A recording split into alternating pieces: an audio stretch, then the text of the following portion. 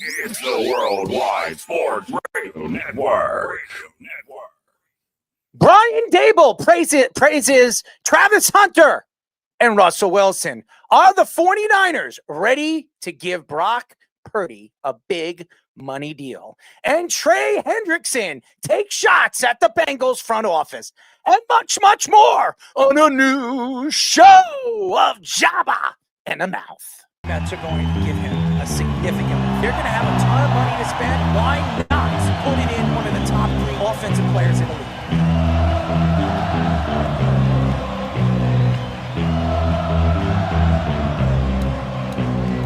We're going to be looking at Aaron Judge and saying that he can't win the big game. Michael Jordan said, I played 82 games. You don't see LeBron doing that. This is a game where you got to go perform. I told you, Giant fans, and Saquon Barkley, at this point, I'm gonna fight them all. A 7-nation army couldn't hold me back. They're gonna rip it off. Taking time. Say whatever you want about Patrick Mahomes. He's the best quarterback in the NFL. Really? And I'm talking to myself at night because I can't forget. Back and forth through my mind behind a cigarette. And the name's coming from my eyes. Can't let it go.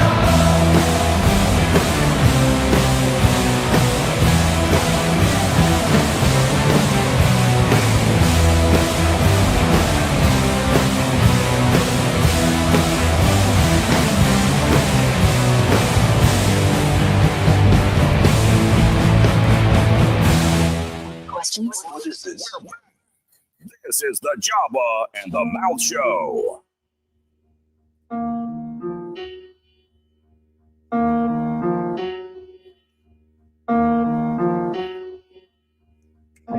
Ladies and gentlemen, it's a new show of Jabba and the Mouth.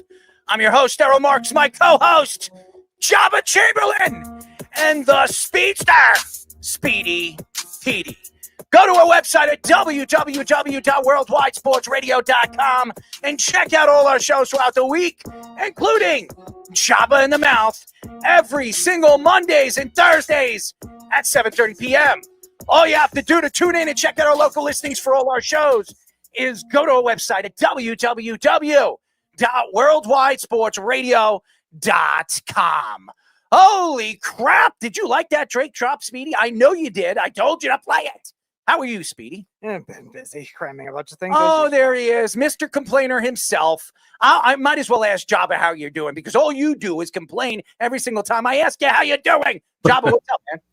Not another day, just watching the we got a little 3-point contest and dunk contest for college, so there's just kind of watching good drops. That's great to watch. Yeah, I don't know why. If LeBron James is not in it or Michael Jordan is not in it, I don't give a crap. I mean, and maybe Cooper Flagg, but we're not going to see Cooper Flagg, slam dunk contest or 3-point contest because right now he's fighting for a championship wonderful national champion. It's fighting for a championship national champion. You know what I mean. Anyways, it's been a wonderful, weird day. Guys, I want to tell you guys a funny story before we get into the show. Today, I was actually driving and I was pulling to the side. And while I was pulling to the side, I didn't realize getting out of the car, I didn't put it in either neutral or park. And I get out of the car and the car starts moving. Okay. The car is moving. And I forgot to put it in park. And ladies and gentlemen, I almost it stayed in neutral. It wasn't. I thought, at least putting it up, I thought I got it into park. I just jumped out of my car because I leave my car on when I'm running into the store. And I had the car in drive. And I get out of the car and I shut the door. I turn around for 1 second and I turn back around and the car is going. It's going. And I'm running after it. It's right at his store, and somebody's looking at me like shaking his head. I literally jumped into the car before it hit somebody. I'm not even lying. This is a true story. It was after work. I was stopping somewhere before I went to acupuncture, And I could have killed somebody. So I had a bad day, ladies and gentlemen. So that's what happens when you don't pay attention to your own driving skills. But drive and park aren't even close. I know. I was trying to push it. I wasn't paying attention. I just got done with work, and I pull up to like a shopping center, and all I was doing, I was just trying to push it up. I thought obviously was in park, and before you know it, at least it might have been in neutral. I get out of the car, I turn around for 5 seconds, and the car's moving. So that's were you pulled like to the front or in like in the parking lot? Dude, I was in the parking lot. I was in front of the place. Okay, it was a 7-Eleven, okay? It was in front of a 7-Eleven in a shopping center, okay? It's a big shopping center. It has a couple of stores in it, and 7-Eleven was in the middle of a different place. I'm not going to tell you where it was, but whoever lives in Long Island, if they can kind of picture it, they'll know what I'm talking about, because there's very few 7-Elevens in shopping centers here in Long Island, New York. Well, I was at one of those shopping centers, and boy, oh boy, thank God that I turned around for a split second. Dude, if there was a video camera, it should have been on America's Funniest People, okay? That was the most ridiculous, stupid thing I've ever done. And the old guy that was walking inside, he was using one of those walkers. I practically missed him by probably 6 feet. 6 feet. If I didn't turn around, it hits that old guy. It hits the old guy. And I'm going to jail for manslaughter. Could you imagine I get arrested and they handcuff me and they say, Mr. Marks, how the hell did you not know when you put your car in park? And why would you park in front of the building? And I would have said, officer, I thought it was in park. I turned around and then I hit the old guy. I don't know. It wasn't my fault. I mean, one less guy to worry about, right, officer? Yeah, right. I'd be going to jail for manslaughter. Anyways, that was my day today, guys. So I had the opportunity to save a life, and thank God didn't give it away. But, Speedy, I have to say, if there was anybody standing in front of my car, it should have been you.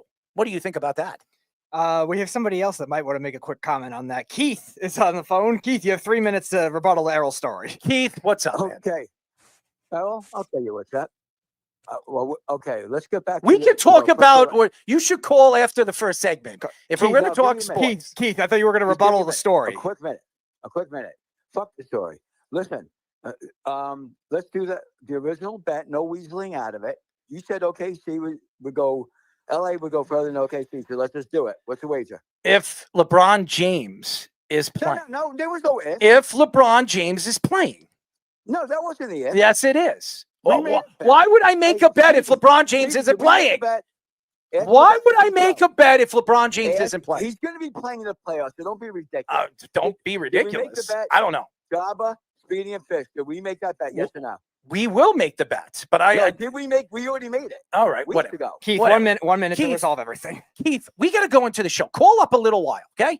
Call up in a little while, and then we can do it now. I know we got to get into the show. We got to get into the show. No, it's not. No, it's not. Call back a little later. Call back later, Keith. Call back a little later. No. Goodbye. 99% of the world would too. Anyways, at 9:30, we'll be talking to former Eagles and Chiefs tight end, our friend Jason Dunn. I think everybody remembers when Jason was on the last show. He said some interesting things about Shedeur Sanders that went viral and almost hit over 350,000 views on our Facebook, one of the most we've ever had on our Facebook feed. So I'm sure he's going to add a little bit more interesting stories to that, as Shedeur Sanders looks like he's dropping in the draft. Figure that one out. I don't know.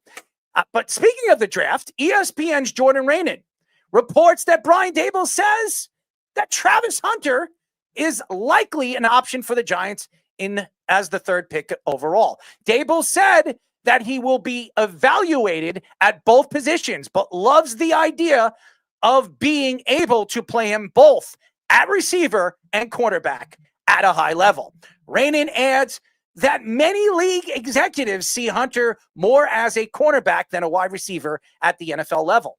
Daboll also mentions that he loves how Russell Wilson throws the deep ball. I'm sure he does. And believes that the Giants will have the speed to take advantage of that, especially if they draft Travis Hunter as a cornerback in his college career, Hunter has or had 9 interceptions, 26 pass deflected, and won the Defensive Player of the Year in college football and a Heisman. As a wide receiver in his college career, Hunter had 171 catches for 2,167 yards and 24 touchdowns. And again, he wins the Heisman Trophy. And by the way, he didn't win the Heisman Trophy because he was a wide receiver. He won the Heisman Trophy because there's a love fest because he's ambidextrous when it comes to playing defense and offense. Honestly, if the Giants draft this guy, it's an absolute debacle.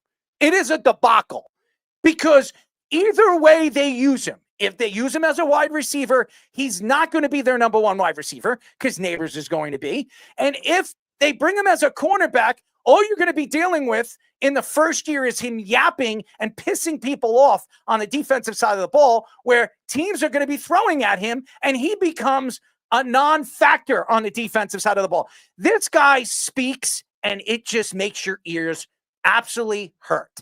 Okay. I don't like the way this guy plays the game because he plays it recklessly. And he's a talent. There's no question this guy is going to be a great player if he goes to the right team. The Giants are not the right team for him to go to. He needs to go to a team and a defensive-minded coach, either a defensive coordinator that knows what he's doing, that can help him grow as a defensive player and a cornerback in this league, and maybe a partial wide receiver. He would fit very well with San Francisco. But San Francisco's not drafting in the top 5. Unless San Francisco jumps up, they're not getting Travis Hunter because I think Kyle Shanahan will take him down a notch. Take him because he's got other superstars on the team that understands that they are the bigger and better players. I just don't know if Travis Hunter is going to like if he goes to a team and an organization that believes that the other corner is the number 1 and he's the number 2, or the other wide receiver is the number 1 and he's the number 3. That's the problem with Travis Hunter. It's just his personality. Now, if Deion Sanders was coaching that team, he'd be able to take him to that other level. And that means shut up and just listen to me and do what I tell you to do because I'm the daddy over here. And he's been his daddy since the day he came into college football from Jackson State. I just don't know if Travis Hunter fits the New York culture because in the New York world, Odell Beckham, how long was he here? He was a great wide receiver, but how long was Odell Beckham here before he dropped? And when he dropped down to his knees and he was probably sucking somebody off. I just don't know who it was. Maybe he was sucking, Tom Coughlin. No, I forgot. He got fired before Odell Beckham even left the New York Giants. But he was bowing down to nets, as we all know, and pissing on the emblems of every single end zone. The problem with the Giants is they don't know how to control personalities. Even at the end of Tom Coughlin's career, he couldn't control Odell Beckham. They need a guy in place. Daboll is not the guy in place that can control this guy. And I just don't think he is the type of coach that's going to be able to control a personality who's very bright in many different ways, just not bright enough for New York. And here's another thing. We look at his numbers. His numbers are good. He was a great defensive player. He was a great wide receiver as well. But when you look at his numbers, was he the best corner in the nation when he was at the top level? He wasn't. Was he the best wide receiver in the nation when he was at his top level? No. It was a love fest for the Heisman Trophy. It was. This past year when he won the Heisman, and it's not taking away any credit and what he is as a player. He is a sensational player. Not many players. First of all, he is the first overall player that I can remember that was drafted at 2 positions, an offensive side of the ball and a defensive side of the ball. We have not seen this before, really, ever in the NFL. Maybe in the olden days, we've seen it, but we've really never seen it in the last 25, 30 years. A guy play positions on the offensive side of the ball and positions on the defensive side of the ball. Joe Klecko is the last player I remember who played for the Jets. He played a little offense and he played defense, obviously, and he's a Hall of Famer. Now, Travis Hunter, again, has a specific talent, and I think that what you're hearing right now, what GMs are saying, he is a defensive player. He is a corner in the NFL. That's what he is. I don't know where you want to slice it, or you can throw the dice and hope it lands on 6 if you like the 6. Nevertheless, if you're playing a game of checkers, the only thing you're going to do is make sure that he ends up being kinged, because if he isn't kinged, he's definitely going to be jumped. And that's the problem right now when it comes to the Giants.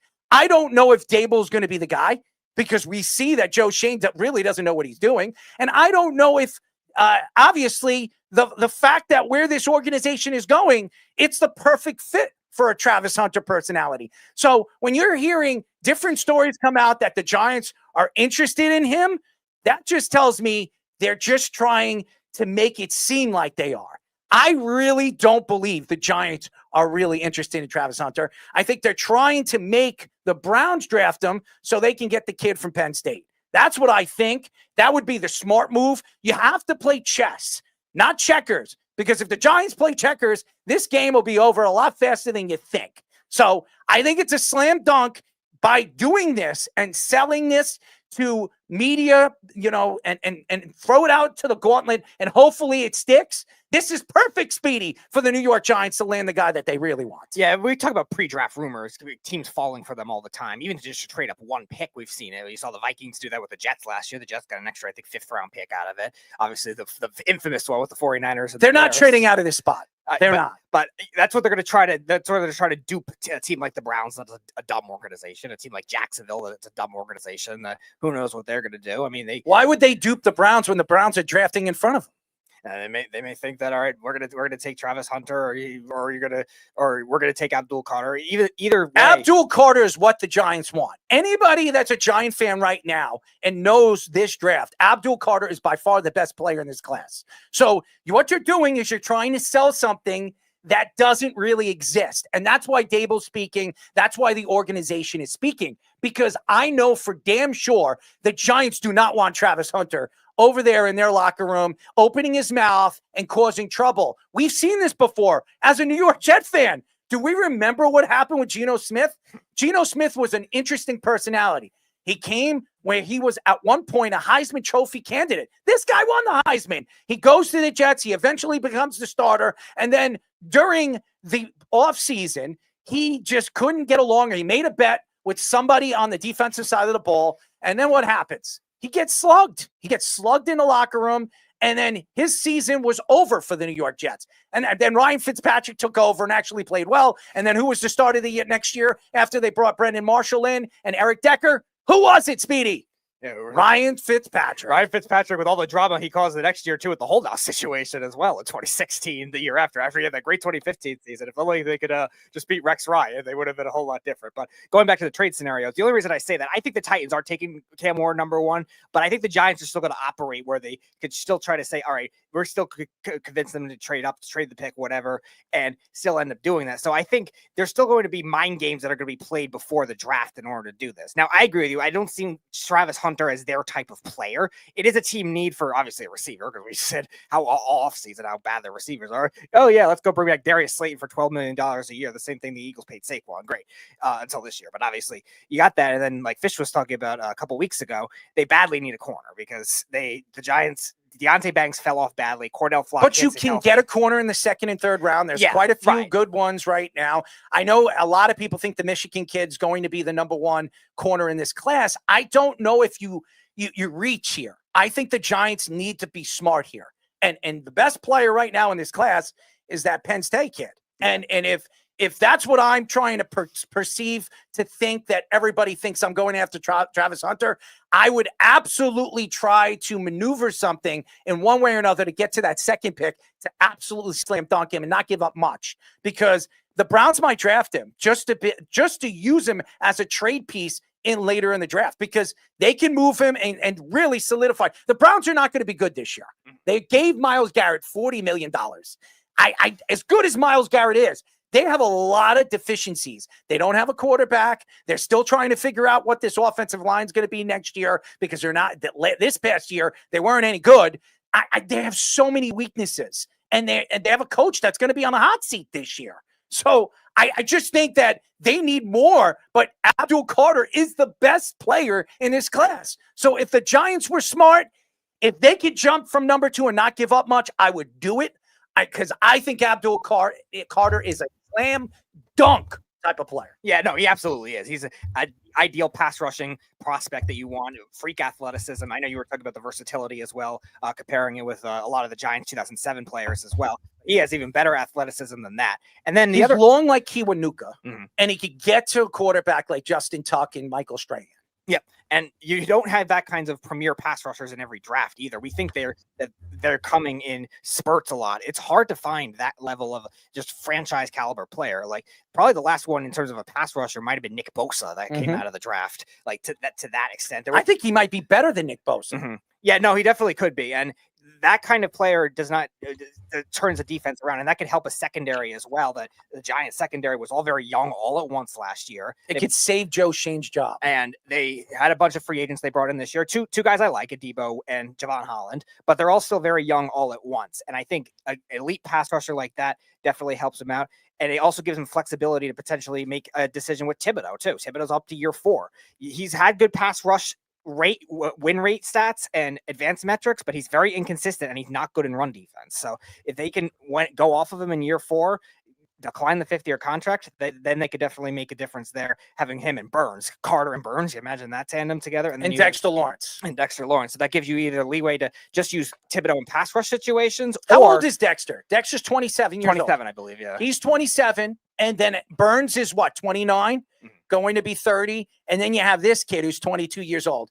Who's better than that? If you're the New York Giants, that's, to me, is everything you want for your defense, and you can build around that. And then eventually Carter will be your number one guy. In the next 3 or 4 years, he's the guy. Dexter Lawrence is going to be at the tail end of his career as a defensive lineman. And then we all know Burns might not even be there in the next 3 years because he's too expensive. Yeah. So that's the way I go if I was the New York Giants. I would do anything to get this kid Abdul Carter. Right, because you also look at the pass rush depth that the Giants had. They drafted those guys early, even with Justin Tuck. He was a 3rd-round pick, but they still drafted him early. Jason Pierre-Paul, they didn't have to draft him in the 1st round when they did, but they still drafted him. The Giants going a year ahead of schedule. It's the same process the Eagles are doing right now. The Eagles are drafting all these defensive linemen earlier because they know how to build them. And same kind of thing with offensive linemen. You can get away with that when you have a player that good in Abdul Carter to not only draft him a year early, but start him right away and then facilitate Burns and Thibodeau into more of their roles. We'll see if I know you don't like him, Fish. We'll see if Shane Bowen can make some adjustments with that. Yeah, the draft is always, in any sport, it's always sometimes a crapshoot. I mean, you want to do, there's so many things different in the NFL than other drafts, and trading up and giving away picks or trading down and hopefully getting more picks. I mean, Abdul Carter's if you could get him, I mean, I don't think anyway the chance he falls to 3 and he fits for the Giants and what they need. But it's really a crapshoot. I don't know what you need. It's just the best player. He's the best player in the draft. Well, yeah, He's a dog. He'll fit any scheme. And yeah, and I mean, he literally just he basically just learned the edge position. So there's versatility in what he can do on the field. So I love that part of the draft, and I love these conversations because it's like, okay, they're going to trade up to get what? Is it worth giving up this and this? And so I think that's what makes it interesting. I feel like if they move up one spot, they're going to be giving up a lot, but who knows? I mean, we've seen weirder trades. They'll give up a 3rd. If they jump from 3 to 2, that's all they're giving up. Maybe a 3 and a 5. They're not going to have to give up much. I think the Browns will absolutely do that. They need a lot more. And by the way, you just mentioned you just learned the edge position. Guess what? Remember Jason Pierre-Paul? He didn't learn the edge position until he was 18 years old. He went to college, played college football, and then became a top 10 pick for the New York Giants. And look what he turned out to be before he blew his hand off, as we all know what happened. Wasn't it with the firecracker? Yep, the firecracker. Yep. And you were on the Yankees when it happened. You were actually as dominant as you were at the time that he blew his hand off. I remember that because the Yankees were, in the early 2000s. That's crazy too, because we had a 4th of July party that too. And somebody, I won't mention names, but it almost happened to them too. I'm going to guess it's Nick Swisher. No, it was a pitcher. I'll give you that much. Oh, that's even worse. That's how you make. I know. Well, I can't believe Pierre-Paul was able to come back and be effective for a couple of years with like 8 fingers. He won a Super Bowl with Tampa. I mean, I remember when he came back at first, like as a defensive end, you have to pull and push and do all these things with your hands. But The fact that remember they said too, they were like seeing if he was going to be eligible because it was basically like he had a club fist. Right. And he eventually learned how to use it in a way that was effective for him. And it wasn't as a club. It was very fascinating to see him come back and work to be an effective player. And he won a Super Bowl, like you're saying. The thing that I see, I want to talk, there's a couple of things we're talking about. Abdul Carter, I'm very interested in as a Giants fan. I think there's no doubt that this is the guy that you'd want. I think Speedy, you'd have to trade Thibodeau if you grab him. And maybe you get a second or a third. Well, you trade him at this draft, and because you need capital for next year, because you're not going to play him next to Burns because you gave Burns the money, right?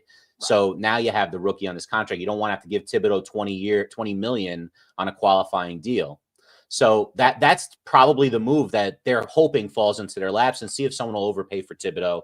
Maybe they can get a second for him. I don't really know, but that's probably what I would see them doing.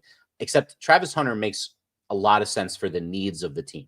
Yes. You could say what you want about who he's going to be.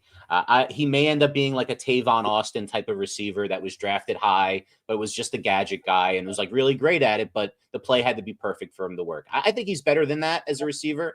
I think you want to use him in like 2 tight end, 2 receiver twin set type things, or 3x1s with you having 2 receivers and tight end to one side, like a trio set that sometimes is called. I see those things, but I really do see him playing outside corner opposite Paulson and Deebo, and then Daboll playing with him as a toy in the offense in certain situations, probably getting like not a great snap percentage, but being the number 3 guy, probably ahead of Wan'Dale Robinson in that offense. You know, those are the 2 guys, but it only happens that way. You cannot see goes too. You can't sit here right now as a Giant fan and actually believe that the Giants are better off drafting Travis Hunter than Abdul Carter. I don't think Carter will be there. I think that the Browns are going to take him, put him opposite Myles Garrett, because when Garrett's contract expires, then that money goes to Abdul Carter, and they let Garrett go. Then the Giants need to do one thing, and that's jump up one spot and get the guy that they need. Well, I don't think that's the right move, though. Like that makes no sense, because what are they going to give up? Because next year, let's face it, they didn't go get a quarterback that passed this year. It's a 1-year deal for Russell Wilson. Is Travis Hunter capital for next year? It doesn't matter about next year. Joe Shane might not have a job next year. Who the hell cares about Joe Shane? That's what he cares. He wants to keep his job. Does he not want to keep his job? No, he just cares about his bag of donuts. To me, the fact is right now, it's all about Joe Shane. And Joe Shane needs to make a move that's going to help them win this year. Put them in a position to actually have a game-changing player.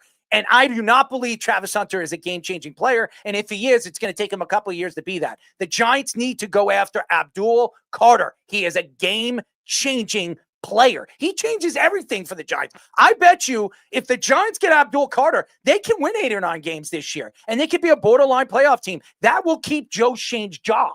And that's what Joe Shane has to look at. Stop with this. But who the hell wants to be 8-9? Nobody wants to have an 8-9 franchise. It's maybe better than winning 5 games. And don't tell me Arch Manning, because he's not going into the draft. I am definitely telling you, Arch he's Manning.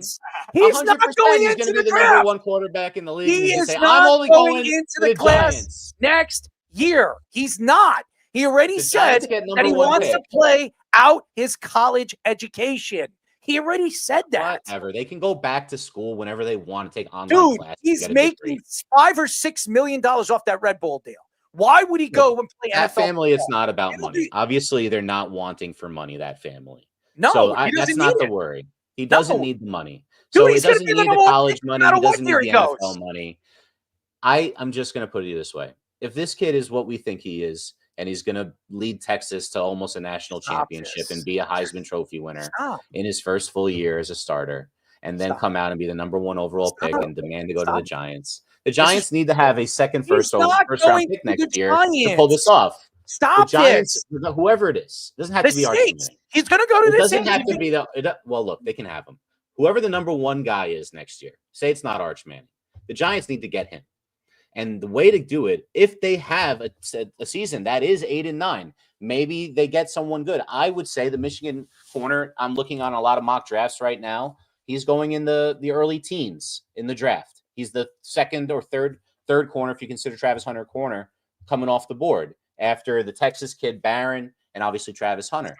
If you can trade down to 12, right, and still get the Michigan kid to improve that defense, and now you have a first-round pick from a middling team next year, and your probably crap middling pick as well, that might be enough with a following year first, 3 firsts, to get the number 1 pick and get your guy. And if they're going to get out of this fucking hellhole that we're in. Is it Kush? What am I wrong? Am I wrong that would do it? 3 firsts would get you number 1. They're not getting the number 1 pick next year. There are other teams if that they don't do this. If they don't trade back, they won't. But if they trade back, it's a real thing. They're not trading back. They're not. He did it the first year. He was there in the second round twice. So we know that he'll do it. Will he do it with the third? I don't know. He's on the hot seat. There is no way he's going to do that. He is going after the best player available. And if he thinks it's Travis Hunter, then he's as dumb as he looks. And he's really dumb. And don't go to your son and ask him any more questions, even though he was right about Jaden Daniels. If you would ask me, go ask some bum on the street if you're making all these dumb, stupid mistakes. Go ask somebody who knows nothing about football. Just give him a couple of innings for GM, everybody. Oh, God. He still thinks Eli Manning is playing. Cam Ward, by the way, Carter go 1-2. All right, say Cam Ward, Abdul Carter go 1-2. And the Giants have a choice of Shador or Travis Hunter at 3. They have a choice. And they don't want to make that pick. That could really happen. That I think Shador is favored to happen. He's not going. So my question is, what if the Saints at 9 want Shador? The Giants don't entertain that call and ask for a first next year with the crap Saints team when Shador gets hurt and Spencer Rattler has to come in and play half the season? Your boy? I would love to do that. The Saints are going to be bad. That's why Kellen Moore signed that long-term deal. I don't think they care who the quarterback is. You can say whatever you want. The Giants aren't trading out of that pick. And if they get Travis Hunter, it's a big mistake. And if all you got to do is jump 1 spot and have to give up a third or a third and a fifth to get the guy that you want, I do it. Abdul Carter is an absolute slam dunk for the New York Giants. The Giants automatically win the draft if they get Abdul Carter. Automatically win the draft. They still don't have the QB. That's the problem. And if they give up assets, they can't get them next year. Nothing matters more than the QB in this league. They have Russell Wilson, and Russell Wilson is still practically he's practically competent at the quarterback position. For what the Giants he's going to be here more than 1 season? It doesn't matter. He's still more competent than anybody you had in over the last couple of years. He's a competent quarterback. Fish, don't worry. Like you said last week, they have a good relationship with the Steelers. Maybe they could trade him back if the Giants still suck. How could you sit here and think that Russell Wilson isn't competent? He is. I'm not say he's not competent, but he's competent enough to go 8 and 9 and give us a worse pick and still suck. That's my worry. The Giants need to. You don't want to be that team on the being the 8th seed in the playoffs. You know what I mean? At best. And getting knocked out first round every year. You're a typical Giant fan. You will sit here and try to argue anything for the Giants to get the player. That's absolutely true. They're going to get, but they're not going to get it. So stop this. It's ridiculous. Let's say they do get Travis Hunter. What percent? Like he was playing over 80% on of the plays in college. What realistically, if they take him, if Daboll says that option at 3? Realistically, what percentage do you think he plays on both sides of the ball, totaling? I'll tell you right now, he's going to play, and this is my prediction, he's going to play 80% on every single thing on the defensive side of the ball. And I think he plays 45, 48% on the offensive side of the ball. That's where I think he is. Like a 60, like a 2/3 to 70% snap share, probably mostly on defense. I agree. I would say that's probably a fair thing. Probably not special teams. No, he's definitely not playing any special teams. Right. Get him off the field, obviously. Right? Wearing your body out on playing both positions is very Even though he'll probably come out and believe that he can do it. 100%. Yes. I think Daboll will be a little bit smarter about it, but I think this is an absolute shot in the head if the Giants do draft Travis Hunter. I think it's a big mistake. But if that's what he wants to sell and that's what he's going to sell to the Giant fans, good luck, guys. He's the guy they drafted. They're drafting for need, though. Not a best available player, drafting for need. If that's what you want for need, I'd run. It covers two birds with one stone, you know? No, two birds, no doubt. And definitely hit him with one stone. He'll probably be knocked the hell out. He looks like a gremlin. At the NFL owners meeting, 49ers owner Jed York said that the reason the 49ers lost many key pieces this offseason, it's because of the one and only Brock Purdy's potential contract. The 49ers lost 17 players to free agency this offseason and spent the third lowest amount of money on new free agents. The 49ers lost 5 starting players to free agency or trade. 4 of those 5 being Pro Bowl players. York also took shots at the 49er fans that claimed he is cheap, saying that the 49ers have been top 5 in spending over the last 5 years. He also called Purdy a top 10 quarterback. I agree with him, and said his ceiling is even higher with Kyle Shanahan as a head coach. I disagree. Purdy had 3,864 passing yards, 20 touchdowns, 12 interceptions, and a 65.9% completion percentage last season. Purdy has 9,518 passing yards, 64 touchdowns, 27 interceptions, and a 67.5 completion percentage in 40 games of his career. Well, ladies and gentlemen, I don't know if he was taking shots at the Brock Purdy thing. I think he was trying to protect himself. And the reason why he's trying to protect himself is because he lost a lot of players this offseason. And Kyle Shanahan is going to be reaching in this year's class with Lynch. This might be John Lynch's last year as the GM, as he's on his final year of his contract. And Kyle Shanahan has one more year left on his contract before he's going to be ousted.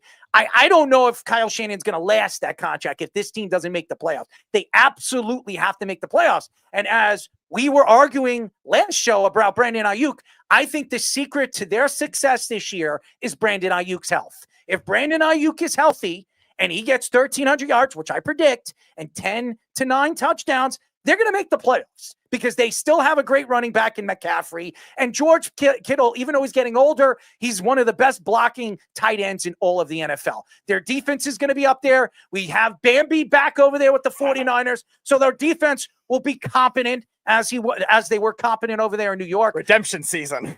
Redemption of what? Losing? All I'm going to say right now is Brock Purdy's going to get his money. He deserves it.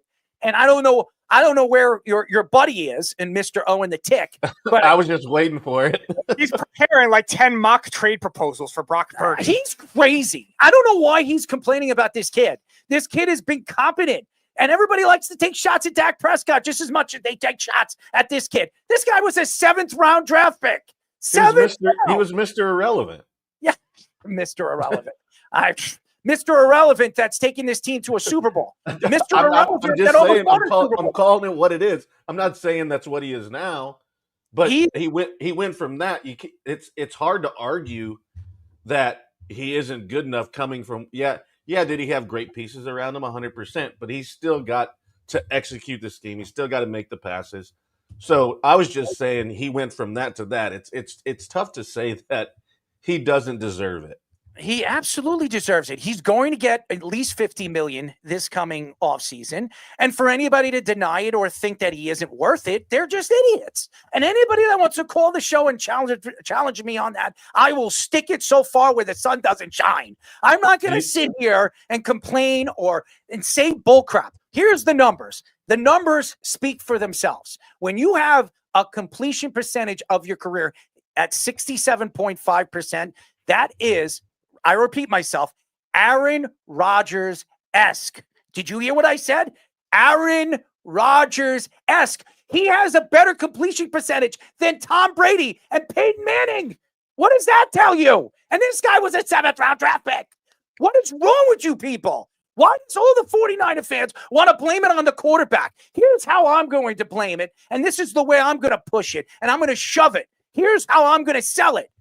Kyle Shanahan does not run the ball in the most important parts of the game. He has the best running game in the NFL almost every single year when he has them healthy. But what does he do in the most important parts of the game, especially the fourth quarter? He decides to throw the ball. He decides to put a young kid, a quarterback that's still trying to figure himself out as a man at the quarterback position for the 49ers, a team that hasn't won since the 90s, and put him in a position to fail. When you have a back like Christian McCaffrey, you run the friggin' ball. And he is I'll tell you right now why they haven't won a Super Bowl. They have been to 2 Super Bowls. They haven't won a Super Bowl because they stopped running the ball in the second half in both those games. That's why they lost against Kansas City both times. And I'm going to tell you this right now for all you fans out there that don't want to believe it. The tapes don't lie. Go look at him as an offensive coordinator for the Atlanta Falcons. Why did the Brady, a.k.a. New England Patriots, beat them? Because the game was rigged. Because they didn't run the ball and the game was rigged.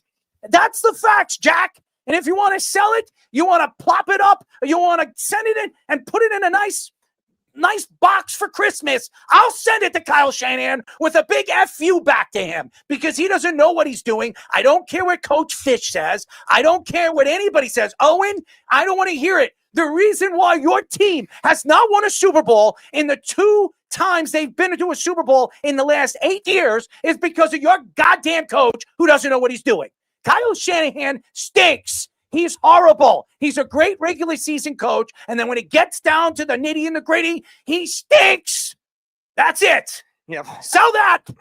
Purdy should get $55 million. Give him 60. He deserves it. Yeah, he's definitely going to get it over 50. I think the quarterback market you're looking at from last offseason was Jordan Love at 52, Tua at 53, and then Trevor Lawrence at 55. And so that kind of range is probably what you're looking at for Brock Purdy. You're not going to get more than 55 because Josh Allen got 55. He's not going to get that kind of money. But again, the 49ers purging this much is still kind of surprising because the 49ers did have actually a lot of cap space even going into the offseason as well because of the free agents that were expiring. And we've seen it in previous years where the 49ers have replenished these pass rushers and they draft new ones. And then you're reading what Keith is writing. No. You know what? I'm reading this guy. And listen, Keith, you want to attack everything that I say? Yeah, I'm not a big Brock Purdy fan. Everybody that knows me knows I am not a big fan of his. But guess what? Their success is really relied on who he is as a quarterback and what he has done as a quarterback for the 49ers.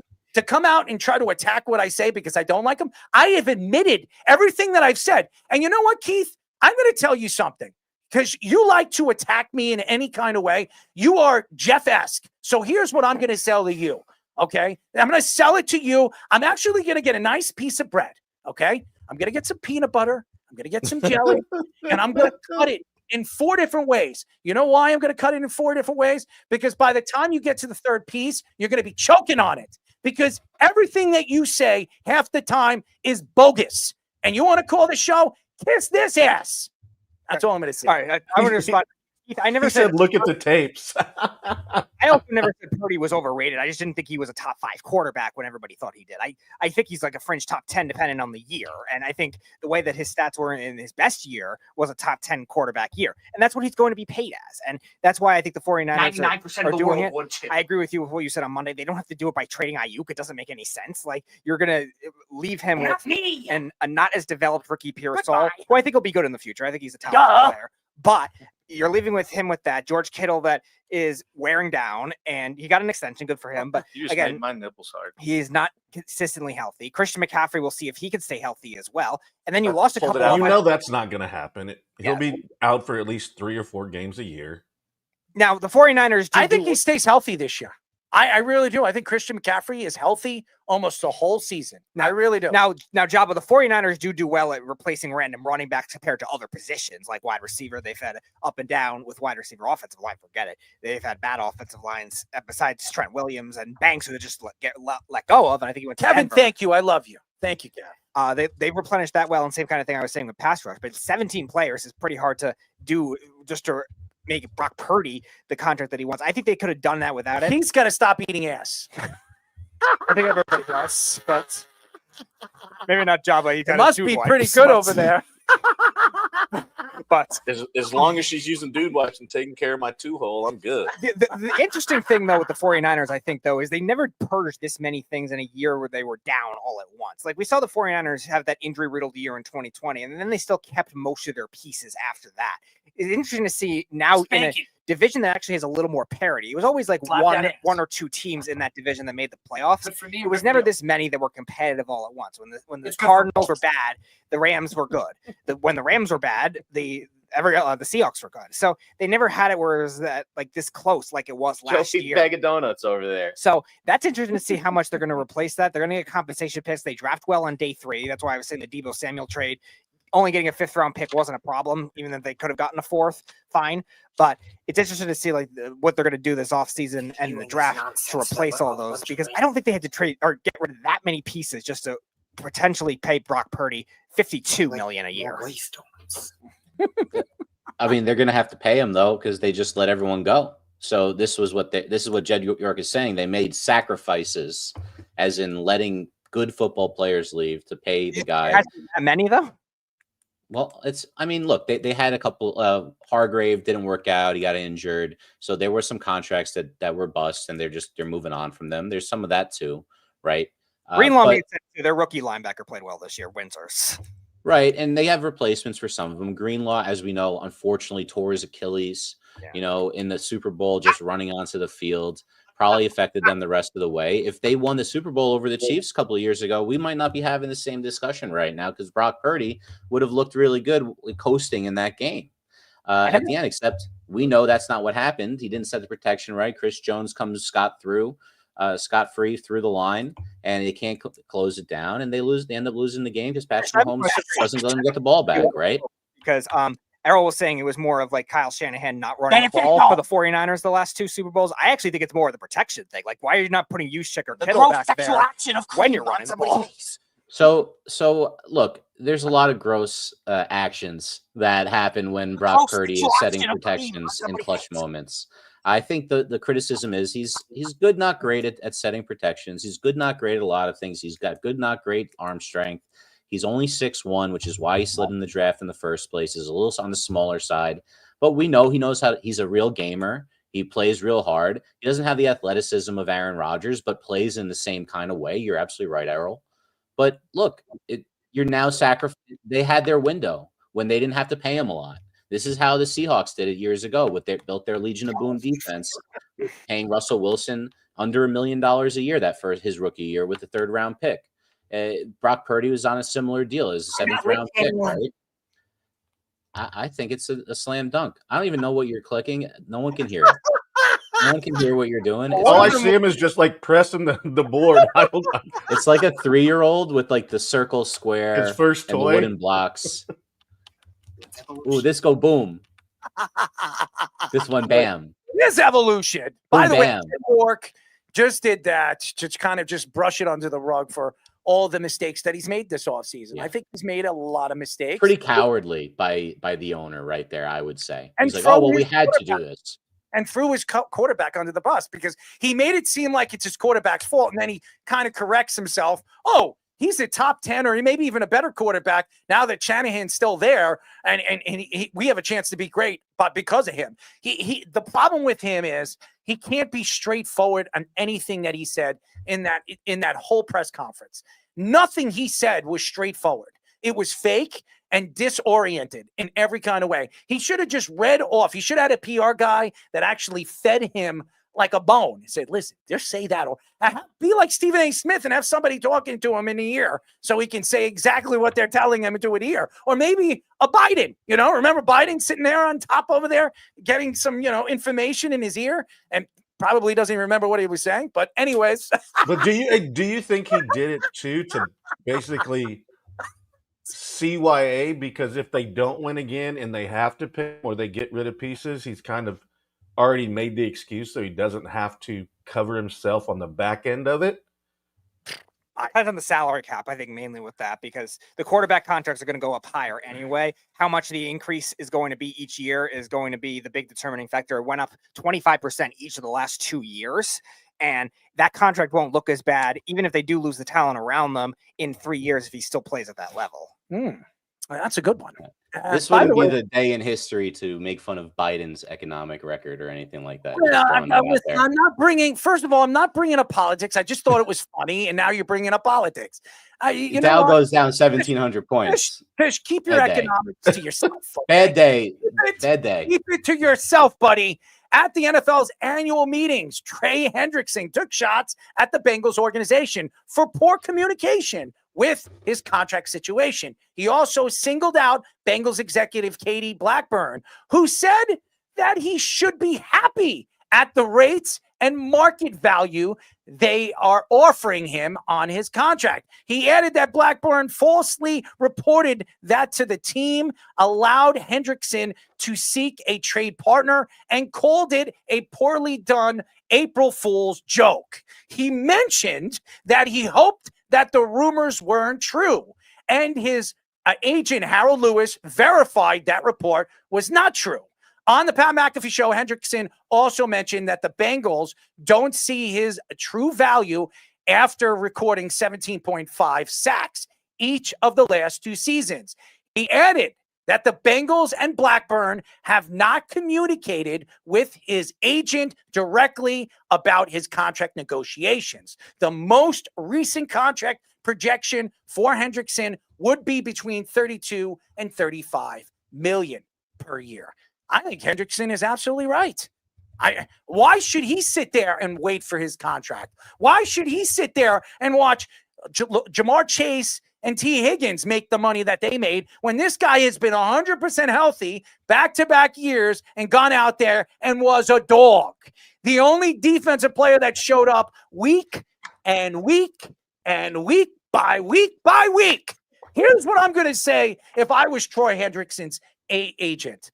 You know what? Go F yourself. I don't need to be with the Bengals. I'll go wherever the money is. I deserve that money. I've earned the right to get paid. And to watch this organization listen to Joe Burrow because he was crying about his wide receivers getting paid makes me sick.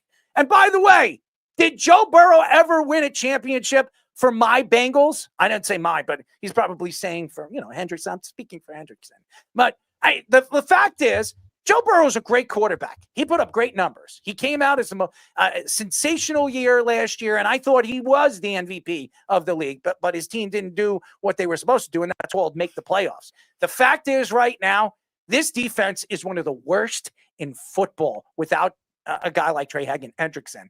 And to me, going into the season without your big bomber and your big bosher, you better go into the draft and nail on your first round, your second round, your third round, your fourth round, and whatever you're going to absolutely do. And you better draft defensive players, because if you don't, your season is going to be flushed out with all offense and no defense. This is pathetic. It's pathetic. And by the way, ownership over there, and I don't know who's making the decisions, but he is obviously taking shots at Katie Blackburn. I think he knows something that we don't know, because Katie thinks that you can win on just offense. Katie, I got news for you. And I'm going to say this because I'm a really, really nice guy. When you look at the past championship teams, what did they win by? Well, let's go look at the Eagles this past year. How did they win their Super Bowl? Had a great running back that ran down people's throats, and they had a sensational defense. Now let's go before that. Kansas City. Why did Kansas City win the year before that? Here, I'm going to give you the answer. Great running game. Pacheco really came out of nowhere and became a great running back in the playoffs, and a great defense. It wasn't Patrick Mahomes. It wasn't Travis Kelce. It wasn't any of those guys. It is good running teams and great defense. Go look at it. It values to what you have right there with Trey Hendrickson. Pay the man. Are you that dumb? Are you that stupid? What are you going to do next year? What the hell are you going to do next year if you don't have Trey Hendrickson? Good luck. I'm telling you, good luck, because you don't have anything. Nothing. Yeah, you look at the way the Bengals rebuilt that defense. They did it all through free agency in their 21 year. I'm going to have my crush. You see, there's a Jabba. Look at that. The nice crush. Oh, orange.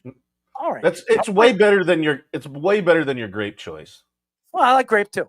I like grape crush. I like orange crush. Orange is way better. Well, I like them both. All right. I'm going to drink it for you, Jabba. This is a ascent. Thomas in the comments section. The Bengals they had a good peak year, first couple of years with Burrow, besides his rookie year when he got hurt. I wouldn't say they haven't been as good since Carson Palmer. They also had 5 straight playoff years with Andy Dalton. Now, here's the thing that holds them back as an organization that because the word jizz is really I think it's a lot like, I don't think it's as bad as the Cowboys, but I think it's a lot like it where Mike Brown is still making a lot of these football decisions. They don't really have an in-place GM. They have an executive in Duke Tobin that makes a lot of these football decisions. Obviously, Blackburn that Hendrickson is taking shots at is making some football decisions, but you're a grown man. Mike Brown is still overseeing a lot of it, and there's really no structure with that. And that's why they've been notoriously cheap. They don't keep a lot of their players. Now they've been better on, obviously, the contracts they gave to the wide receivers and Burrow. But a lot of bullshit. Don't want to think about it. Until that 2021 season, they were notoriously known as cheap. And Trey Hendrickson was a part of that ripple effect of that whole defense. They brought in DJ Reader as a free agent. They brought in, obviously, Von Bell from the Saints, who had a great track record with the Saints. So they rebuilt that defense in free agency. Now they're not going to be able to do that because they're so cash strapped as it is. They're going to have to draft their whole defense, which I thought they've had good value picks the last couple of years, but they haven't really worked out so far.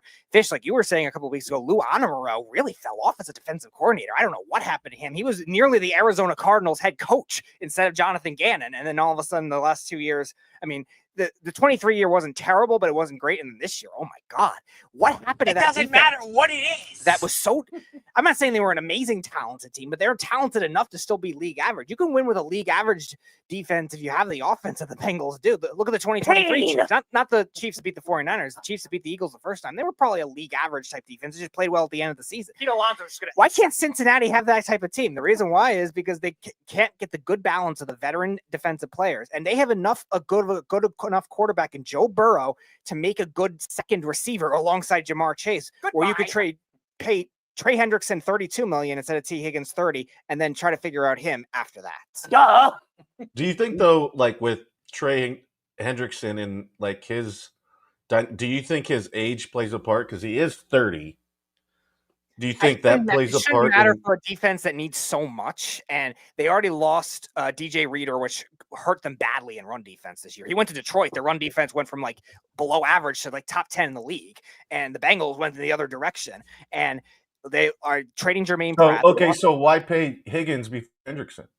That's what we're saying. That was my question, Java. I still don't understand this. It makes no sense. I guess they're just looking at the age and saying, Hendrickson's 4 years older. But if that's the case, give him a 2-year, $48 million, first year guaranteed, half of the second year guaranteed, something like that, where it's something where you can keep him if you're really trying to compete. Because that guy had 17 and a half sacks the last 2 years, both years, not combined, 35 total. All right. Consistency to a T. And last year it led the NFL. So what are you doing? Your defense couldn't do anything. And the one thing that was good about it is you had one guy who was elite, as in the best in the league, at getting to the quarterback on it. And he was an all-pro. I don't know if I'm first team or second team, but pretty sure he was an all-pro. First team. He was first. Mm-hmm. I mean, look, the Giants let 2 first-team all-pro guys leave last year, and one won the Super Bowl. The other one was fantastic for leading the Packers defense. And what did they do? They had to go and get another guy this year to make up for the fact that they lost him, paying him almost the same in Javon. Well, obviously it's stupid to let all pros go. What are you doing? If he's an all pro, you can't do better than that. Pay that man his money, as Teddy KGB once said. Pay that man his money. Rounders. I just watched that movie the other day. Great movie, man. I love it. Matt Damon is fantastic, and I love Edward Norton. I've always loved every movie. I mean, Fight Club, even though when I was a kid, I watched Fight Club. The first time I watched it, I didn't get it. I just watched a movie with Edward Norton today. I didn't get it. New movie. And then I watched it again. What happened? New movie. I just watched a new movie with Edward Norton. It's the one he was nominated for, is the Bob Dylan movie with Timothy Chalamet. It is fantastic. If you're into that music and like the messages, at least. No, I'm not into that music. He's the lyricist of all time. Timothy Chalamet is a fantastic actor. He really is. Oh, he was great. I after this, I'm completely bought in on that guy. He is and the fact that he went on college game day and like shit on like McAfee and college. He killed it on game day. Yeah, he was great on that. Wasn't that your WhatsApp one time, Java? Yeah, I was like, I actually was know surprised. I actually know somebody that's really, really close with Timmy Chalamet. So I if we could get him on the show, that would be great. He loves sports too. He's a big For baseball fan. He's a Yankee fan. He grew up a Yankee fan. So Timothy Chalamet goes to a bunch of Yankee games during the regular season. So he was unbelievable in that movie. I don't know what won the Oscar. I don't think he did, but he was absolutely incredible in that. I would have given him the award, or just an award just for doing that. Yeah, well, I mean, again, I haven't seen the movie. I might check it out, but I've been watching a lot of different killing, documentaries. That I'm just really. Well, that's good to know. Yeah, that makes me feel good. Listen, I actually study serial killers. It's like one of my things. He's been watching a show how to kill a co-host, how to kill a producer, how to kill. If I was going to kill somebody, we're gonna have to check his search history right now. You better watch out with those dude wipes. He might use them on you. He's gonna lace them. Been watching Dexter, getting ideas, Well, all the old and new Dexters. You just made my nipples hard. Watch out your nipples, Java. So wait, Java, let me get back to your question with the Hendrickson before Higgins, because it's so ridiculous that you pay two receivers. All right, I get it. If you have a good defense, sure, you can pay that second receiver and you can dominate. Higgins is a really good receiver. Do you need to pay Higgins when you already have Chase? When you have got other guys in the roster? Ishivas is a pretty good receiver to get from Princeton. He's pretty good. They can draft receivers. They can acquire cheaper receivers, some slot guys to go around with it. They can get some fourth, fifth round picks. You always end up finding somebody, if you have a good draft. But I don't for half the price. Exactly. And for me, it's what are you doing, Zach Taylor? You don't coach defense. You don't do that. And you don't have any talent there without Hendrickson. So why would T. Higgins, the shiny ornament on your offense, although I would argue they still need a bruising running back because Chase Brown's not going to hold up, him being a little undersized. They're going to draft tackles. They probably will. But look, they're not a complete offense that they can have to. They have big tackles, but they're not necessarily good. It's a weird team. It's a weird construction of a team. And then to have the executive vice president, I forget her name, the woman, I have a picture of her up on the screen, to come out and be so flippant to a defensive end who is one of the best and was the best in the league last year according to all pro ratings. I pulled it out of my ass. You don't lowball this guy. So what? He's 30. Give him a short-term big money contract. That's what those guys get, and have an option, that's like a team option for the third year so that you can recoup some of it if the market value changes, or you can renegotiate. By the way, Tom, I actually seen Mindhunter. It's Mindhunters, and it's it's great. That's a great one. It's 2 seasons, and it's based on a true story. How these guys actually sat down with serial killers and got information how to find serial killers and how to get into their minds. So it's actually really, really, really great really actors in that. Yes. Unfortunately, they never came back with season 3, which I don't get. But nevertheless, that's what they do when it comes to food, when it comes to restaurants. They get rid of some good food and they just throw it to the side and bring in the crap. I for years, and I'll say this, I love fries. All right. And I love sweet potato fries. Come on. Love them. Love sweet potato. Do you cinnamon sugar them? Yeah. I don't like cinnamon sugar. I like honey mustard. Sweet potato. I like honey mustard with my sweet potato fries. Honey mustard? Honey mustard. Fantastic. You are a serial killer. It's really, really honey good. mustard on dude wipes. I heard that's what the Unabomber had for his last meal. Well, then I'm a Unabomber. I'll be okay. So, what's your favorite? Favorite fry? Type of fry? What was that, Java? What was the question? I said, what's your favorite type of fry? Like a waffle fry, a steak fry, shoestring, crinkle. I just told you what my favorite fries are. Sweet potato. Yeah, but what shape do you like them? I don't care. It doesn't matter. Waffle. I like them waffle. I guess. I like them. I mean, I like them in all different shapes and sizes. Speedy does. See, fish just doesn't discriminate. Despite He likes them long. He likes them thick. He likes them all ready to go. See, size doesn't matter for me. Shape doesn't matter for him. Oh my God. I pulled it out of my We ass. got to clip that one. That's Anyway, ridiculous. I think the Trey Hendrickson situation is pretty simple. They got to figure out what they're doing. If they're not keeping him, sign and trade him and get something back for him. You cannot lose a guy this good. I don't care how old he is.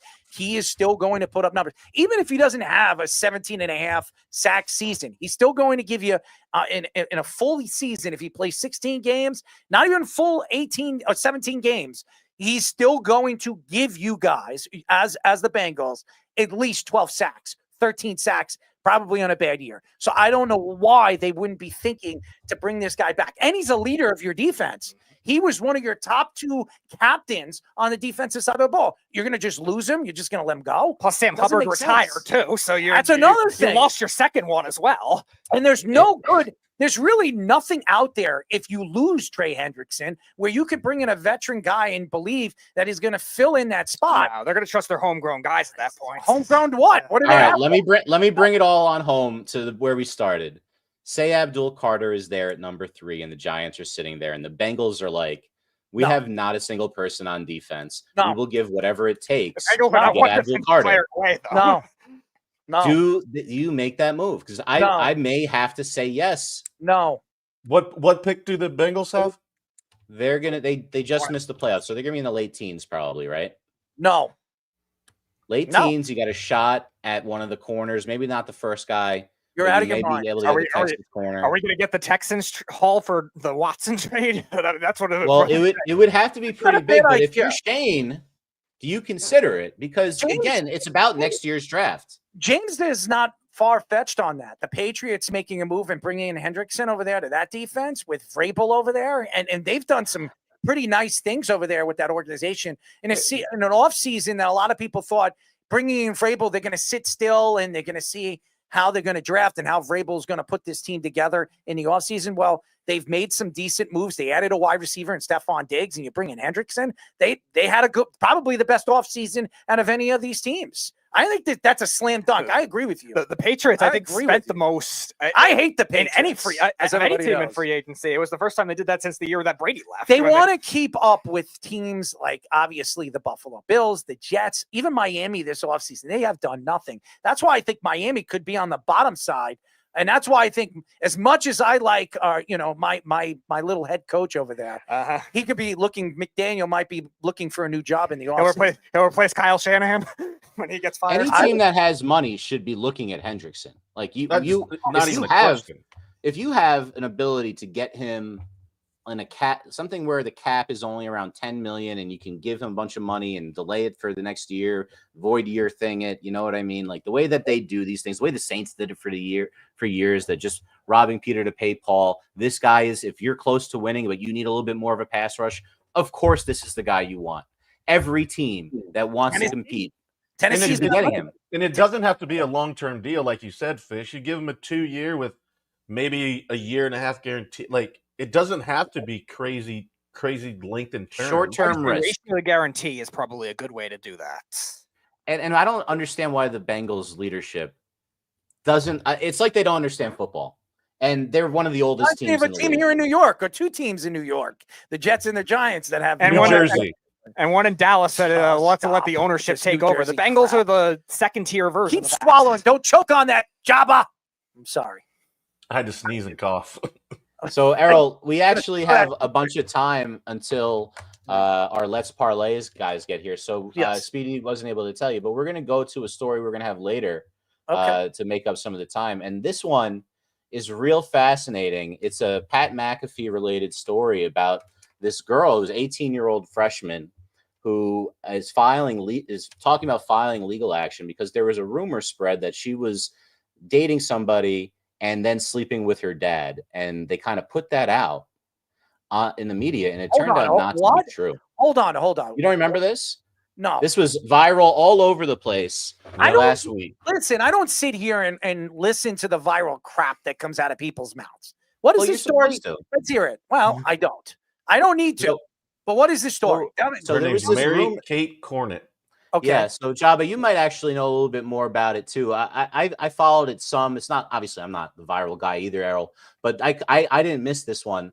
There was a story, and there was a lot of little jokes being made about it that the Ole Miss girls really like the family loving, and apparently this girl was sleeping around with her boyfriend's Oh, father. I got it right here. All right. NBC And News reports that an Ole Miss freshman named Mary Kate Cornett took shots at Pat McAfee for spreading an internet rumor on his show during the NFL Combine. McAfee was interviewing Adam Schefter and Jackson Dart and was mentioning things about Ole Miss being a party school. McAfee joked about Ole Miss being about dads or fraternity guys getting involved in sorority girls. Cornett nor her boyfriend were mentioned by McAfee directly, but she said she has faced constant harassment and insults over the last month. The Athletic reports that both Barstool Sports and a message-based app called Yik Yak it's a big deal. Has also spread the rumor about Cornett even more. Cornett will pursue legal actions against the Pat McAfee show and ESPN and possibly other companies that were involved in spreading this rumor. Let me tell you guys something. And I didn't know anything about this story. I'm just reading it now. And I usually, when we go to break and when we have Let's Parlay, I read about it and I get some information. Didn't get a chance to read it. I'm going to say something. And I don't know Pat McAfee in a hole in the wall. I really don't. I don't know him personally. I've never interviewed him. I never had a conversation with the man to say anything bad, personally behind closed doors of what I do or what I don't know about him. Here's what I'm going to say about Pat McAfee. He likes to sell things for what they're worth. And what I mean by that is Pat McAfee speaks, and honestly, I don't know why people listen. Because besides football, the guy doesn't know anything about baseball. He doesn't know anything about basketball. He doesn't know anything about hockey or boxing or mixed martial arts or even itching his own ass when he's taking a dump. All right? Honest to God, I have no idea why Pat McAfee would put ESPN in a situation where they could get sued for millions and millions of dollars. And by the way, for ESPN that just loves opening their pockets for Pat McAfee and Stephen A. friggin' Smith, who Stephen A. Smith over the last couple of weeks taking shot at LeBron James and then LeBron James going on the Pat McAfee show and taking shots at Stephen A. Smith. Does ESPN actually learn from their stupid mistakes? These two guys are crazy, absolutely nuts. And again, I go back to everything that I've heard over the years. And I'm speaking the truth. I love ESPN. I do. I love them. I don't really watch SportsCenter anymore because some of this stuff is just repeated over and over and over again. I don't really care what they have to say. What I do know, when I look at the organization as a whole, they have fired hundreds of people over the last couple of years. Hundreds. And they've put money in the wrong people's pockets.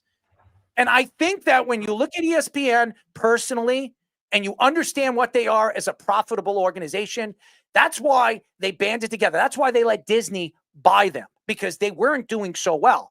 And they're trying to find ways to dig into certain areas like YouTube and like other podcast organizations to bring in products that have a following. And then when they bring them in and they overpay them, they take shots at executives from ESPN and throw executives from ESPN and then get them fired. Okay? All right? We all know the story. I'm not taking, and I know ESPN, if they're listening to us right now, they're probably saying, F you, Errol. It doesn't seem like we're going to be talking to you anymore. I'm only speaking the truth here. All right? This is the honest truth. I don't hide behind my words. I speak from my heart. When you have a guy that comes out on a national television show and says something that he shouldn't be saying, and he doesn't know the full story, why say it? Why put your organization in a position where you're going to be sued for hundreds of millions of dollars? That's what's going to happen. That's because it's not turned into covering sports. It's turned into, it's got to be satire. It's got to be, this for whatever to keep relative. And James brought up a great point, and the message is like, Don't you miss the old school, like Linda Cohn, Dan Patrick, and before Keith Olbermann went super political? Well, they let Of them all course, go. Stuart Scott, Kenny Mayne, like SVP's the only one really left. Well, I have Kind my own of. thoughts of Scott Van Pelt too. So, and by the way, Scotty is a very nice guy. I met him at the awards, the Emmy Awards, the Sports Emmy Awards. He's a very tall guy. I just like when I met him, he's like really tall. You know, he's like 6'8" tall, 6'7". So he's a lot bigger than you think. Yeah, he's huge, and he's a nice guy. But I'm not a big Scott Van Pelt, personality as far as a fan is concerned, because he's been there for years, and I just think it's so saturated. And when you have guys that come out there and will say whatever they want and do whatever they want because they're bringing in 400 or 500,000 views every time he puts out his show, and that's what sells to the public, well, then ESPN is doing what I've always thought they were going to do, and all these organizations are doing. They're selling out. They are selling out to whatever product is going to bring them viewership and personalities that really don't know what they're talking about. And I don't care what Stephen A. Smith says. And I know a little bit about Stephen, and I know a little bit about his background. Stephen A. Smith doesn't know crap. He doesn't know crap.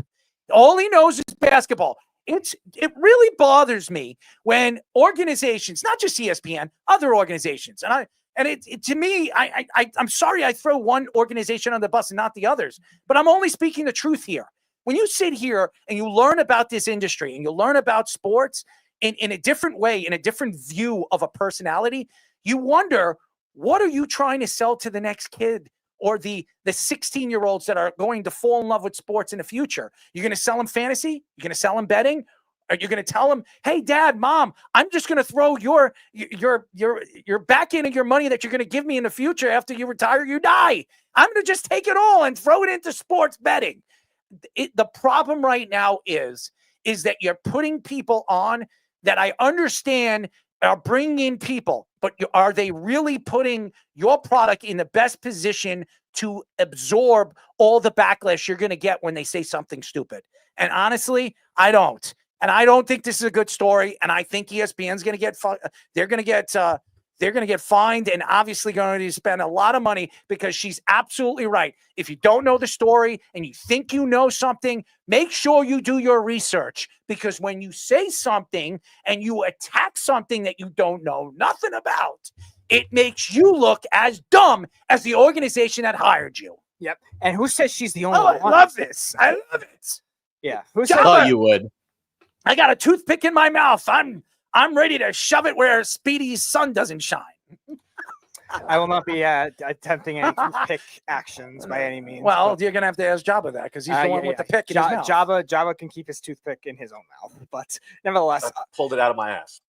Yeah, I hope it doesn't end up hair Jabba. Then you'll be bleeding. But going back to, speaking of bleeding, ESPN does not look good in all this, because again, who says she's not the only one either that's going to do this? He was speaking about the Ole Miss sorority sisters, sorority girls, whatever it is, as a whole. Yeah. So who says that as a whole? And see what I did there?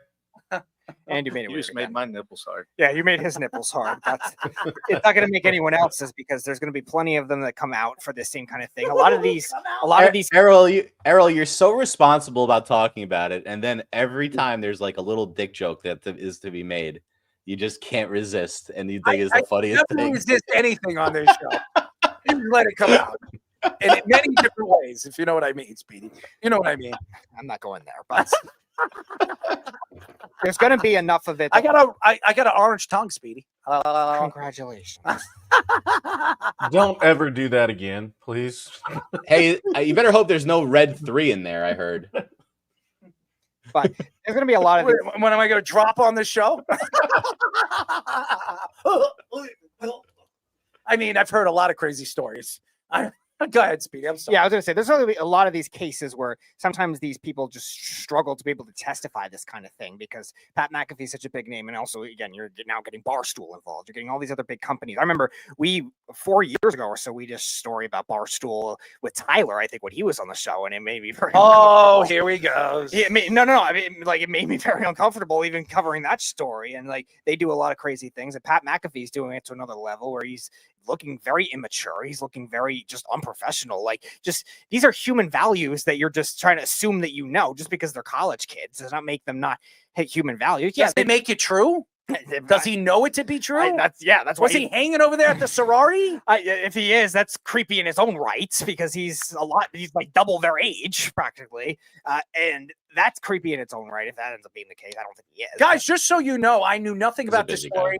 I usually read the stories during Let's Parlay. We were going to do this in the second half, and the fact that I'm just blabbering all this crap out, it's all from the heart. So it's just naturally from the heart. And you could tell watching the clip, Adam Schefter wanted nothing to do with any of it and explaining any of it. Yeah. He said, "No, I'm no report on any of this stuff. I don't know any of these trending stories or whatever the term was." But Errol, so that's to your point though, exactly like why you don't watch certain shows that you used to watch is because it becomes more of that, and like watching Schefter, you're just like, you could tell he was super that's not who he is. That's not what he covers. No. And Errol brought up a good point when it comes to these like hothead personalities too. Like sometimes they end up getting just inhumane at a certain point. I had to block Skip Bayless. It's power Because it's power. What he said about DeMar Hamlin. And Shannon Sharp obviously quit his show because of what he said about DeMar Hamlin when he collapsed. And obviously, in this case, you're dealing with somebody random in this case with Mary Cornett. She's not like a football player or big name, but it doesn't matter. These are inhuman values that you're going after. You know what I hate? And I'm going to, Job, and I agree with everything that you just said.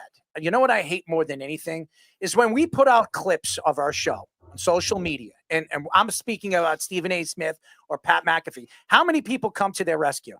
How many people come to these guys' rescue when I have something bad to say about them? Or I'm not even saying anything that really nobody else says about them. I'm just speaking from what they said that makes them look stupid. And they're like, what do you know? That's why you only have 2,000 people liking this or that. You're not anywhere close to what Stephen A. Smith is. And you wish you were Pat McAfee. No, I don't wish I'm anybody. I'm Errol Marks. I'm the mouth. And I will drop the hammer on both those idiots. Put them in this room right now, and let's talk sports. Let's talk sports with these two guys. And I guarantee you, I will shove every single thing that they say up their asses because they don't know what they're talking about. I probably know more about football than Pat McAfee, and I definitely know more about basketball than Mr. Stephen A. Smith, who thinks he can shoot a basketball, which we know he can't. Go ask TNT, all right? Yeah. That's all I'm going to say about that. Yeah, and ESPN is going to look bad too because they're trying to bring these bigger names in just to get these ratings, and then they just say these crazy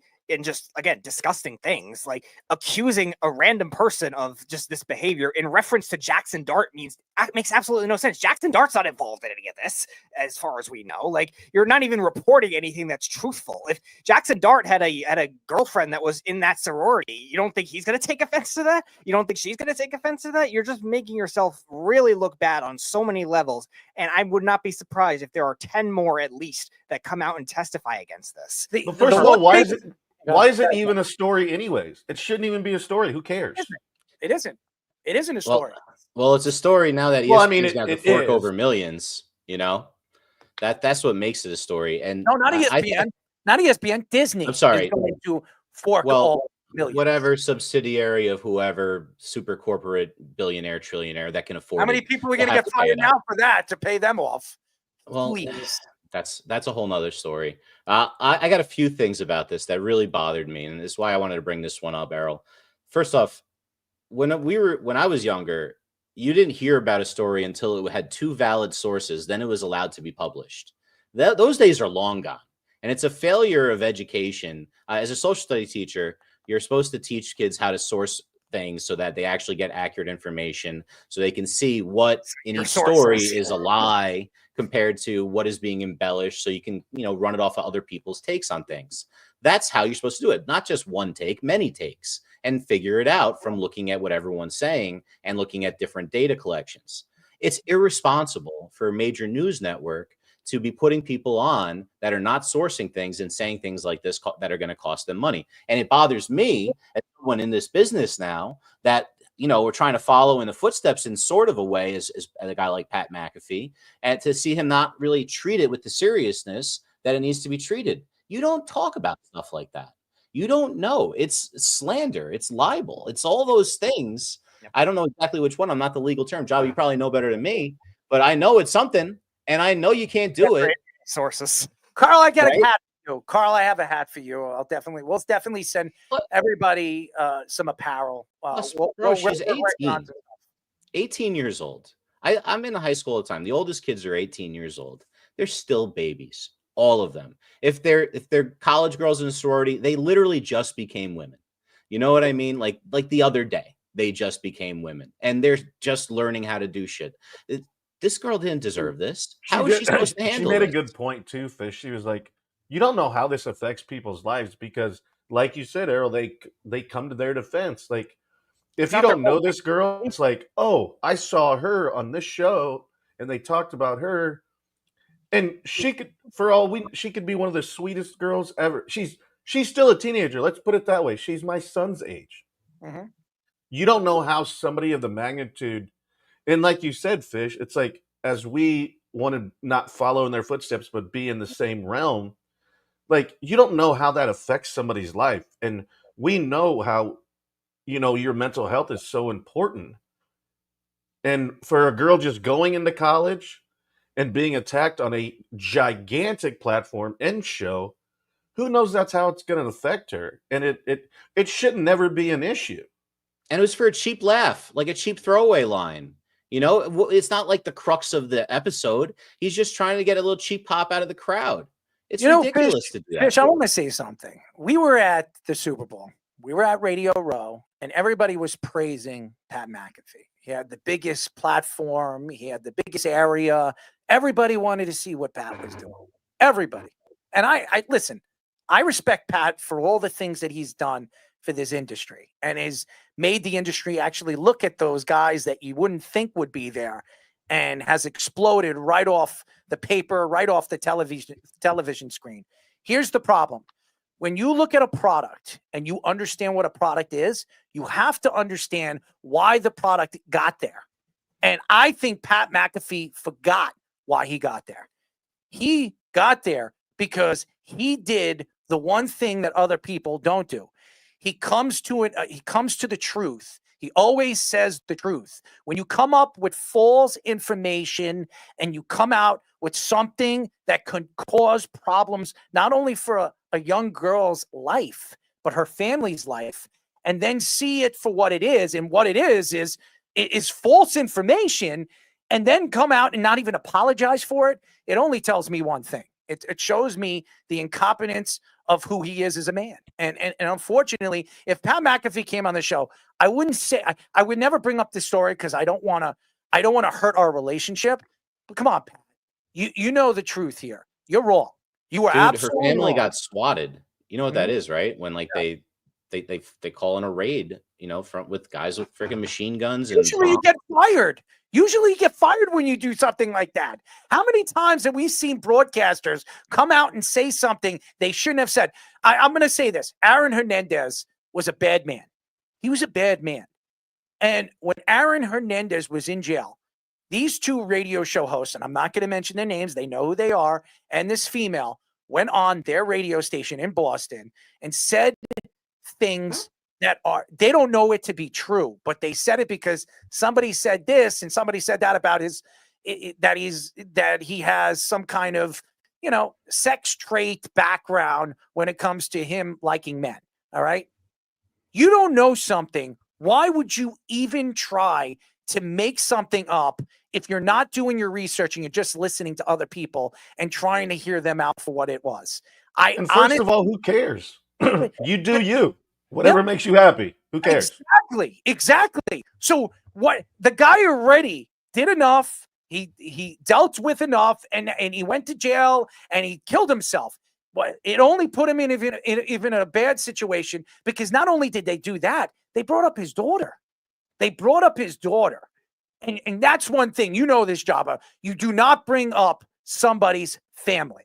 You do not bring up somebody's kid. You do not bring it up so his daughter has to hear this in the future, that her father was doing things behind her mother. That is disgusting, okay? And that's why people are wrong. The right people should be saying the right thing, and the wrong people shouldn't be saying anything. And I'm not saying Pat McAfee shouldn't be saying anything because I think he's very talented for what he does. But what he shouldn't be doing is saying things that he knows nothing about and opening his mouth and creating more banter for people to look at him and say, hey, dude, man, what are you doing here? What are you trying? What are you trying to bring up in a conversation that had nothing to do with what Adam Schefter was talking about? It had nothing to do with anything Adam Schefter was bringing up in a conversation. And if I was Adam Schefter and I was sitting there, I'd be like, dude, I'm done. I'm getting up and I'm getting the hell out of here. I don't want to be any part. I don't want to be a part of any of this. That was embarrassing. And I've never seen him look that awkward. Like it was He never had a reason to. Right. It's really a shame. I promise. You know, it's really a shame that he did this. And, you know, not treating it like it's a big deal. It bothers me because, look, you got to be contrite. I know he doesn't like to apologize. Look, we say a lot of stuff. Errol, you say a lot. You talk forever. You know, there's a lot of words that come out and not everyone's going to like every single one of them. But this is a little bit different. This is an obvious mistake. You can't set a precedent allowing things like this to be okay. It's really not fair to people. What if it was, you know, it wasn't this girl with like a sexual thing? What if it was, you know, we saw someone, a pitcher, you know, slips on the mound or whatever, and it affects their draft, and the video goes viral of them slipping, but they had a great senior season, but it affects them, and then they make fun of him on the show, and then his draft stock goes from first round to third round. That could be millions of dollars that they lose. You know what I mean? Like it's billions. They can, if somebody really wants to dig deep, look what Erin Andrews got for somebody peeping in a peephole. She made like 150 million. I don't even know the number, but it's like some ridiculous amount from a hotel because somebody was peeping at her and looked at her because she was naked. And she said she was mentally effed up. She made like $150 million off that hotel. I mean, seriously. This is bad. This is not good for the organization. And yeah, I do speak a lot. I do say what I feel, but I don't hold back on what I say, but I know what I'm saying when I say it. I wouldn't say it if I didn't know what I was saying. And sometimes when I don't know what I'm saying, I still say it, but I say it in a professional way. So you can't throw me under the bus. Sorry. I just felt. And that would never be a topic we would ever even talk about anyway. So I wouldn't bring that up. But it has to come up in this way because it's exactly what shouldn't happen in what we want to do and be what we are. That should never be an issue. You should never. The only thing that we want to do is talk about the facts and help and impact people in a positive way, not put them down and affect them in a way that could linger that you have no idea just because you're trying to get. And even she even said it. She was like, people you don't know just to try to get views. And it's no, get views that's the reason. And I think you're right, Errol. It's like he may have forgot what is important and how he got there because this isn't what you talk about. You don't want to affect people in this way. You want people to hate you for what you talk about because they disagree with you, not because you're affecting somebody's life in such a negative light that, you know, and especially I've said this before, you can come attack me as much as you want. Tell me I suck, I do whatever. But like when you start involving kids, especially, you know, she's 18. She's still a kid. Let's be honest. And it's hard enough being a kid these days. I'm really lost with words with this story because again, in the second half of the show, I always look during Let's Parlay what we're going to get into. And I probably would have read this story and I probably would have came out with a different kind of concept to it. But it's probably better you didn't because I had a choice of picking a couple of things. I thought this is the one that I wanted you to see because for me, this is everything that we don't want to be as a show. We want to, it's not necessary that we're going to talk about, you know, advanced metrics all the time. And it's not necessarily that we're going to talk about the most important sports story of the day, but we are going to make it a good time and we're going to be inclusive to everybody. And we want everyone to be part of the party. And I think that's what Pat's forgetting right now. Like you got there because you made everyone feel like they were part of the crew, part of a good hang, part of the party. And when you do this, you're kicking people out of the party. Let's face it, man. Like, you're not letting girls like this that have had this experience or a similar experience, and especially this girl herself, be a part of the party. And it's like, oh, let's all point at this girl and laugh, because that's what you're doing, even if you don't name her by name. Why would I bring up anybody's sex life anyways? Why is it any of our business? Why is it any of America's business in any of that concept of what they were talking about? There was nothing in that conversation and what you guys are saying. I didn't even watch it. I'm going to watch it if Let's Parlay actually comes in. I'm actually going to watch it on my phone and actually see what was going on and why it was so uncomfortable for Adam Schefter. I didn't even have to see it. If I was Adam Schefter, I would have been uncomfortable. It's exactly, imagine what it looked like. It's like he curled up in fetal position while still sitting there. Could you imagine what his wife thought? Oh my God. Could you imagine what his wife thought if she was watching that? Come on, you're all married. All of you have maybe daughters, maybe cousins that are women. Could you imagine you were sitting there and you're one of the biggest writers for the NFL, and you spread news and all that other stuff. You're sitting there, and then all of a sudden something comes out like that, and you're wondering, like, where did this come from? Like, why did you bring this up? This has nothing to do with the conversation on what we were just talking about. And now you make me look stupid because I'm a part of this conversation. So it's just horrible. It really is. What is he saying over here? What did Carl say over here? Dave Portnoy made sure that Barstool didn't run the story. He had two guys on his network post their own social media accounts and not their show. I mean, it's still the mindset of Barstool and those people over there. Yeah, but Portnoy, you see what Portnoy is a little different. Portnoy didn't have any of his guys talk about it. He just let them write about it. So that's what I think that's more professional than going on your radio show or television show and embarrassing yourself in the brand that you're trying to promote. It's wrong. Do you guys get it? It's like this. All right. I'm just going to say this. We get signed. We're working for CBS. And I'm sitting there and I'm like, you know what? I want to talk about this story. You know why? Because I can. I don't care what you guys think. I'm going to talk about it. And I'm going to bring up about some sexual porno, solution on what women should do when she's with their man. Okay. And go completely off topic about what we were just talking about, just because I think I can and because I should. And then I have a woman sitting right next to me as a guest on the show. Just bring it up. Could you imagine what she's probably feeling inside as me as a professional, having her on the show as a guest, and what she probably thinks in her head? I mean, seriously, that's embarrassing. And that would make me look really, really bad, and I should get fired for it. And if it wasn't Pat McAfee and it was anybody else, he would have been fired for that. 100%. That's the truth. Carl, what's comments of the day? Let's get into his ethical take on No, because he'd be talking about women and leashes and all that other stuff. I don't need that. I definitely don't need that. Nathan has an alternative take on things like this, I would say. Okay. I will say, Errol, I got a text from one of my boys, Tommy. He was like, honey mustard, sweet potato fries. He goes, Jesus. What? That's good. Have you ever? Jabba, you weren't with us in New Orleans. If you I know, but I heard the story though. Don't knock it unless you try it, Tommy. Come on. Don't knock it until you try it. That's all I'm going to say. And by the way, and I'll say this: the honey mustard over here is much better anywhere else than anywhere. It's mustard and honey mixed together. It's the way you mix it. It's the way you mix it. Was it clockwise, counterclockwise? Dude, I'm telling you, I've had honey mustard that's horrible. It's the way. Okay, well, the mustard's probably bad, or the honey's probably cheap. No, there's only two ingredients. I disagree.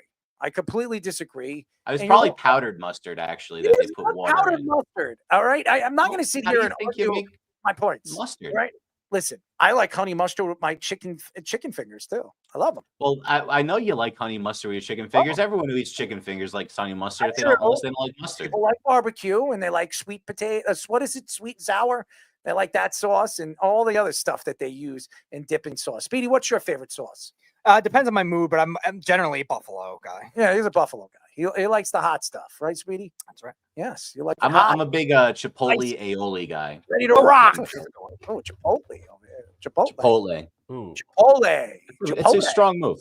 Yeah. When I was in I was in Europe a couple of times, Earl. You'll know this, especially out in Amsterdam. It was all about the mayo Yes. on everything. And it was like different. They had like a store. I don't know how to pronounce it correctly, but it was Vlaamse Friets.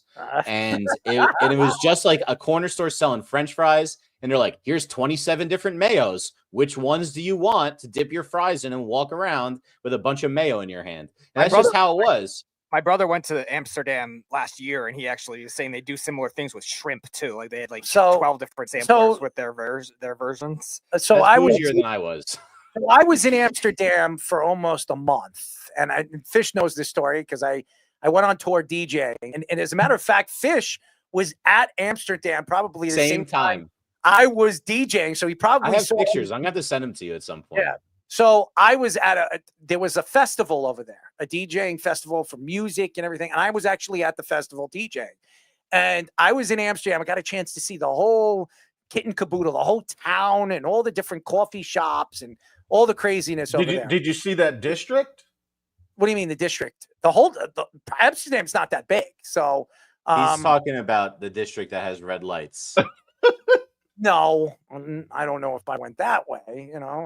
Maybe Jabba. How did you miss that of being there for a month? Are you talking about the women standing in front of the windows? Is that what in you're the red No, light? in the windows, in the red light district. I wasn't going to call it red out. lights over the women. I've seen it. Yes, I did see it. I wasn't blind. Okay, I was very awake, and I don't drink. You were bobbing and weaving. I was just seeing if you saw I'm that trying too. to bob and weave. I don't want to get myself into trouble. Of course, you got to bring that up. Thank you, Jabba. But Hey, it's what's known in Amsterdam. The hookah Surprisingly, shops, all the stuff. best beer I ever had was the Heineken at the Heineken factory in Amsterdam. It tastes completely different than any Heineken I ever had in America. Completely different shape of bottle too, and everything. It'll be I don't know, different man. to the distillery. Didn't expect that was gonna be my favorite thing when I was there. That and like the waffles with ice cream everywhere. That was another strong thing. I didn't eat a lot over there because the first day I was there, I got very sick. I don't know what I ate, but I ate something. Honey mustard wasn't agreeing with you. I know honey mustard over there. They don't have that kind of food over there. Vlaamse mustard. I want to throw the hell up. And the mayo.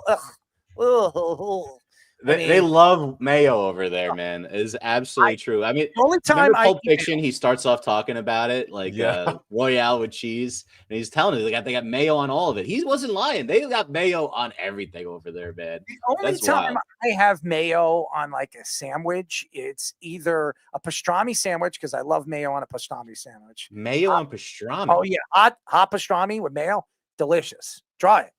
Try it. That's the sandwich I eat mustard, and I don't usually eat I don't like mustard. I don't like it. That's what I was just thinking. You like honey mustard, but you don't like mustard. Trust, I don't like mustard. I don't like regular mustard. Nope. I will not eat mustard on any hot dog. I don't even like hot dogs, honest to God. I really don't like them. I'm not a big hot dog guy either. I kind of agree with you on some of that stuff, but that's not a conventional take for me either. It doesn't matter what I like. I like what I like. Why does it bother you guys? I'm just saying, like when we were in New Orleans, I had to order for you at every restaurant like you were my wife. You didn't have to order for me. I just like what I like. That was the whole point. We'll have a tray of Alfredo sauce. Yeah, I like that stuff. I eat what I eat. Why do I have to eat the spicy stuff? I don't like it. It makes me sick. Eat the spicy stuff. I got a bad stomach, so I'm not going to eat it. And I wasn't going to. So if you're having chicken fingers, no honey mustard, what's your next to? Barbecue. Honey barbecue. Any one of them. Yeah, I like that stuff. You ever mess around with like Thousand Island? Yeah, I love it.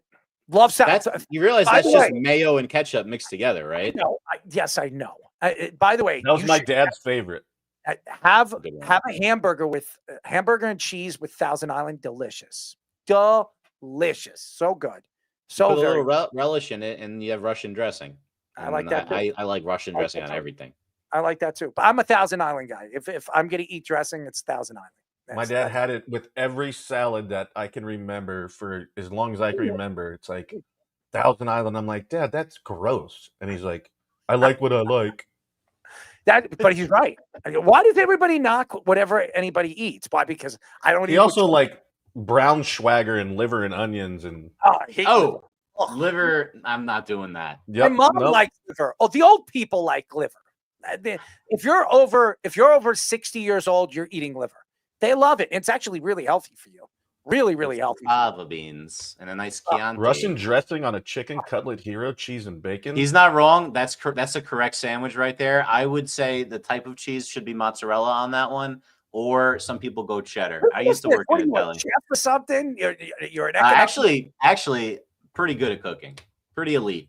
Made a corned beef actually because I was supposed to make it on St. Patrick's Day, but those last a long time in the fridge. Luckily, it was still good. Just made it while producing the show, and it came out fork tender. What now? What now, Errol? I'm lost here. Do you slice it or shred it? It just came apart basically. It shredded. It kind of sliced it, but it just fell over perfectly. I'll say this. You know what, Errol? It doesn't look like Wes is getting here in time. We can go to the Sports Minute and then run an ad. He just texted. He's not going to be able to make it. He sent some picks though. He's not going to be able to make it. Yeah, he's still tied up. He's got Houston plus 5.5 covering the spread against Duke. He's got Auburn on the money line, and in the women's, he got UCLA covering plus 8 against UConn. Okay, so then I believe we have something about a Deuce coming on up. Yes, we have the one and only Deuce of the day. Deuce of the day. You log. Not a log. I don't have a log, but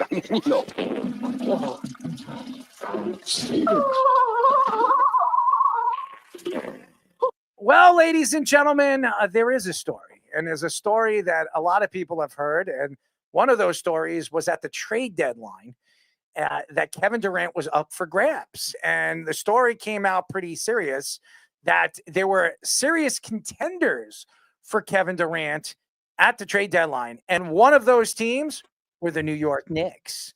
And this story grew legs over the last couple of weeks. Why? Because Kevin Durant right now looks like he's done for the season. The Phoenix Suns are done. It looks like their team is falling apart right in front of our eyes. And they're going to be looking as an organization for what, in the offseason. Are they going to trade Kevin Durant, or is Kevin Durant going to opt out of his contract and go to the highest bidder for him? He is expected to get $40 million next year for the final year of his contract. Does he opt out of a contract and try to win one more championship before he retires? Here's the story, guys. The only thing I could say for the New York Knicks is stay the F away from Kevin Durant. Whatever you do, if he stays there and Phoenix is offering him, do not trade any of your pieces away, or 2 or 3. You're putting yourself in harm's way because this guy can't stay healthy. And on a Tom Thibodeau offense or defense, this guy will be done in 2 weeks. So my deuce of the day goes to the New York Knicks. Stay the F away from Kevin Durant. And that was right. So that's all I'm going to say. And please, guys, as a Knicks fan, they're not having the season that everybody thought they were going to have. But remember, they have a lot of new pieces, a lot of movable pieces, and they have a Jalen Brunson that's not 100% healthy yet. And when he does come back, you hope that he's 100% healthy if you're going to make a run in the playoffs. And maybe they do. I know a lot of people think they could be a first round or even a second round outing. It all works here. And I'm going to say this before we move on. I am a Knicks guy, and my favorite team in sports is the Knicks. All right. And I'm sitting here and I'm going to tell you the truth. The Knicks should be the 4th seed. For all the Knicks fans that want them to stay at 3 or try to get to the 2 position, for what? You're not getting to the 2 position. That's done. But you have a chance to fall to 4 and be matched up in the second round against the Cavaliers. I'm telling you, they match up better when Brunson's healthy against the Cavaliers than they do with the Celtics. If you're going to play the Celtics, you wait until the finals, the Eastern Conference Finals, and try to beat them there. And maybe the Celtics aren't 100% healthy, and you're going to have a chance to knock them off. It does not make any sense right now to sit at 3 when Indiana would be set up to play the Celtics in the second round or whatever if Indiana gets out of the first round. It makes more sense for the New York Knicks to fall behind at 4 or even 5 to match up in the second round against the Cavaliers. That's just my opinion. And if you're a Knicks fan, you should be thinking that too. That's all I'm going to say about that. Not because the Cavaliers aren't good. I think they're sensational. And I love Kenny Atkinson, Long Island native, New York guy. Love him. But there's something about the playoffs that people don't understand. The regular season is regular season. and the playoffs are the playoffs. And the Cavaliers, no matter who's their coach, have problems with their bigs in the playoffs. They've had that for the last 2 seasons. And I'm going to predict that it could happen again this year. So that's my opinion. For all you Knicks fans out there, I know you're all upset that the Knicks are going to fall to 4 or 5. Uh-oh, we're scared. Oh, my God. The Knicks playing Detroit in the first round, there should be no problems with Detroit if you have Jalen Brunson, no matter how good Cade Cunningham is. He's a good player. That's a young team. The Knicks have been here before, and they've made the back-to-back playoff runs. I'm sure it'll be a hard series, but it's not going to be something that you're going to be crying about. With the same coach that coached the Cavs when the Knicks beat him in 5 games. Yeah, I'm not really worried about the Detroit Pistons. I'm more worried about how they're set up in the second round against one of these behemoths. And I think it makes more sense for the Cavs than the Boston Celtics. They better not lose in the first round. Otherwise, freaking Crowell will never let you hear the end of it. Yeah, well. It's going to be hard for them to fall off. They're 3 games up on Indiana right now. I think there's only 7 left to play. I'd lose them out. I'd sit my guys and make sure they're 100% healthy. That's what I would do. I don't know, man. It's hard to even trust that Indiana's trying to play any guys at this point also. They're winning. Why wouldn't they want to be in the 4th seed as well? Like, it's a good spot. Right. They're winning. They've been winning. I mean, how many losses? They've been playing really well second half. They were terrible to start the season. They've been really good. They've been the hottest team in basketball besides the Cavaliers in the last 4 weeks. They have been as hot. OKC too. They've been really good. And by the way, the Nuggets. Are you watching this guy, Nikola Jokic? By the way, who's the MVP? Who's the MVP? They're still saying Shai is an overwhelming favorite. He is not winning the MVP. If they give it to Shea, they're making a big mistake. Did you see the straw poll that they put up yesterday on ESPN? It was like 77 of 100 votes for Shai. ESPN. Did you see the comparison too from like Basketball Reference and like who's ahead in one of the? He's literally ahead of SGA and I think like 90% of the categories. I mean, we've talked about it. I don't get it how Jokic isn't considered. I mean, sometimes you get fatigued. You've given the guy an award a few times. Give it to a different guy. I mean, that's Jordan. They said like went after Karl Malone when they played him because they gave Karl Malone the MVP and took it personally to the point that he had to eviscerate him every single time he saw him. The rest of the time, I like that word. Eviscerate him. Eviscerate him. Eviscerate. So, yeah, he had 61 and then literally. Give me the definition of eviscerate. Ready? That's Fish's department. Give me the definition of eviscerate. Come on, Fish, Mr. Economics teacher. What, eviscerate? I don't think eviscerate is an economic word. Eviscerate. I'll give it to you in a sentence. Allen Iverson once eviscerated Ty Lue with a crossover. What the sentence is. I want the definition, not the sentences. Now you're How really is that more useful than me giving it to you in a perfect sentence? I'd rather hear the definition of it. Speedy, you didn't look it up yet? I mean, come on. Guys. I wanted Fish to say the definition. He doesn't know. That's why. why. It was to the dictionary. No idea. Do you need me to Google the definition for you?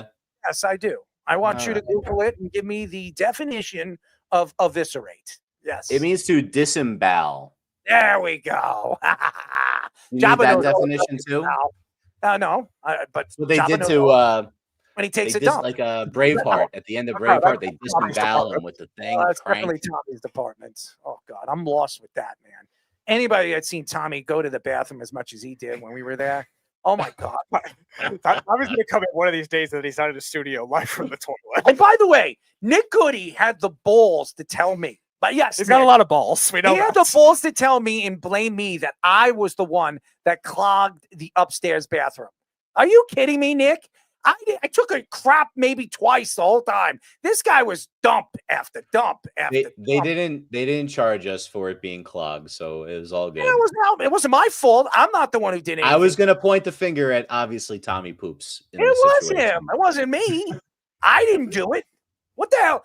First of all, why would I be doing it? I'd probably get angry and try to find a plunger.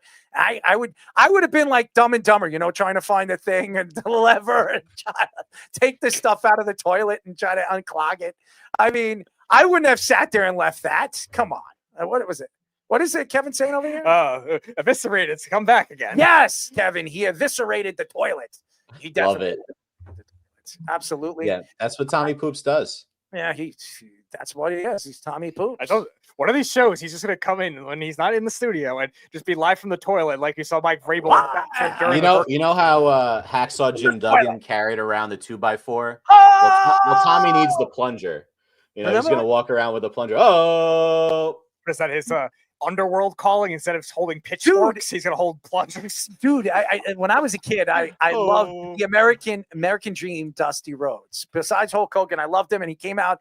He's just a common man. Remember when he came out? He was doing his dance. Remember that? Dusty Rhodes, man. Well, one of the greats with the elbows. Dusty one was of the great. Yes, he would be like this. Oh man, I love Dusty Rhodes. I used to love wrestling. Now wrestling's just become a stupid soap opera. Oh, this guy hates this guy, and this guy. You say that, but like it's always it been was way more stupid and way more of a soap opera back then. It was different in those days. It was much. It was different. cartoonish back then. I like what it was. I like that.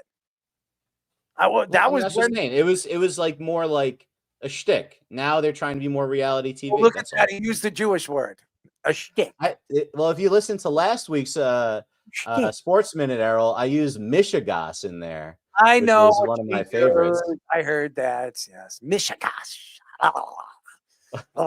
So if Michigan ever has a Jewish quarterback, it'll be its all audible. Michigan's Michigas at quarterback would be interesting. But give me a Jewish word. Make that the audible. Give me a Jewish Michigan. Zagunished. Give me a Zagunished. Chuma. Say Chuma. Say Chuma, Josh. L'chaim. L'chaim. Say Chuma. Chuma. See, you know Errol can do the ch. He's had training.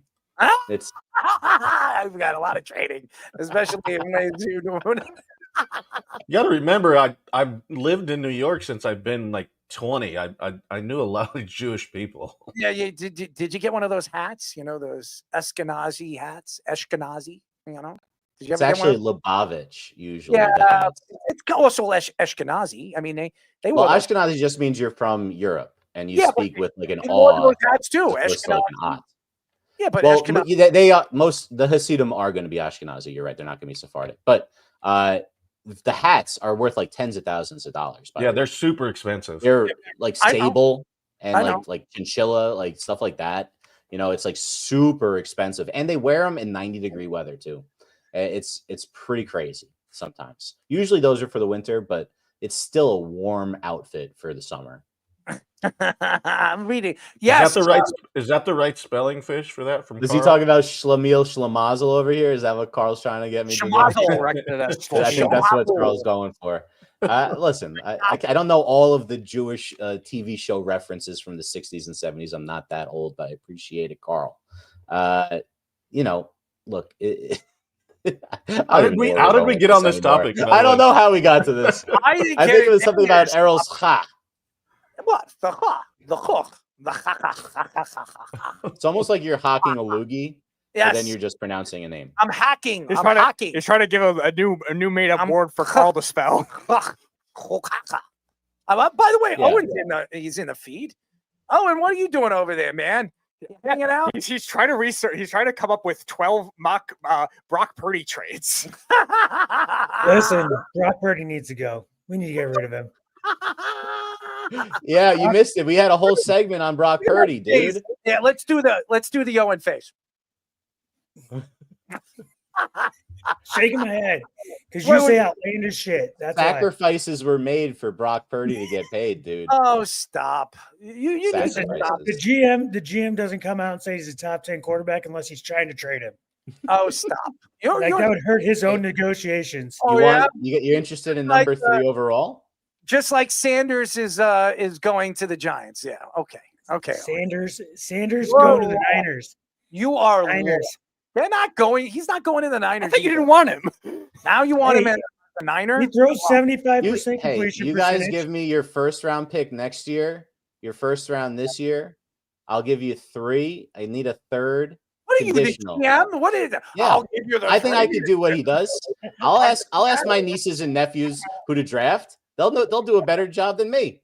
That's the lesson I learned from Hard Knocks, at least. But out of my ass. My nephew loves Tyreek Hill. I'd get Tyreek Hill if I was listening to my with family. Brock Purdy, at least we're not the Jets.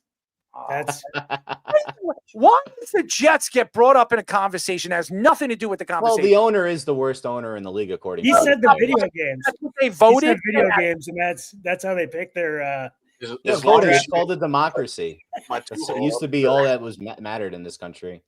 I don't know what happened. You know what? I could care less what anybody says, and I'm sitting here. Oh, there's a great comment here by James. Oh, here we go. Better GM than Joe Schoen. I'm like James. There I you think, go, James. I think anybody would be a better GM GM. Fish says trade down. I think That's what GM anybody Fish would be said. a better GM than Joe Shane. And by the way, I think his son is a better GM than he is. Okay. His son literally said, Jaden Daniels, you only get one shot at this, Dad. Joe Shane's son, future Jets GM in 20 years. That's never going to happen. Ever. Well, gonna owned by Brick Johnson. It'll probably just be some like video game. Position unlocked. Don't worry. That's never going to happen. I mean, doesn't like Richard Sherman have something to do with the ratings in Madden or something like that now? I remember there was some like controversy that he rated someone bad and they went after him. I don't know. I get it's so stupid that like if you think about how ratings are done for those video games, that it would even be like, oh yeah, well, this receiver's only a 77. We can't trade for him. They used to give an award out to the worst player. They used to like give him an award to being the worst player in Madden. Yeah, the lowest rating was always some like long snapper or something like that. Listen, I just got back. He's gonna need a little more time. All right. I was asking Fish, save your tears might be good for here. All right. So let's go to a quick break. We got a sports minute. When we come back, we'll do Save Your Tears. How's that? All righty. Let's go. This is the Jabba and the Mouth Sports Minute.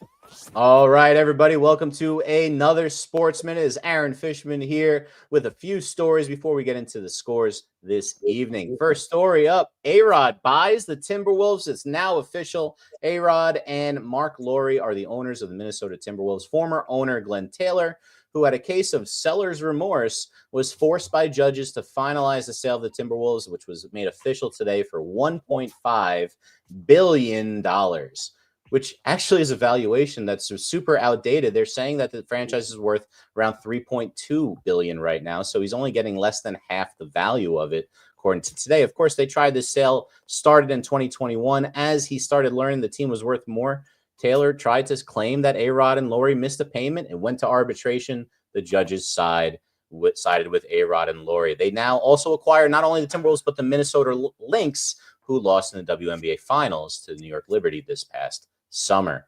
Next story, Alexander Ovechkin is now only 2 goals away from tying Wayne Gretzky's all-time record and 3 from breaking it.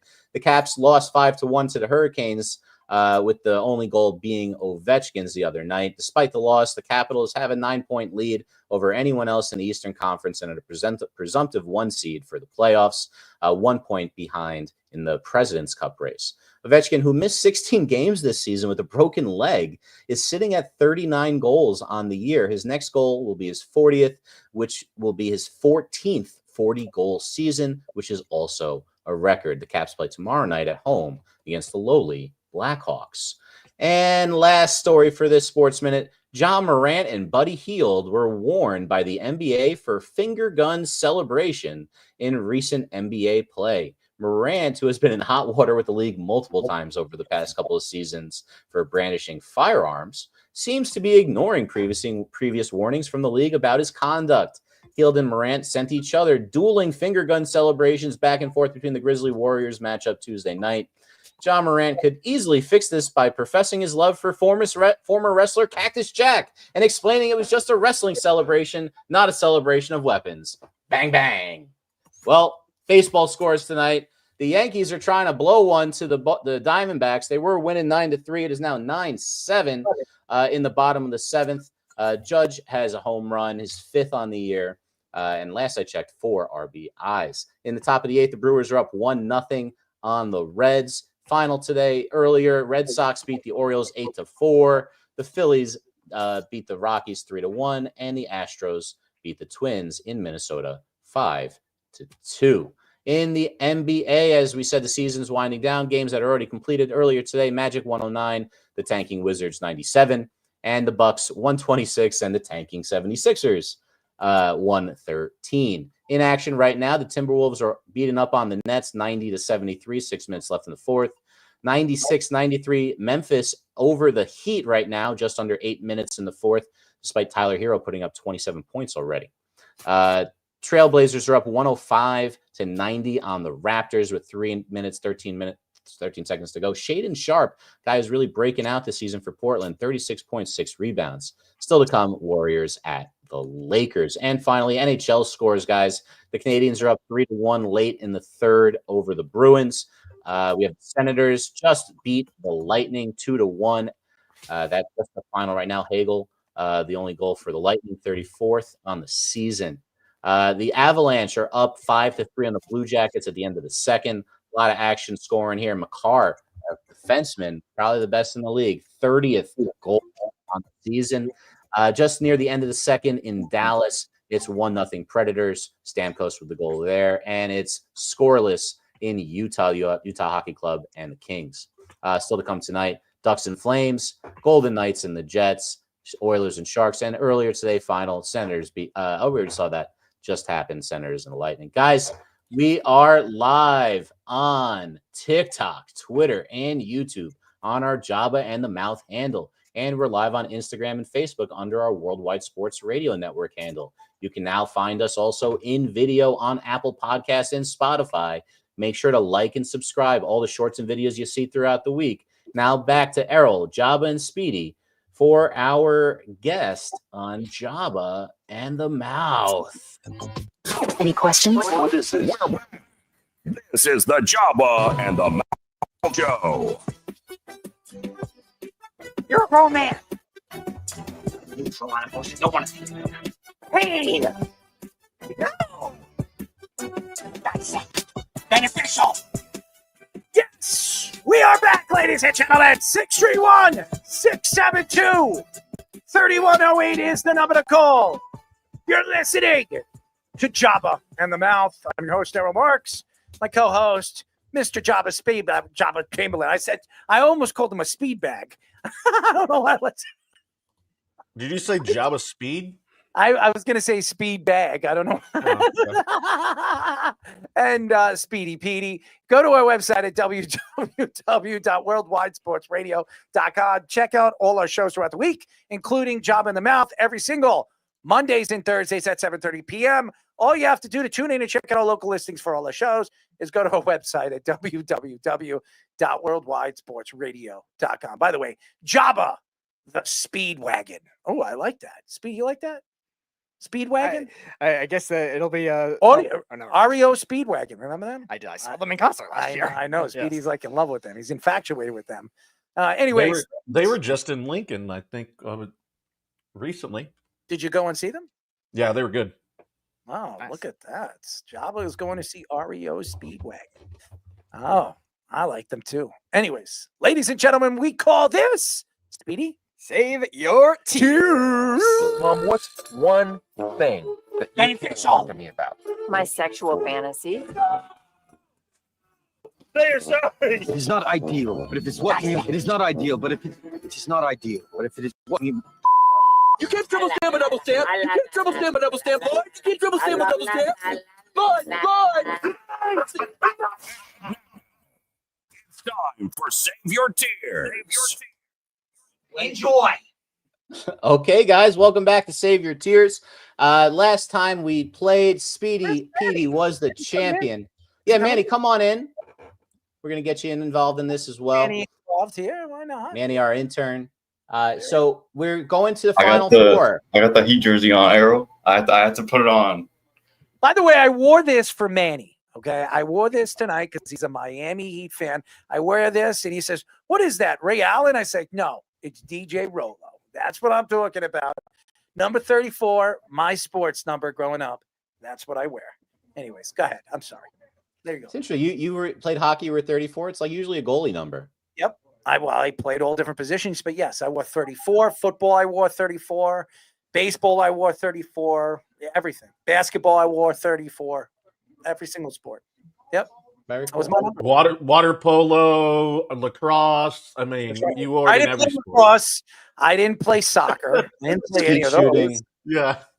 Pea It was shooting. my Well, that's- it was my bib number when I ran track. Like, I did run track. I did wear number 34. That's true. Spring and winter, I ran track and cross country. 34. I Yes, always sir. wanted to be 11 for Mark Messier, and then like for football, I was lineman number, so it was just So 75 Dan was my number. Beesbrook wore number 34, but that wasn't why I wore the number. I wore the number because what's 3 plus 4? 7. Lucky number 7. Right. What's 4 plus That's 3? correct. Lucky number 7. So it always equaled to 7, and that's interesting. yeah. I So there you like go. that. All right. All right, so let's Sure. see if some of that luck will pay off for you, Errol Marks, because you have yet to win. And it always keeps Save falling. your tears. And so it's going to be a tough one because we're doing the Final Four. We're not going to be able to go over it Monday because the Final Four is going to be going on while we're doing the show on Monday the next week. So we'll have to go over it on Wednesday. Yes, we are going to have our show on Wednesday. Yeah, so that we can't thank you. You're right. That's right. That would be how it would work. We're going to do the Final Four. Everyone that we're showing for this is going to be in the Final Four. So again, if I you am pick going to a be here on team, Wednesday. yeah, we'll be able to go over it. If you pick someone who gets eliminated in the Final Four round and not the championship round, obviously they're probably going to have fewer points than someone who makes it all the way. So consider that in the scoring of Save Your Tears. Everyone has $15 to pick from, and we'll go in reverse order of how everyone did last week, if they didn't play. Let's get this back up there. And here we go. So I'm going to read it off to you guys. Speedy, if the music's not on, put it on for the segment. Walter Clayton Jr., the stud guard that's been winning the games, playing like a mix of Steph Curry and Jalen Brunson, is the $5 point guard and a $5 guard in the first column, followed by Milos Uzan from Houston, Will Richard, Florida as well, Denver Jones from Auburn, and Terrence Arsenault, Houston bench guy, for $1.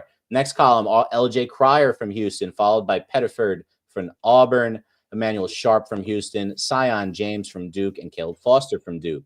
And then in the third column, even with Duke, we got Tyrese Proctor, the sharpshooter, at $5, Elijah Martin from Florida, Miles Kelly from Auburn, Malik Wilson from Houston at 2, and Denzel Aberdeen from Florida at 1. The first forward position, no surprise, Cooper Flagg leads it for $5, followed by sharpshooter from Florida, Thomas Haw, Juwan Roberts, who had a big game in the Sweet 16 and Elite 8, I believe, or one of those games had a monster game for Houston. Alex Condon, people are thinking is a first-round pick for Florida, and Joseph Tugler, everyone's favorite pick last round for Houston, is $1. Johnny Broom, who had the massive Sweet 16 and Elite 8, is the $5 player. And then last column for Auburn, Con Knupel for Duke, and Maluk, Cayman Malak, or how do we pronounce it? Malak? Wow. Yep. Lau. Anyway, the dude's 7'2". That's a big center right there for Duke, $3. Caleb Baker Mazzara for $2 from Auburn, and wrapping it up with Chaney Johnson, $1. All right, so we're going to go. Owen, you didn't play last time, right? So, Owen, we'll start off with you. I'll leave this up here for you and fill it in. What do you got for us? And Speedy, stay on top of the math. Let's do Cooper, Flagg, and Knuppel. Flagg and Knupel. Let's do Will Richard. Which column is Richard in? Guard, first one. There, first column. All right. All right. So how many does he have left? $3? 2. Right? 2. 3. 3. Nope, 3. 3's That's right. 3 left. So let's do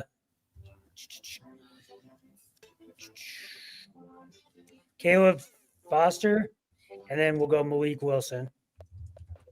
All right. Foster and Wilson. And here it is, just to show you everyone your team. Right here, Richard, Foster, Wilson, Cooper Flagg, and Concanupal. All right, next, I believe, is Manny. All right, Owen took my first 3 picks. I'm not even trying to copy him. I think that's what messed me up last week is that I chose people that were going against each other in the games, so my points were kind of limited. So I'm just going to go Cooper Flagg and Knupel as my 2 forwards. I'll go Will Richard as my first guard. and then I'll go Zion James and Denzel. I'm not sure how to pronounce his last name, from Florida, for $1. Aberdeen. All right. James and Aberdeen. That's not that hard of a name to pronounce, no? All right. And here it is. Richard, James, Aberdeen, Flag, and Knuppel. All right. I think that brings us to... I think I came in third. Did I come in third last time? I think I came in third. Oh, that's Java. So then, Java, you should be up. Yeah, it's me. All right, here we go. I'm going to go Will Richard, Caleb Foster, Wilson from Houston. Okay. Cooper Flag. So you know you have the exact same team as Owen right now. I know, but I'm going Baker Mazzara. Baker Mazzara. Even though I love Knuppel, but I think you have extra money, Jabba. You should have. You got $2 extra. Got to stick with it. All right, saving it. You can't save it for next week, just so you know. There's no rollover minutes. Okay, give me Uzan instead of Richard. All right, Uzan. I think you still have $1. Shit. You don't have to spend it. Well, yeah, I mean, I might as well ride with Duke, and get rid of Baker Mazzara, and I'll take Malauk. All right. Shit, I should have just picked the whole Duke team. Well, you know, that is a strategy, certainly, for this. So here's your team, Java. Milos Uzan, Foster, Malik Wilson, Cooper Flag, and Malauk.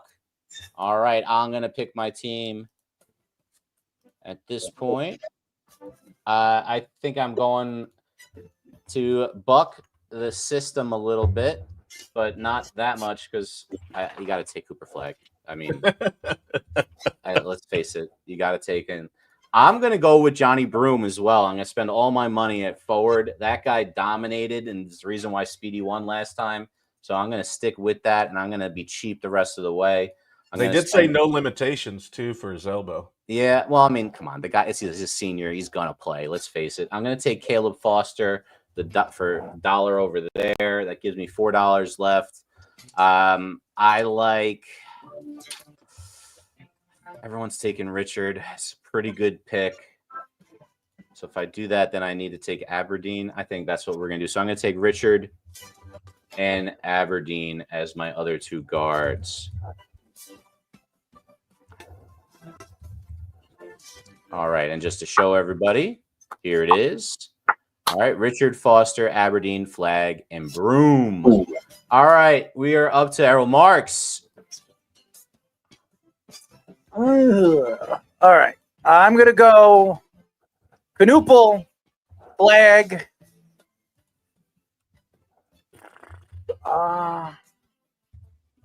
Miles Kelly, Denver Jones. How much money do I have left? 9, 12, 14. You said Denver Jones. You have $1. You got to take Foster. All right, I'll go with Foster. Jones and Foster. All right, and here's your team. We got Jones, Foster, Kelly, Flag, and Knuppel. And Speedy, our defending champion. What you got for us, Speedy? All right, so I'm also going with Jones. It was one of the guard spots. I'll go Broom. I'll go a little different and not go with Flag. I'm going to go with Proctor as my other two. Okay. I'll go Caleb Foster, and that leaves me with 2, so I'll take Condon for Florida. If you notice my game plan, I went with all Auburn and Duke because that's who I think is going to the national championship. It's the smart move. You know, you got to load up on those guys. I mean, there's some, hedging here as well. So, Speedy, you got Jones, Foster, Proctor, Condon, and Broom. All right, guys, we will go over this next week. Again, we're going to have shows on Monday and Wednesday. Obviously, the Final Four is Monday while the show's going on, so we'll have to wait until Wednesday's show We are for the doing a reveal. Wednesday show because I'm leaving for Florida on Thursday, and I will only be gone for one show, and that will be Monday. And the guy that's going to be hosting the show with Jabba and Speedy is Fish, so he will be hosting the show. So there you go. On Monday? On Monday. In 2 weeks. 2 weeks. Oh. Yes. It's not going to be a Monday. Speedy has dental work. It's going to be a Tuesday. We'll This talk coming about it off Monday, the the show. Monday after that. Well, this week should be a Tuesday because the national championship's a holiday. Well, if that's what you guys want to do, we can do it Tuesday and Wednesday. I mean, I would prefer not to do back-to-back days and have a full work week. all right. So guys, we are still waiting for Jason Dunn? I texted him to come in. I texted him to come in. He said he would be good around this time, so I did text him. He was just finishing up this segment on Save Your Tears. Second college basketball edition. Save your fleers, Speedy. You like fleers? Fleers? What are fleers? No, fleer, Fleer. Fleer cards. Have you ever heard of them? Fleer cards? No, I haven't. Baseball cards? You never heard of fleer? I never heard that term for baseball cards. You've never heard of Fleer Diamond? It's a company. It's not a term for a card. It's a company. Pretty sure Fleer had the best Ken Griffey Jr. rookie card. He did. And it was a big Wayne deal Gretzky when I was a kid. And Wayne Gretzky. OPG was Wayne Gretzky and Fleer. So OPG was a very interesting. So that card, if you have it like 10 out of 10, that card's like, it's got to be like $200,000 or something like that. Some crazy amount of money. So yeah, if you got an OPG, Wayne Gretzky, 10 out of 10, or maybe a 9 out of 10. By the way, it's 9-7. Do you want to do a story before we get our guest in? Do you guys want to? It was kind of going to be like a long baseball thing next. So do we have on it? Well, we don't we have the Mellow. We have Mellow. We could. I mean, then we have nothing except baseball. The rest of the show, we could do it. Yeah. Well, the only other story we got really to talk about right now is the fact that former Knick legend Carmelo Anthony, is now going to be entered into the Hall of Fame. ESPN reports that Basketball Hall of Fame has told Carmelo Anthony he will be inducted as a first ballot Hall of Famer. Melo won a national championship with Syracuse in 2003 and then was drafted as the third overall pick in 2003 NBA draft to the Denver Nuggets. Melo also won 4 Olympic gold medals, 4 Olympic medals, 3 gold medals for Team USA, the most by an Olympic basketball player. Melo averaged 24.8 points per game, 6.3 rebounds per game, and 3.1 assists per game in 8 seasons with the Nuggets. Melo averaged 24.7 points per game, 7 rebounds per game, and 3.2 assists per game in 7 seasons with the Knicks. Melo was a 10-time All-Star, a 6-time All-NBA selection player, and the scoring champion of 2012 and 13 season with the New York Knicks. And I remember that because it was either him or Kevin Durant, if you guys remember that year. And he won the scoring title by like inches, like 0.2 of a point. I remember, if I'm not mistaken. Here's the thing. Carmelo Anthony was a great offensive player. One of the best we've seen in the last 25 years. The isolation, as we call it in the NBA now, has been his trademark. And when he played for the Nuggets at the time where the Nuggets, and by the way, he should have been a Detroit Piston. The Pistons made a mistake with Darko Milicic, if you remember that. He should have been a Piston, but the Pistons passed up on him and drafted Darko Milicic, who became nothing in NBA history. I think he had a 4-year career, and then there was no G League, so he's pretty much done with his career. But Carmelo Anthony was one of the best offensive optional players we've ever seen in the 25-year span of basketball.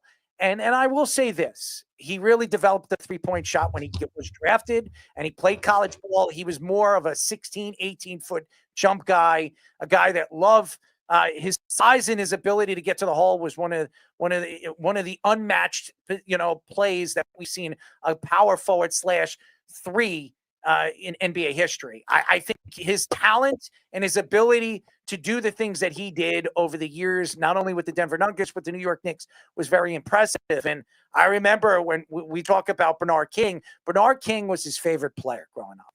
And when he came to the New York Knicks, that was his dream. Now, he was obviously born in Brooklyn, but was raised in Maryland. And coming from Syracuse and the Orange Man, his dream was to play in Madison Square Garden and play in the orange and white.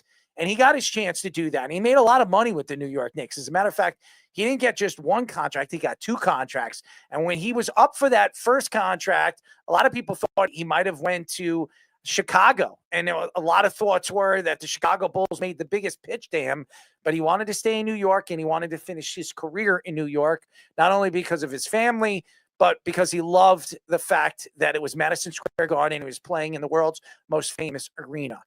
I don't know if he were to choose what he went in as a Hall of Famer, but in basketball, there is none of that. But if he was to choose between the Nuggets and the Knicks, he probably picked the Knicks. But his best time as a basketball player and his biggest success was with the Denver Nuggets. He went to the Western Conference Finals with the Denver Nuggets. He played with Allen Iverson at the tail end of his career, played with Chauncey Billups. He had a chance to play with some great players over the years, but he wanted to play with Amari Stoudemire. And that, only worked for one real good season. And Amari decided to punch a fire extinguisher and, break his hand, as we all remember. So that fire extinguisher had it coming, though, Errol. That was a mean fire extinguisher. Ever. I think Carmelo Anthony is one of the best offensive players we've ever seen play in New York. Would I take him over Patrick Ewing? No. Would I take him over Charles Oakley? No. Would I take him over Anthony Mason or any of the heart and soul players that we've seen in the New York Knicks? Not a chance in hell. But Carmelo Anthony stood for something. He stood for leadership as far as the fans are concerned, and he stood for himself. That whole Jeremy Lin story and what he did to Jeremy Lin was wrong. He should have let Jeremy Lin get all the profits and all the superstar, thoughts and that run, that the Linsanity, but he couldn't. He couldn't step away from that. When Porzingis got drafted and he came to the New York Knicks, he wanted to step on his toes, even though Porzingis said he was a great leader for him and a great tutor for him. I disagree. Carmelo Anthony stood for Carmelo Anthony. That's what he stood for. That doesn't take away his greatness. That doesn't take away who he was as a player. It just takes away what I thought of him as a basketball player. You wouldn't, if you asked me right now, would I wear a Carmelo Anthony jersey out of all the players that I rooted for over the years, and that was my favorite team? The answer would be no. But I won't take away what he was and what he really developed as a New York Knicks guy, and that was he stood for one thing and one thing only. When isolation needed to be taken over, Carmelo Anthony was the leading factor of the isolation. So if anybody wants to remember Carmelo Anthony, remember Carmelo Anthony as the best isolation player of this era. Yeah, definitely. And one of the best mid-range shooters we've ever seen, too. Like, obviously, it's not as big of a concept now with all the analytics and all the threes in the game. There is no mid-range anymore. Yeah, you really need good spacing at this point. So you don't have these types of shot creators as much that could do it at the mid-range at the same level as you could do it with the step-back threes and stuff like that. But he was one of those guys with the step-back. And I think a lot of these players still modern their shot around that. Kevin Durant probably took it to another level. He's probably the best one we've seen this generation when it comes to mid-range shooting. And obviously the height advantage definitely helps, but Carmelo definitely popularized that in his rookie year with the Nuggets, and really for the rest of his career, like you said, played with Allen Iverson. That was a fun team that made I think a Western Conference Finals. They did. And that was Allen Iverson's tail end of his career. Could you imagine if they got over the hump and they went to the finals? That would have been fun to watch. Allen Iverson never won a championship either. Yeah. That sucks. Yeah, just ran into a buzzsaw with the Lakers. Just think about it. Just think about it this way. Gary Payton never won a championship. Karl Malone never won a championship. John Stockton never won a championship because of all of Michael Jordan. Well, we just mentioned Carmelo Anthony never won a championship. I could go on and on. These guys are Hall of Famers. They never won a championship. That's as the list we see right now. All we see is Olympic gold medals and all that other stuff. Who the hell cares? It's all about championships. And I'm sorry, Carmelo Anthony wasn't a championship player. Yeah, again, sometimes the game took over in the playoffs where, again, he shot too much. We've seen that problem with James Yes, Harden. he did. I'm sorry. Gary Payton did win the Heat. Oh, that's right. Yeah. I don't remember him on the Heat. Yeah, Stop the with 06 that. Heat when he get off the bench. Yeah. Stop. But yeah, Carmelo Anthony, again. He did win with the Heat. He's right. With those particular Knicks teams. Sean Kemp didn't. No, Sean Kemp did not. But he was too busy having kids and drinking and getting into trouble. Oh man. But yeah, Carmelo Anthony, the playing style with the way the NBA playoffs kind of evolved into, it was a little different to be able to be that type of scorer to win like that, trying to be Kobe, trying to be these other types of these isolation scorers that did win in the playoffs. And again, with the Knicks, sometimes he had to be that because sometimes the Knicks were either an old team or they were more of a defensive team when Mike Woodson was there. Like it had to evolve to different points, but obviously was still a very good Knick for a while. Obviously the drama didn't help towards the end of his Knicks tenure with Porzingis. But we know now that Porzingis probably caused a lot of that too with all the stuff he was doing. You know, I was thinking, remember the Dream Team? Remember that team? If you look at the players on that team, Chris Mullin, I don't think ever won an NBA championship. I don't think he did. John Stockton didn't. Karl Malone didn't. Charles Barkley didn't. Patrick Ewing never did. I mean, Christian Laettner, we know, never win an NBA championship. I mean, that's 6 of the guys of the 12 guys that were on that team. Just think about it. I'm thinking about the team right now. I mean, Michael Jordan did. Larry Bird, Magic Johnson won a David Robinson won a championship. Drexler didn't. Drexler won a championship. I think he won a championship with the Houston. He won a championship with Houston. Oh yeah, you're on mute. Oh, that's right. Fish. You're on mute. So just so you know, with Houston, not with the Blazers when Jordan shut them the hell down. Drexler, Clyde the Glide won with Houston, and Elijah Wan. I'm looking at I'm trying to think of the team. There was like 6 or 7 players that never won a championship on one of the greatest built teams in NBA history. I mean, seriously, put it together. Clyde's first year in Houston, 95. Yeah, I mean, Melo was part of that bronze medal team that was that epic failure when Ginobili and Argentina beat them up. And Marbury. Marbury was but they didn't let Melo play. You know, they didn't let Melo, LeBron, or any of those guys really play in that one. They had to just watch it basically on the bench. Was that when Starberry was leading them? Starberry, still the best, cheapest sneakers I ever bought in my life were the Starberries I got for $1.50 when that store that they were selling them at were going out of business. I got all the Starberries for like $1. It was great.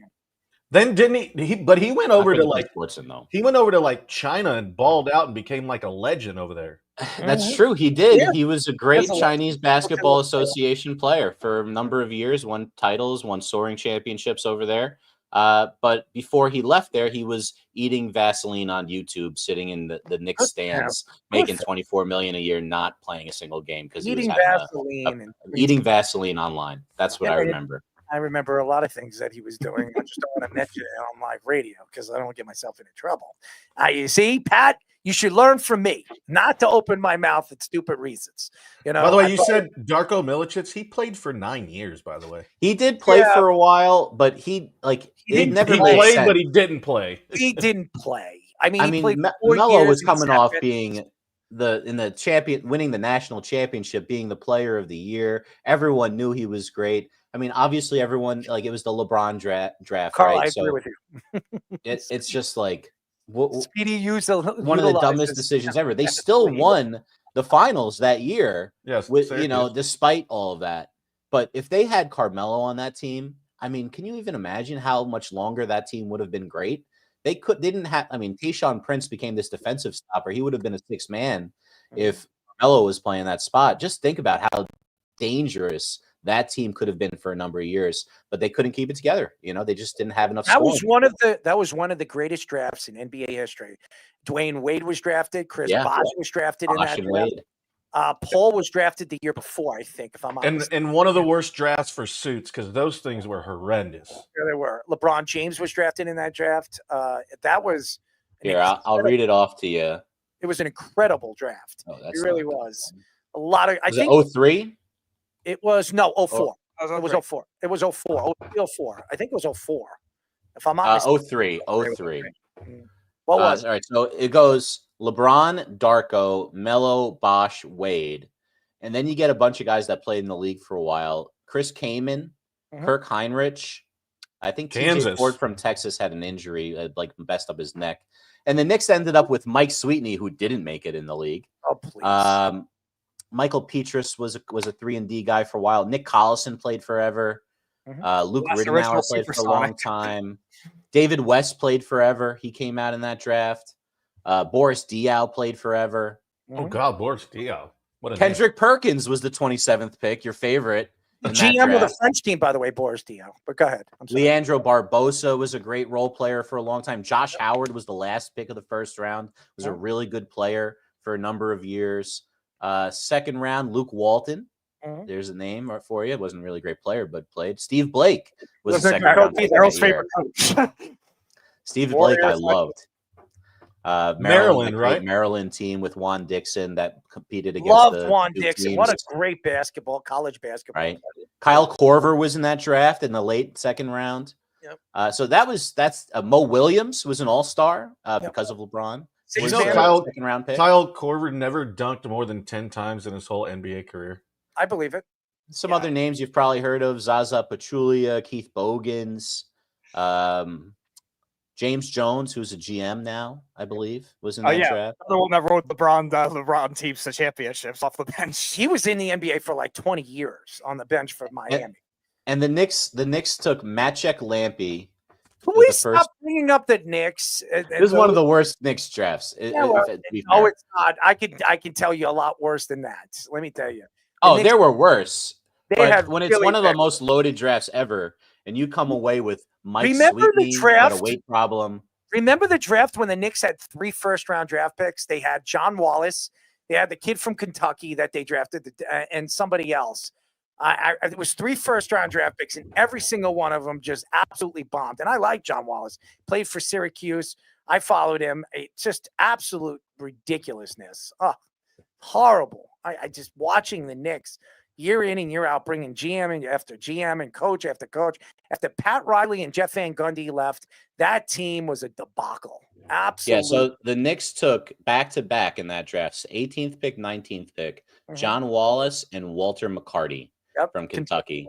And they and a couple of picks later took Dante Jones from Mississippi State. Dante Jones.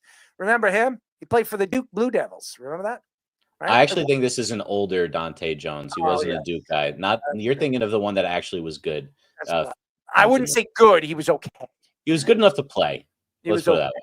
Good enough to be on a roster and play. He was okay. Steve Nash was taken 2 picks before the Knicks made those picks. Not surprising. And they could have gotten Derek Fisher, who ended up coaching the Knicks, to much fanfare after that. Which I want to forget. Please, man, I just every time I think did the Lakers hire him after that or something like that after Luke Walton? Every time I think of the Knicks before, maybe in those days, it just makes me want to hurl. Okay, that was a great draft too. Actually, that was the Allen Iverson, Marbury, Ray Allen draft. Well, first Marcus of all, Camby. Does anybody know that story? So the Timberwolves drafted Ray Allen, and Marbury was drafted by Milwaukee, and then they flip-flopped. Okay, and it was probably, honestly, the worst trade the Timberwolves have ever made, because Ray Allen goes down as one of the greatest shooters, one of the greatest, perimeter shooters we've ever seen. And by the way, great defensive player for like 10 or 11 years. And he was what? He got game. You know who has? Jesus Shuttleworth. Remember that? And by the way, do you know who Spike Lee was trying to bring in before Ray Allen? Do you guys know who that was? Now he tells the story about it. Take a guess. I've seen this, and I don't remember right now. Think about it. Go look it up. Think about it, because I forgot to. Was it a player? Because I feel like they tried not getting players at first. Well, he was trying to get Jordan, but Jordan was not going to play. No, it wasn't going to be Jordan. It wasn't going to play, but it wasn't Jordan. Yeah, he wasn't Space Jam. No, it wasn't like Rod Strickland or something, was it? I don't think it was Rod Strickland either. No, it wasn't, because he played for the Knicks, and he was drafted by Golden State, I think. It was someone who was drafted around then. Rod Strickland was drafted by the Knicks, and then he went he to was Golden probably already in the league. By the way, that was the Kobe draft, getting picked 13th. That's a crazy draft. In that draft, 13th, 14th, and 15th picks are Kobe, Peja Stojakovic, and Steve Nash. That's some pretty good late lottery luck right there. The Nets could have had all of those players. They took Terry Kittles. It was Kobe. It was Kobe, by the way. It was Kobe Bryant. Yep. It was Kobe. Wow. He wanted Kobe Bryant, and he would have been great, probably. Yeah, I think Ray Allen was sensational in that movie. Great actor. Oh yeah, for sure. I mean, but Kobe did win an Oscar before he died. You remember that? But Ray Allen never came out with a video game named Ballers, like Stephon Marbury did. Well, let's be fair. The greatest video game of all time by a basketball player was Another Shaq Nick. Fu. Thank you. Shaq By the way, you know, when Stephon Marbury went to Lincoln, Kenny Anderson, remember Kenny Anderson? I actually played ball. I played schoolyard ball with Stephon Marbury, Sebastian Telfair. I told you this. And Kenny Anderson, before he made it to the NBA, he was playing schoolyard ball in Brooklyn. Yep. Because they were all like at Erasmus or something like that in Brooklyn. If I'm not They played mistaken. a lot. They went down and they played schoolyard ball over there, right by Lincoln, right over there for Flatbush Ave. Yeah. That's I where didn't live that far away growing up from that. It was big neuse. Like those guys, we were all like glued to whatever they were, like Telfair specifically was my age. We were just like, I actually was at one point pretty cool with Sebastian when he was growing up and he was a star. so surprised he didn't make it. You know, he had so much talent. The problem with Sebastian, that's Stephon Marbury's cousin. The problem with Sebastian Telfair is that he had people talking into his ear, and everybody was telling him how special he is, and this and that, and he let it get to his head. And when he got into the NBA, obviously he didn't go play. He didn't play long. He should have stayed in college. I don't even think he went to college. I don't even think he played college. No, he didn't. I think right into the NBA. Wasn't he going to go to Louisville? He was going to go somewhere. He was part of that era where like there were a lot of people going straight from high school, and it wasn't necessarily in the best. I think he was going to go to Georgia Tech and follow into Stephon Marbury's career because they were very close with another. They were very close with one another. But Sebastian Telfair went to the NBA very quickly. I think because he wanted to get his family out of the projects. And I think that was his biggest mistake. I think he should have played a little college ball and get his feet wet. I think if he did that, I think he would have been a better NBA player. That's what I think. But yeah, it's too bad. There's a lot of stories like that. I did want to get back to Melo. I didn't really talk about my love for Melo. I was so jacked up when the Knicks traded for him back in the day. I knew it was. They just waited to the offseason. They didn't have to give up Wilson Chandler and all these other good role players that they had to give up to get him. They kind of hamstrung everybody. I know you don't care, but this was like our best chance until now. Was when Melo and the half year before Amari's knees went, let alone the fire extinguisher stuff. But once Amari's knees went, it was over. They were never going to be competitive because Amari couldn't do any rim protection anymore, and he couldn't get up as much as he used to. Amari was still good, but couldn't do it every night, and it was over immediately. But for that half season, they were out of control good, and it was a lot of fun. But Melo just was never a great wins. Remember that. But if you remember, like for me, like the thing about Melo that we remember was him and LeBron. It was always who was going to be better. Melo was he a year actually old. played defense that year. Remember how he was playing defense that year? It was the first year I could honestly say Carmelo. He was a principal defender when he was really trying at his best. Under Woodson, he was never a great defender, but he was passable under Woodson. Woodson was a good coach, man. And it wasn't flashy. They didn't run good offense at all, but they ran really good defensive set and they hustled. And and Knicks fans love that team. Unfortunately, when Jeremy Lin came by, like Melo never was able to warm up to him, and it only lasted that brief time. That was a lot of excitement too. That's why he didn't like him getting the attention. And let's face it, Jeremy Lin could only kind of go one way with the ball, and once teams figured that out, it wasn't like Jeremy Lin was a great player. He went to Houston. He was pretty good. When he was fine. He was fine, but it wasn't like he was a star, like crossing up Kobe to win to hit game winners. I mean, if Melo actually stood there and actually helped him, and that's my point. Up for him, it might have maybe it would have been different. I think his ego got in the way on that one, and it's a shame because I really was hoping Lin could have been great. What do you think? Let's hear it. No, I like with Melo. I love Melo as a player, but when I think Melo, I don't think first ballot Hall of Famer. Is it first ballot for him right now?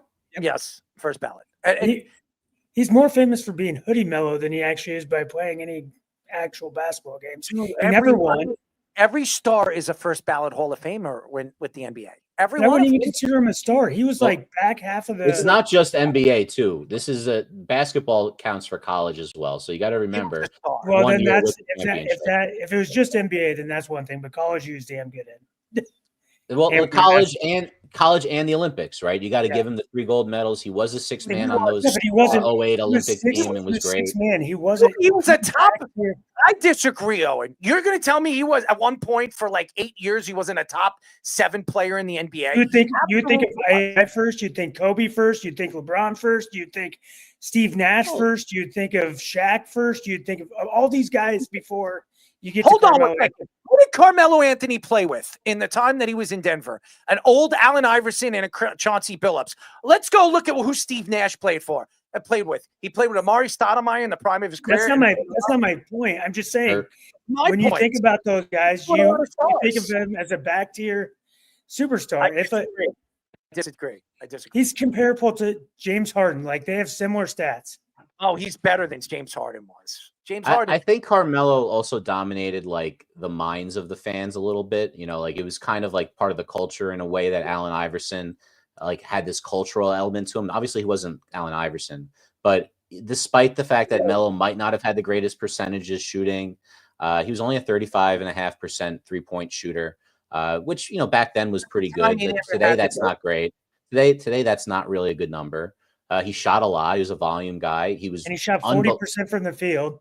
Well, like he took a lot of long twos. He was still from that era, But he had at to. the same time, they were crappy teams. At the same time, I do know Kobe said he was. You gave him a step.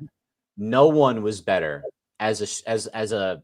I guess he was somewhere in between a power forward and a small forward. He was never good enough to stop bigs as a power forward, but he was so dominant offensively. He played like a power forward that could shoot the 3, like a stretch 4 almost. But then he would have these spin moves. He would get from like the 3-point line to the hoop so fast, and you had to respect it with everything to the point where teams were like, "All right, play ISO. We'll just try to help off of you," and that's what we'll do because we can't stop it any other way. And it was that dominant. He was a 28-point game, that year that he had, I think it was 28 points per game. He was a really good player. He was shooting up lots of shots. It was a different era. That's all I'm going to say about it. Owen, and I will say this true because I love you. When you hate a player, you hate him. And I don't hate Carmelo. That's not true. I asked if he was a first ballot Hall of Famer. Absolutely a first ballot Hall of Famer. I disagree. I think of him as a Hall of Famer. I just don't think he's like, when he comes to my mind, I'm not like, oh, that guy dominated the game so much that he should be on. All right. Manu Ginobili, he's a first ballot Hall of Famer, right? I don't think Manu was a first ballot. He was a first ballot Hall of Famer. Was he? He was. And when Fish said it's not just NBA, that makes a little bit more sense because Carmelo did have the Olympics and obviously college where he won a national championship. I disagree because I don't think he just didn't win. He shot a lot. He didn't play defense. And the thing he did good was score a lot of points. Allen Iverson didn't play defense. Allen Iverson had steals. He stole the ball a lot. But he didn't play defense. He wasn't a good defender. If you look at I'm just saying, when you're Carmelo's size, like you should be able to play defense. Some people, we can go back. I mean, Ari Stoudemire wasn't. It's no different than why Luka. They talk about Luka. Like Luka shouldn't be a bottom tier defender with his size and length and everything else that he has. They have different. Again, I know you're going to say, well, they should be 2-dimensional players. If you look at the Hall of Fame, and I could go up and down the Hall of Fame and great players, I could probably pick more than 2 handfuls or maybe even 3 handfuls of guys that never play defense and they're Hall of Famers. So I disagree. I just think what Carmelo Anthony did, he was isolation. When everybody says, well, isolation, Carmelo Anthony really redefined the word isolation. He was the isolator. I used to call him, here comes the isolator. That's what I used to call him every time he came down the courts with the New York Knicks. I was like, here we go. Move out of the way. It's Carmelo's field. It's court. So I disagree. I think he's a first ballot Hall of Famer. I mean, I think he's a great player. I love playing with him on video games growing up. It's just I don't think first ballot Hall of Famer when I think Carmelo Anthony. Like I said, the NBA, it's different. Like look at the NHL and what they did to Pierre Turgeon. Pierre Turgeon should have been a Hall of Famer like in the late 90s. It took him like last year to make it to the Hall of Fame. The NHL, they're very strict on how they bring guys to the Hall of Fame. Same thing with the NFL. You got to nitpick. Why isn't this guy in the Hall of Fame yet? It doesn't make sense. But that's just the way. If they don't like it, baseball, another organization that nitpicks players on why they should have. What do you call it? The LJA. If you think if it's the LJA, no wonder Carmelo is a first ballot Hall of Famer because that has nothing. I agree with you. I'm sure LeBron James is part of the committee. I would believe that he is, but my thought here is the man absolutely is a first ballot Hall of Famer. If you see what he was as an offensive player, I mean, he was unstoppable. He really was. He can go to the hole. He goes left. He goes right. He had a fadeaway jumper. I mean, at one point, I think in a 5-year span, he had more 40-point games than any NBA player. So I do look at Carmelo Anthony as a special player. As a Knicks fan, I hated the trade because of what the Knicks gave up for him, even though it turned out to be nothing. I mean, Raymond Felton, give me a break. Fatten, I used to call him. I mean, they gave up 7 guys for Carmelo Anthony. And Carmelo Anthony, as good as he was as an offensive option, I just didn't think it was going to work with him and Amari Stoudemire because Amari Stoudemire's knees were absolutely gone before he went there. Oh, so they were shot. He was fine. He was having a great year. He was having like the best year of his life. He got hurt in the middle of that year after the trade. It was after. Dude, Amari and it was like immediate almost. They only played like a dozen games together where they were both healthy. Speedy, where's Dunn? Let's go. He was coming in 2 minutes. Speedy, 2 minutes. It's How a long little ago? late in the day right now. 3 minutes ago. 3 minutes ago, 2 minutes. So I don't know what's going on with Mr. Dunn. We love him, but we're getting to that. We're getting to that hole, Speedy. You know the hole. You know all about holes, right, Speedy? Owen's the golfer here. But you know about the hole, right? I don't know anything about holes. It depends on it depends on the context. We'll get into the whole analytics thing, but you want to do the bullpen? We might as well do that. How about you want to tell a story as Jason comes in? Sounds good. Let's do the baseball segment. All right, Java, tell us a story. Speedy, that's not the baseball segment. That's the second baseball segment. Let's do the baseball segment. Let's go to, ladies and gentlemen, for the first time, we're going to call this. Hold on. I'm looking at it right now. I'm looking at it right now. I'll let you do it, okay? Inside baseball, ladies and gentlemen. Side baseball. So on this segment, guys, we're going to go through some main stories of the last bunch of days in the major league. I'll get a drop date for that too. Baseball. Yeah, it's going to be a good one. We're going to get right to it right now. Starting off with the 8-0 Los Angeles Dodgers. Last night, we had a walk-off home run by Shohei Ohtani. Yay! Second walk-off of the year for Ohtani. Guys, start off. Let's just get into the Dodgers and the fact that they are literally undefeated and just won the World Series, and they have the deepest. Let's call them the Forgers, okay? That's what I'm going to call them, the Forgers. That's what they are, ladies and gentlemen. They're 8-0 because of their talent. There's no question their talent is there. We all know what Shohei Ohtani is. This guy is an MVP every single year. He's always on that ballot.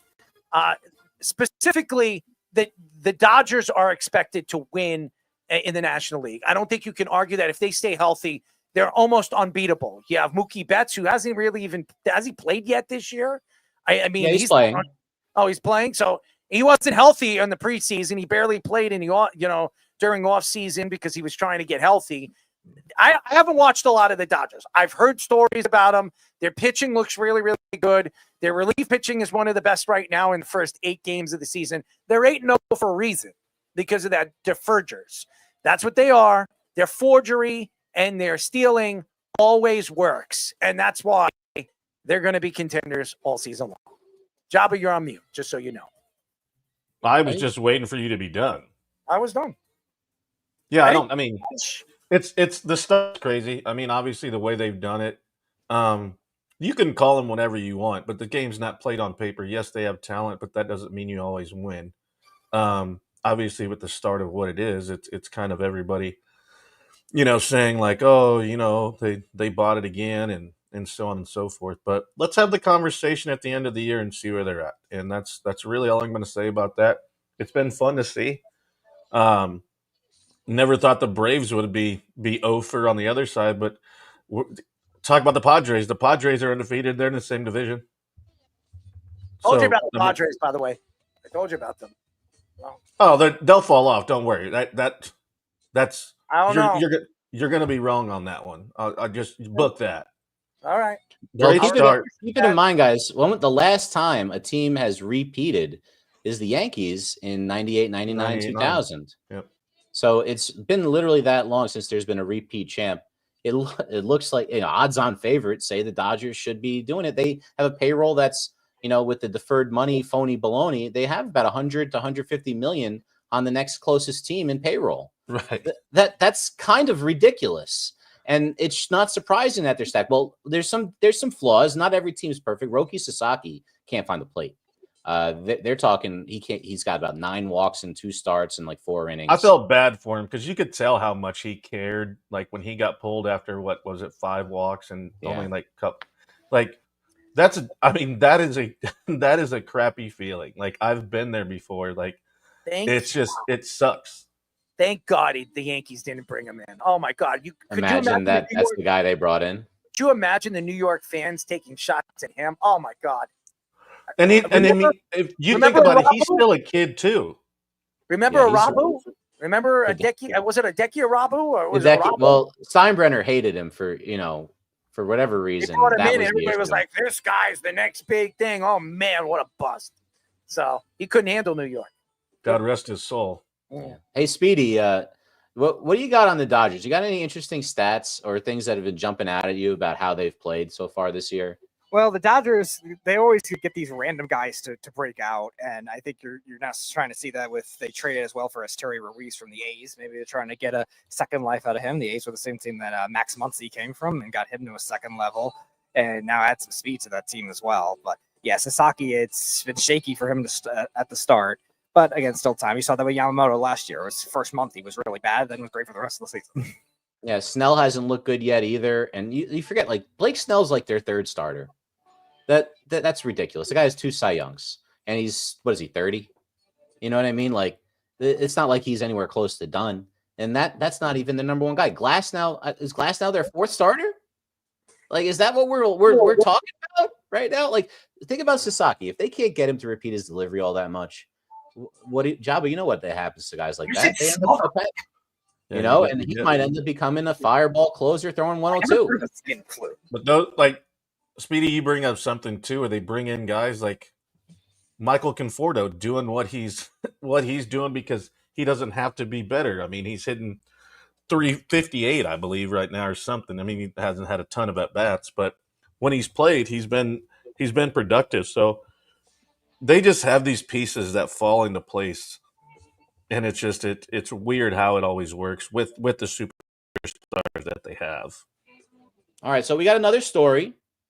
We got a few big contract extensions that came down today. I'm going to read them off to you. Ketel Marte, 6-year extension, which is going to bring his deal. It replaces a 5-year 76. He now gets 116.5 over 6 years. Red Sox and rookie Christian Campbell have a long extension. It's an 8-year extension worth up to $60 million, trying to lock him up and buy some of those arbitration years back. And the Padres are going to extend Jackson Merrill for 9 years, 135. Merrill was phenomenal last year as a rookie. Guys, talk about some of these big contract extensions to younger guys. Marte's not as young, but really had his first big season in the last couple of years, and last year was incredible. Start off with Jackson Merrill. I think it's genius because you kind of look and see what the Braves did. The Braves got all these young guys, and now it's able to pay guys later because you get them for cheaper, but they have stability, and you get them. Christian Campbell, he really hasn't really shown anything, but he's 21 years old, and you got him. you're going to still have him in the prime and he's going to grow, but you have control of it. And then, with Jackson Merrill, the same thing. He's 22. So granted, his is a little bit, but he's still going to be in early 30s. And now if he goes into free agency at 20, it would be 26. That's maybe is going to cost him another $200 million. And you've seen what the Braves have done. And Ketel Marte, he's 30. So, but he's been consistent, but had a really great year. But I think it's genius, like why the Orioles aren't wrapping up like Adley Rutschman and getting it done and out of the way makes zero sense to me. Because if I know I'm 21, 22 years old, and I get a 7-8 year deal, and then I can put the bag in my pocket already, I have the opportunity to go sign another 6 year for another $200 million or whatever the market is created at that point. So I would 100%, if it was presented to me, think about it in that thing, because it's like, okay, this is guaranteed cheese.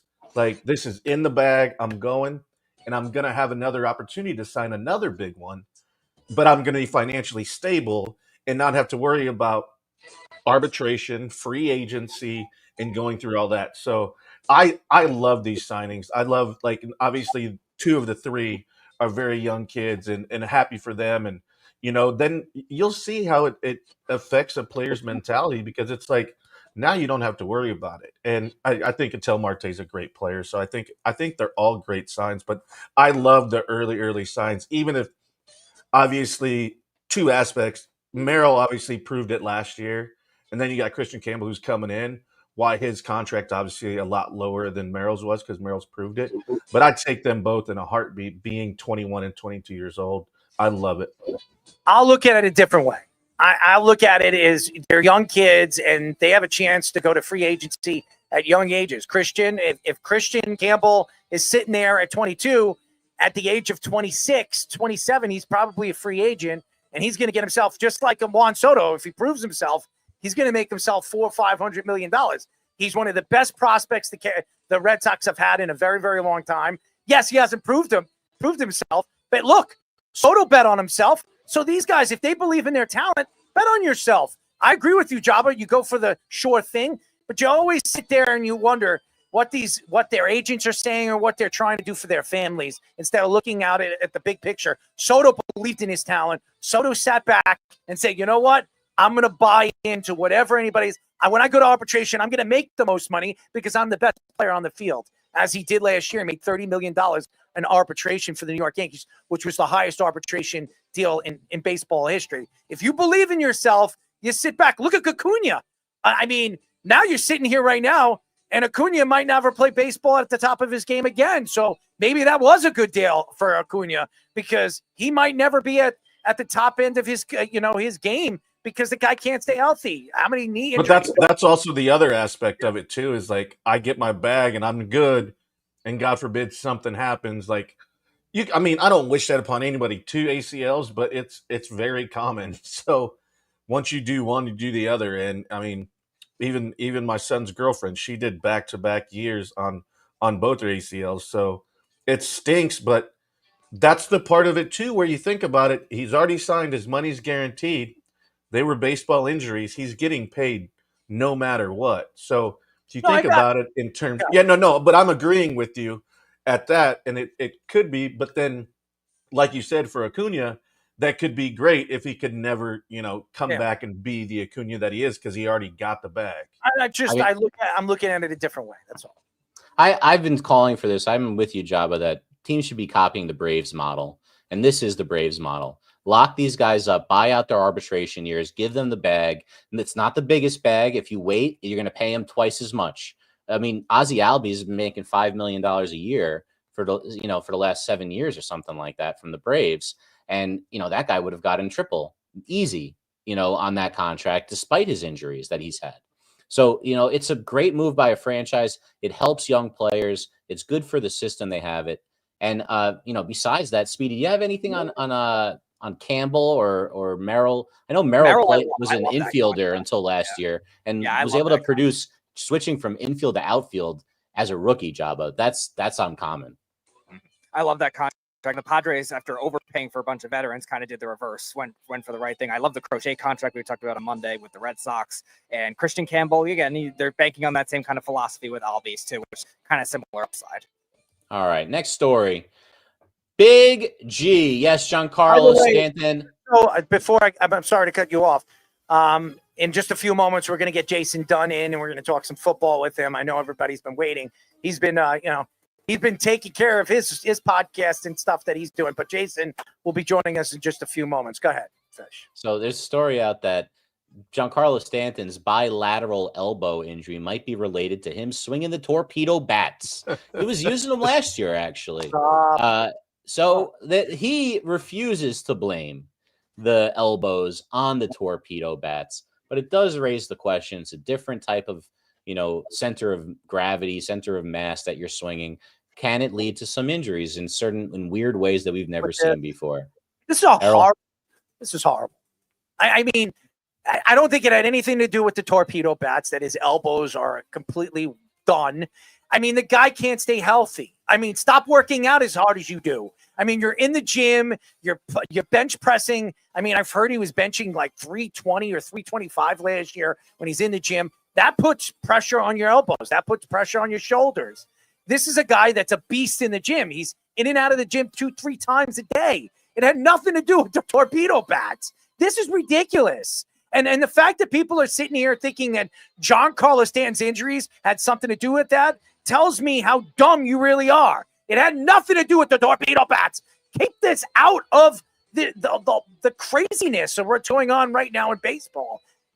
Everybody's going to blame the torpedo and the Yankees are cheating. Why? Because the Yankees are 4 or 5-0. It's ridiculous. It's absolutely redundant from what the Yankees are doing right now. It's called, they're playing in a small ballpark, and they got a better lineup than they did last year. And Giancarlo Stanton's injuries really stem to his career and craziness in the gym. And that's the facts. It's just, I mean, Father Time never loses, unless you're cheating. So, and, he's been doing it for a long time, and he's been a specimen for most of his career. Everybody knows it. It's not a secret. He's obviously a freak of nature. And when that happens, sometimes it's just you break down, and that's just kind of the way it goes. And you can't. It's the same thing if the Dodgers win, you're going to be like, oh, they paid for it. Yeah, you still got to go hit. You're going to blame the torpedo bat if they're hitting homers. You still got to put bat on the ball. So there's always going to be something. But the fact that you could think there's no chance. It's absolutely asinine to think that. Oh, you think these bilateral elbows, has he not been hurt for the most part of his career at some point every year? That's just kind of the way he's just wound. So you can't pull fat. He doesn't have any. Maybe he should start eating more. Jabba, I grew up, I remember watching John Kruk swing a bat. The guy was a really good hitter. That guy did not get hurt like this. And that guy was very much not in great shape. To put it nicely, at different points in his career. The guy wasn't in great shape, and he would stay healthier than Giancarlo Stanton. There are not guys that look like Giancarlo Stanton all around the league. They don't look like him because that's not the type of body that holds up to 162 games playing this game where it's a lot of starting. For the playoffs, anyways. Just wait, let him play. I'm okay with that. I'm okay with it too. Yeah, but they did the same thing. It was crazy when I was in Andrews Institute. It's the same thing they said about RG3 and why he would always get hurt, pull his hamstring and everything, because he didn't have enough body fat to succumb to the pressure of getting hit and doing everything. That dude was an anatomy chart. It was unbelievable. And so it's like when you're wound that tight, it's tough. When you're going through it, I could care less if he comes back after the All-Star break and gets 100 ABs and he's ready for the playoffs. I'm fine with that either way, but it ain't because he's swinging a torpedo bat. You're muted. You're muted, as always. Speedy, you think you act like it happens all the time. Speedy, oh, come on. Speedy, what do you think about the torpedo bats? We haven't gotten your take on this. I'm curious. You think can it cause some more abnormalities than we're used to seeing with injuries and the like. Yeah, I think it's tough to tell. There's too many different body types right now, and Stanton's a unique physical specimen in his own right, who already had injury issues. So he's probably a multitude of things. So I think it'll take much more of a younger sample for the body types, and for, like I was saying on Monday, a statistical sample in a larger dose for a team that's jumping from maybe the 26th ranked offense last year to top 5 all of a sudden. Yeah, I mean, but John Kruk too, you can't pull fat, and still one of the greatest retirement stories ever. Mid-game, gets his career average to 300 and says, "I'm out. Peace." Yeah, that dude hit 300. You know, like, you can say what you want. That dude was a 300 hitter. All right, last story, guys. We are going to get into a Mets story. Sean Manaea, the hope for the rotation, which is not really the most stacked, to put it nicely, had a major setback in his rehab from injury. He will be shut down for the next bunch of weeks. They're not expecting him back for a couple of months. Guys, well, I think it was like a lat or something like that he pulled this time in his recovery. Not looking good for the Mets pitching staff. Here's what I'm going to say about the Mets right now. The Mets better hope that their secondary pitching finds the strike zone, because if they don't, this team is going to go down, and they're going to go down in flames a lot quicker and a lot sooner than later. I mean, I don't know. As good as their lineup is, their lineup hasn't showed much, okay? And I think that they're going to have problems pitching all season long. I don't think they're going to be able to compete with some of the teams in the National League, the teams in their division right now. Even though the Braves aren't playing very well, you know, the Braves were a second-half team last year. The Mets need to figure out how to move forward in their division, not think that, hey, in the second half, like we did last year, we can get hot and we can sneak into the playoffs and make another run. It's not that easy. Sean Manaea was one of the reasons why their pitching staff stayed whole all season last year and why he got that contract, that 3-year extension. I think losing Sean Manaea is a big loss, and this is going to affect him. It's not like the Yankees. They lost Garrett Cole. The Yankees still have pitchers. They still have they should have went after Max Fried in the offseason. They should have put all their eggs in that basket instead of the Soto basket. I think the Mets are going to really regret they didn't.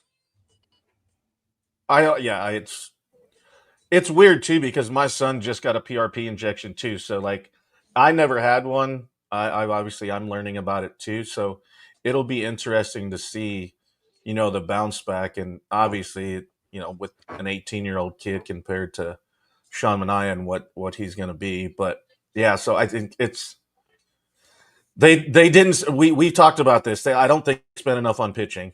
I don't think they did. There's going to have to be people that step up in more ways than one on the pitching side, and that may be bringing somebody up from AAA that you're taking a chance on because he's having a good first couple of weeks. But their season obviously starts later, so you don't really ever know.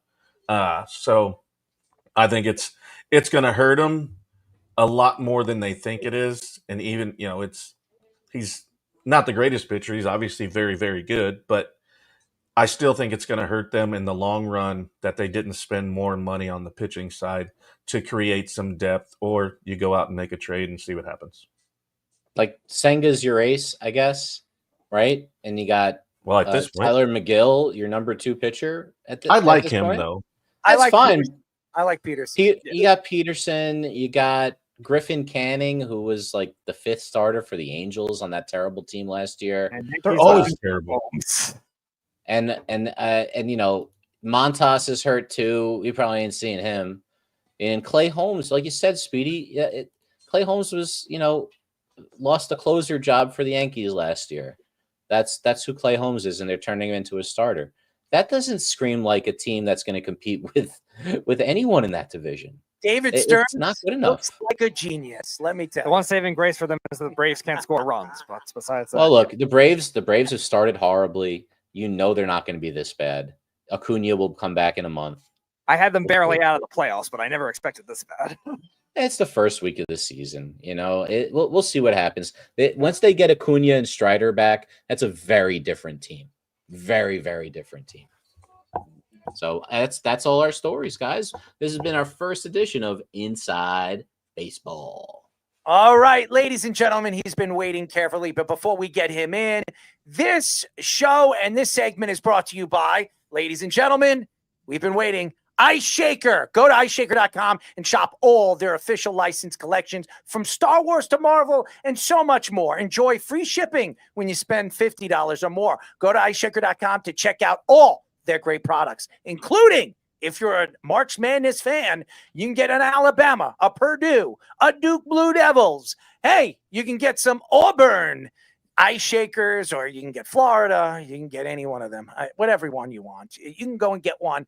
All you got to do, and you can use it. We're going to be working with Ice Shaker, getting a job in the mouth, code, so you guys can get some better deals. But you go to iceshaker.com and get your own Jabba in the mouth Ice Shaker as well. I don't like this color, guys. I want to go darker, maybe a blue and red with our logo on it. I think that would look so much better with this. Yeah, he sent me some darker colors, and our logo, it does it you can't see it as well as you can here. Like, he sent me black, he sent me blue, and it just the logo it may look different from the file than it does here. I'm going to get a sticker, and I'm going to stick it on there, and then it'll be an Ice Shaker for Jabba in the mouth. Anyways, ladies and gentlemen, he's been waiting. Well, we can do that anyways. Yeah, we could do that too. Anyways, he's been waiting calmly. He was supposed to be on at 9:30, but he's a busy man. He's as busy as they get. We're now talking to former Eagles and Chiefs tight end, our friend Jason Dunn. Little golf clap, please. What's up, fellas? How's it going, man? Y'all doing all right? Y'all doing okay? What's up, buddy? You look good, man. Thank you. I appreciate it. I feel good. I feel good. Feel good. You're coaching. You smell probably good. I'm not going to ask you what you smell like, but I'm sure you smell pretty damn good. What kind of cologne do you like? Is there a specific cologne that you usually wear? You know what, man? I'm kind of a spicy guy. I like, real nice spice, exotic type of, type of smell. Yeah. So that's my thing. The smell. Yeah. That's the Southern smell. Smell. Smell. Yeah. Yeah. You know what I like? I like the berry smell. I like that sweet smell. When you walk into the room, you want them to say, "Well, where is that smell coming from?" I'll tell you, it's not coming from my ass. Jason, I told you, you better be careful when you come on this show. I know it, man. Look, I know it. I had to get myself mentally prepared for this. So, I was actually right before we got on here. I was helping out. We do a men's group, man, talking about a few things, talking to some guys about life and whatnot. So that was what held me up, man. But it was all for a good thing, helping fellas out. I am not upset at you that you're here late. You know why? Because usually when it's late, we get the best content we possibly can. And speaking of content, by the way, I don't know if you know this. The last time you were on this show, you said something very interesting about Shedeur Sanders. And by the way, when it hit the social media, especially on Facebook, it drew over 355,000 views and take this one, over 1,300 comments that attacked me and you, that we are stubborn. Said I was a racist. And they called me a racist. And they said that, who the hell is this guy? He doesn't know what he's talking about. So now let's get into the whole Shedeur Sanders situation, because every single thing you said is starting to come to fruition. And I remember what you said. You said Shedeur Sanders isn't a first-round draft pick. He's a second-round draft pick. And that you said that his talents lie for everything that his father has said about him. He's all about, his father's all about, telling this guy could do this and this guy could do that. And my son could do all these crazy things. But heck, he's Superman. Now, you look at him right now, half the GMs have already said, and then it's undeniable that I would say almost half of them have said they don't think Shedeur Sanders should even be a first-round talent. Your thoughts to Shedeur Sanders? Well, I tell you what, I did say that I do believe he's a talented quarterback. Yes, you did. Yes, I do believe he's a very talented quarterback. Mm-hmm. I didn't say that he was the most talented quarterback coming out in the draft. Was my word. I didn't feel like he was warrant, as far as like when he's played, to be, the first pick of the draft or, somewhere in the top 5. But I do see him on teams. I think teams can definitely take a chance on him as maybe their first round pick, right? When you start looking at, Jackson Dart, you start looking, my man Ward down in, in Miami. There's these guys, because of the class of quarterbacks is out here, where does Shador fall into that whole measure? But I do believe just watching him, somewhat of this year, I didn't watch a whole lot of him. But the things I did see, could I say he's a Jaden Daniels type of talent? I wouldn't say that, right?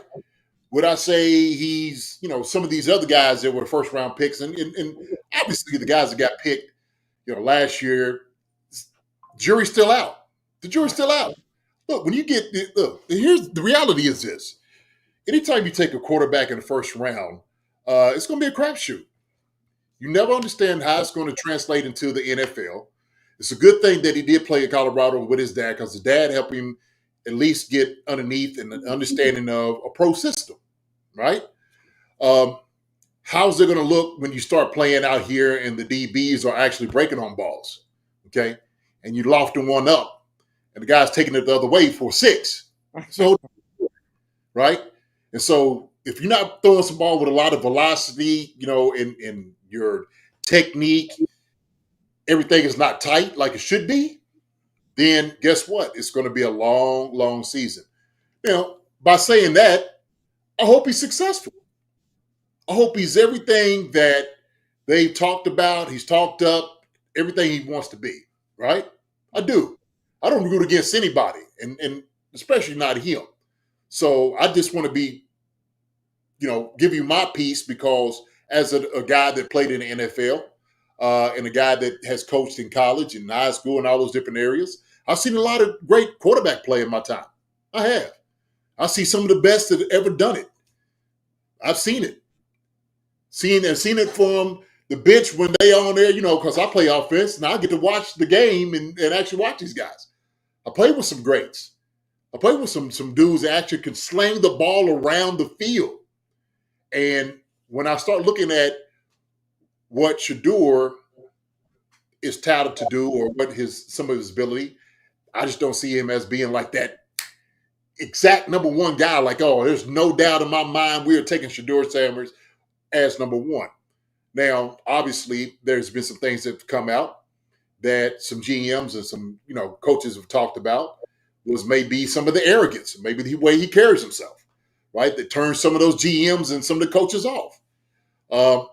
And what they want a guy to come in. They want a guy that's going to be able to learn and digest the system that they have. And they want him to be a leader. And so some of the things that they seen in college was, well, when things weren't quite going well, there were some other people thrown under the bus. I mean, let's just call it out as it is, right? This part of this is something he'll learn. He'll get there. He will. I think he'll be able to stay in the NFL for a long time. My question is, how soon and how quick can he make that jump to NFL speed, the system, just the whole mindset, And so that's something we'll just say we'll have to wait and see. But I didn't know sitting there saying that I didn't know that we had a view that was so controversial. I'm a racist, and you're who are you on the NFL? But I'm a racist, and they don't even know who you are. I want to transition to you played tight end. There's a lot of this is probably the deepest tight end draft we've seen maybe in my whole time covering in sports. Obviously, Tyler Warren's a big name from Penn State, but there's also a couple good ones. One guy we had on our show, Terrence Ferguson, had a great year. There's a kid Fannin from Bowling Green. I know you were you coached in the MAC, I believe. You used to be a coach there. So, what are your thoughts of this tight end class? And how many could you see even going in the first round?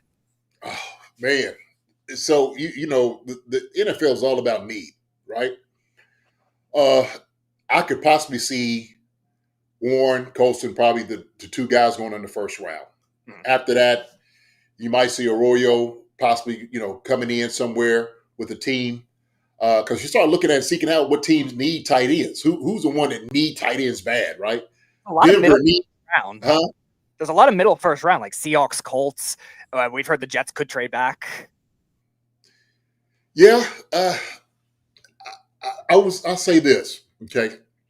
Because I don't want the whole crowd coming after me. I really don't care, to be honest with you. I don't care. I love it. Yeah. Good news for me, my friend. I hear you, brother. Listen, look, my thing is this. I think there's a talented array of guys. Maybe two guys I do see as first-round talents. Everybody else could probably go after that some way. You could probably wait second or third round to get a good tight end, depending on what it all that you need for a guy to be. And so you're not going to get a Brock Bowers. There's not a Brock Bowers in this. The closest one is Warren, I think, in this draft. He's very smooth in what he does. He's athletic. He's very crafty. But sometimes what you're looking for in tight ends may take some time to develop. You don't quite know what these guys are going to be. And so I do like some of the class. I know you said Fannin from Bowling Green. To me, he's a wide receiver. He's like 6'4", 230, 6'5". He's not going to block a soul. He ain't going to put a hand on to pinch a guy. But I know he's a good player. He'll catch the football. He'll run some routes, and he'll do a great job. But his blocking is not his forte. And I'll say it about a few other guys. There's one guy that actually I do like from New York, okay, from Syracuse. I like Gatson. Okay, we're talking about tight ends that have some ability. He's probably projected in the later round. I think he's a diamond in the rough. I think he's a guy that can catch the football. He actually likes getting after it right there in the, blocking guys too, on the line. So he doesn't shy away from contact, hitting guys. Like I said, and he to me, he runs one-on-ones and he wins. But other than that, I'm going to be speaking about him actually on Monday on our show because I do believe he's one of the guys that will be very, very surprising. We are talking to former Eagles and Chiefs tight end Jason Dunn. He's been on our show before. Jason is a unique personality. He does a podcast. He's a coach. He does so much. He's a man of many topics and many personalities. There's no question that he is. And Kansas City is a team that obviously needs to re-up in many different ways. Maybe looking for a number one wide receiver. This offseason, there were stories coming out that Tyreek Hill is not happy over there in Miami. If he becomes available, maybe they scoop him right up. And Travis Kelce is at the tail end of his career. I know he wants to prove himself this year as a flaw and that he still believes that he has something left in the tank. But like you just said, there's tight ends that could be available in this class that can start to play behind him, learn the offense, and then eventually move into that position. When you look at Kansas City and you look at Andy Reid, if you were the GM or you were an executive of this organization, where do you go in this year's draft if you know there needs to be some cleanups on some of the mishaps this past season? Well, I've said this several times on our show. I think one place that the Chiefs might want to look is offensive line, tackle. And, we got a talented kid from over there in San Fran who's here now that's going to be able to help us out a whole lot. He's on a 2-year deal. We're still kind of the jury's still out. He hasn't had a full season of starting where he was around behind Trent Williams. And so for him, it's all going to be about, can you make it an entire season? Okay. He has some very good feet. He's very athletic and more. And so Jalen Moore is a good tackle that's going to do a good job. Now, what I do see for us that I would like to take is a Josh Simmons from Ohio State. Yep. I think he's the only one in here. Well, you got also the guy from LSU, but for us, Will Simmons, left tackle, he's athletic, he's big, he's very physical. We want to run the football. And so for one of the things that we didn't do against the Eagles in the Super Bowl is we didn't run the ball. We had 11 carries and 4 was from Patrick Mahomes. Mm-hmm. Fellas, y'all know that's not a good stat. It's not. Sorry. Can't win games that way. And so we were able to get away with it because we had Kareem Hunt. We got him back for another year. We still got Isaiah Pacheco. And also, too, say who did we got? I can't think of his name. Carson Steele, you're thinking of the fullback? Yeah, we got Carson Steele, but it was man, who would get free agency from San Fran? I can't think of the name right now; it escapes me. But we have a nice Elijah Mitchell. Elijah Mitchell, yes. So we're going to be looking probably for maybe a running back in the later rounds. This is a very deep running back class, which is a very good thing, bodes well for us. Wide receiver wise, we're going to have Rashid Rice coming back, but because of the incident that he had last offseason, he may face a suspension. And so he may miss 4 games. Hopefully that might be all he's going to do, if not none. I don't know how this is going to work out. The NFL makes their own decision about it. But we still have, Xavier Worthy. We still have Hollywood Brown and Rashid Rice. It's 3 very talented wide receivers. Can we look for somebody else in the draft, wide receiver wise? I think there's some guys that can absolutely fit in our system. But I have said this, and I'm standing here right now. I do believe that we need to either get an absolute dominant defensive end or an absolutely monster of a defensive tackle opposite of Chris Jones in the first and second round. I do believe Tyreek Hill, if he does become available somewhere before OTAs, and a lot of people believe he is not happy in Miami, and Miami might say, you know what, we have a young wide receiver now. We're paying him. We can get rid of Tyreek. We don't need to deal with this craziness. And he's either paid out or bought out and said, listen, go wherever you want. Find a team that wants you. We'll trade you there. I could see, no doubt in my mind, if he becomes available, that's where he goes. He goes to the Chiefs. I don't see him going anywhere else. I really don't. I don't know if any team wants to deal with his craziness, but I know Andy Reid could take care of it, and I know Andy Reid could take him back to organized football instead of high rolling, dancing and prancing over there in Miami, the streets of Miami. And then everyone will throw the Dolphins under the bus because they traded 5 draft picks to get him, and the Chiefs built a great defense with those picks. Oh yeah. Well, I'll say this: if Tyreek comes available and somehow they want to get rid of him, they would be knocking down their doors to get Tyreek Hill. I agree. Now the Chiefs, I don't know, because he's a lot of money. He's a lot of money. Well, he'll be bought out. Miami would buy him out because he still has 2 years left on his contract. Yeah. If they buy him out and say, listen, we'll buy you out. Well, and you take half the money or something. Take half the money and we'll let you go wherever you want to go. We'll trade you for like a 4th round draft pick. I could see Miami doing it. I really could. I definitely know the Chiefs would do that. It opens up possibilities for them. Yeah, well, they had to make it a sweet deal, and they had to definitely take on part of that contract. If they don't do that, then we just can't afford it. So right now, man, we've been paying guys left to right. Chiefs don't like paying a whole lot of different people. There's only a certain number of people that they will pay.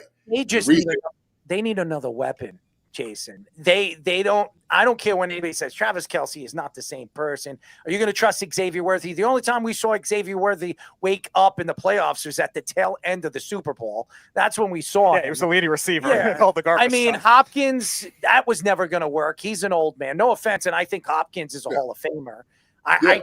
And Hollywood Brown stinks. Let's be honest. The guy stinks. He never was good in the NFL. He didn't work out in Arizona. He didn't work out anywhere he went. They don't have a number one guy. They really don't. And if you're going to bet on Isaiah Pacheco and Kareem Hunt, watch out, guys, because Patrick Mahomes did not look good all season long last year. Maybe it wasn't all his fault, but it definitely has something to do with the weapons that they don't have.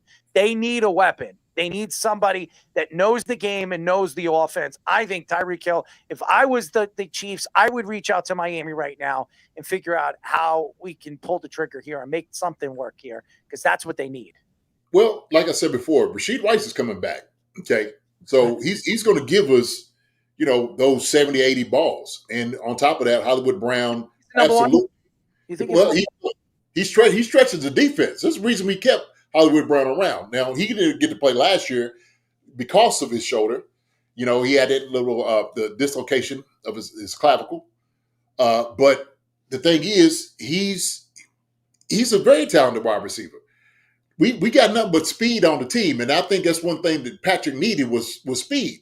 he's going to have, and everybody always says this, and it's arguably may be true, that he'll probably have one of his best receiving cores that he's ever had since he's been a starter with the Chiefs. Now, people can argue that all they want to. All I would say is this: Rashid Rice, Xavier Worthy, and then Hollywood Brown absolutely gives us weapons that we need. Now, Travis Kelce, which will probably be his last year, I think he's going to go out on the shield. I think he's still going to go out there. He's still going to ball. Obviously, he's not the same guy. I don't know if he's going to get 1,000 yards or not, but, being one of the greatest tight ends ever, Travis Kelce is going to get you about 75 balls and close to 1,000 yards. So I think him knowing this is his last year, he's going to do everything in his power, give it all, put it on the field. I think he's still going to be dominant. The thing is, like y'all said, you could probably address maybe another receiver in the draft, a guy that can come in and learn the system, or like I said, another tight end, like maybe an Arroyo or something like that, a Gatson who can play a good role in what we do. Now, we still have Noah Gray that's there, and we still have also Jared Wiley. Now, I don't know if y'all heard this or not, but there is rumors. I don't know how true they are, but they've been trying to talk about Dallas Goedert might be possibly becoming available to go to the Chiefs. So that's NFL rumors. I don't know how that looks or, what that's going to think about, but it's going to be There's another rumor that you didn't hear, that I'm going to be the next San Francisco 49ers head coach. I mean, that's a rumor. I don't know if it's going to come true, but it's a rumor. No, that's not going to happen. You wouldn't want to be the head coach with Abby as your defensive coordinator. No, I'd fire his ass just as quick as he got hired.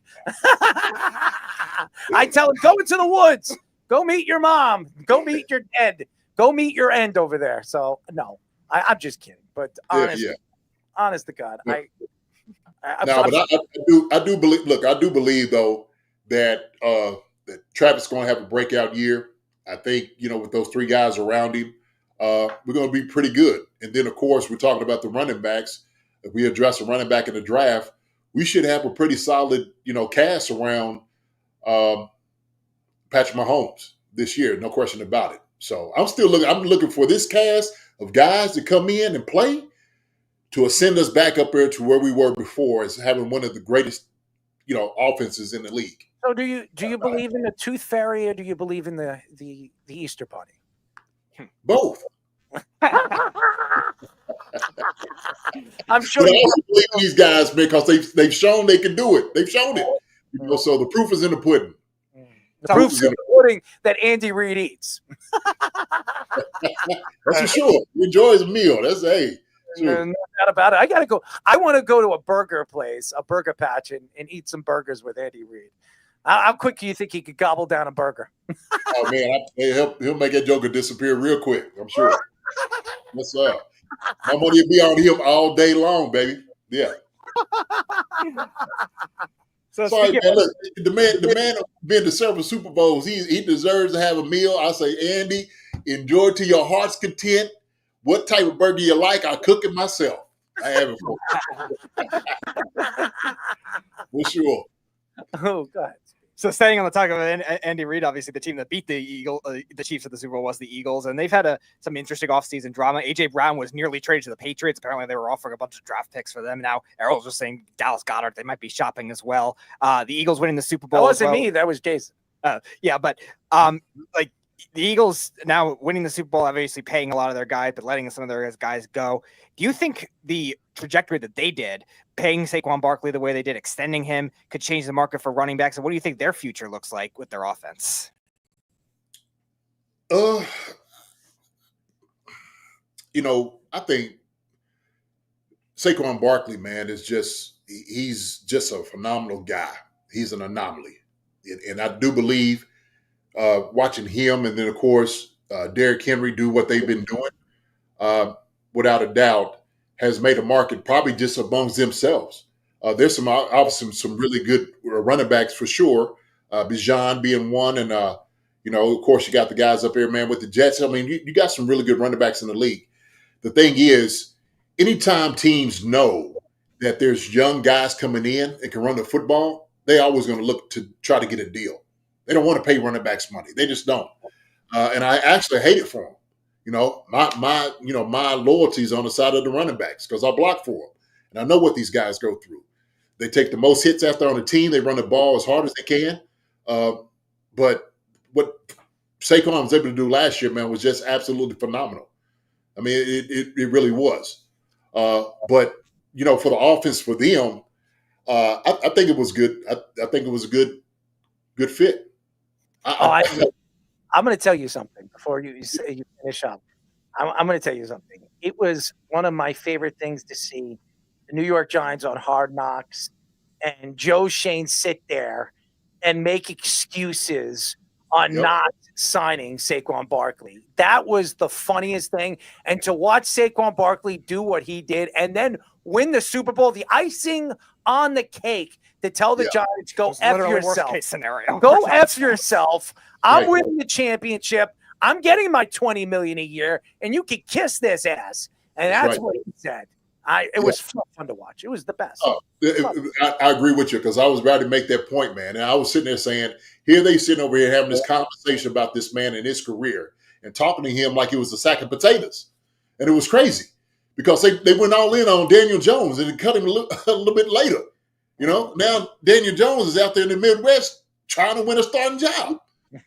But y'all went all in on Daniel Jones. Y'all had no idea that Saquon Barkley was the bringer of success for you guys the entire time. It's crazy to me. Absolutely crazy to me. Yeah. You know all about heart and souls. I mean, you don't have many of those players. Those players don't grow on trees. The guy came out and told the Giants, I want to be here. I want to be a Giant for my career. I want to go in the Hall of Fame as a Giant. And now he's sitting there, and his success now will always be what he as an Eagle, not as a New York Giant. His success and his career will lie on what he did with the Philadelphia Eagles, not the 5 or 6 years of his career with the Giants, because he already came out and said it straight out. He says, I love the Eagle fans. He didn't take shots at the Giant fans, but he pretty much sat there and said that I'm an Eagle now. I don't care about the Giant fans. I care about the Eagle fans. That's a great point, man. I never thought of it that way. That's an absolute great point. Because I remember, him going back and forth with Tiki Barber, and they was talking about how I'm like, dude, are you kidding me? The guy that quit on the Giants. The guy that quit on the Giants. The real guy that quit on the Giants. Errol made a thumbnail for that last year. It was hilarious. Oh, man. Yeah. So it was poetry, man. Just seeing it, it was incredible just to watch, man. And I celebrated for him making it. Not against my Chiefs, but not just for him and his personal accolades where he was able to get this past year, man, because he needed it. He needed it. So I think it's fun to watch, and it's fun to watch a guy just show up. Didn't go out there and throw anybody under the bus. He didn't go out there when he was Super Bowl week when we were over there at Radio Row when he was being interviewed, and he never said anything bad about the Giants. As a matter of fact, he told Jameis Winston, when Jameis Winston, where do you think I should go? He says, you should go to the Giants. He still has love for the Giants. I don't know why he does because of what the Giants did to him, but he shows a lot of respect for the organization and the organization going out there and getting him. I feel like the organization gave up on him. And when they had something like that, that guy is the closest thing to Barry Sanders. When we're trying to compare and contrast somebody to Barry Sanders, there's not many guys. There is only one guy that I can honestly think to compare this man to Barry Sanders, and that's Saquon Barkley. Yeah, man, he's a talent for sure. But I think what you was talking about his loyalty to the Giants, and I believe he understands there were some good people in the organization. I mean, that's where he cut his teeth at, right? I mean, they drafted him. That's where he learned a little bit of, like the NFL, professionalism, all those different things. So sometimes it's hard, but hey, everybody in upper management might not be on your friend. To them, it's all about, business. And so business sucks in the NFL.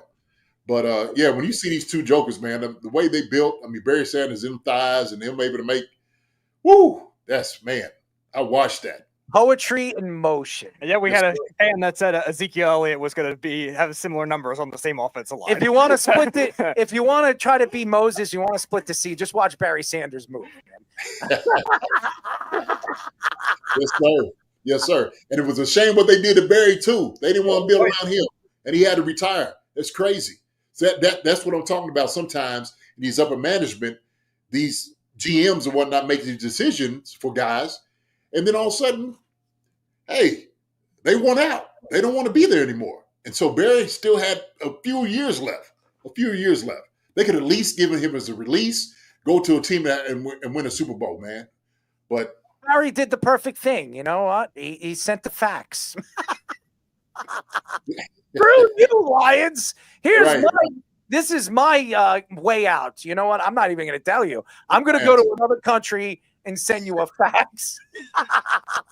You should have encrypted it. Who doesn't love Barry Sanders? If I would love to get Barry Sanders on the show because I would just have to. I got to give him a pound. I'll give him a screen pound. That was absolutely poetry in motion. To see a guy actually retire, send a fax when fax machines came out and say, you know what, I quit. Goodbye. And just can you imagine on their faces is coming in like they like, man, look at it. It's from Barry. And Barry's like, yeah, I quit, right? I call it embarrassing, you know, like embarrassing. They got embarrassed, but listen, Mr. Dunn, we love you. We got to get you on more often. I know you're a busy dude. And you know you're all over the place, man. But listen, it's like poetry in motion with us. It's like a connection. It's like a love. It's like a giant red shirt, just not popping cherries, if you know what I mean, Speedy. You know? No, it's not that shade of red. I'd rather have Chief shade of red than the cherries. Well, Speedy's never popped his cherry. I don't grow any cherries. Anyways, Jason. Speedy's a killer, baby. I know he's a woman killer. I know he is. I love you, Speedy. He just needs to shave in, you know, other places. You know, he's got an Amazon rainforest growing in that zipper of his. That would kill me before the cherries. Freaking poisonous snakes and frogs. Let's not. I don't care. Now you've been exposed to the soundboard, Jason. Hey, I got one for you. Pulled it out of my ass. As long as she's using dude wipes and taking care of my 2-hole, I'm good. You just made my nipples hard. Jason, we love you, man. Love you guys. We got something to show you. We've got the glory hole for Fish was going to show you the glory hole. I think he needs to show you this before we let you go because it's definitely poetry in motion as we've been using for this segment tonight.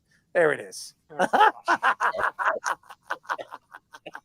Speedy, where's your glory hole? Oh God! Oh, and you also on the top above the glory hole, you also get to see the picture of Mike Doris Day, Errol's alter ego. Oh, that's true. You know, who do we have on the show? Ryan Spader, who's a big baseball guy. So I was playing.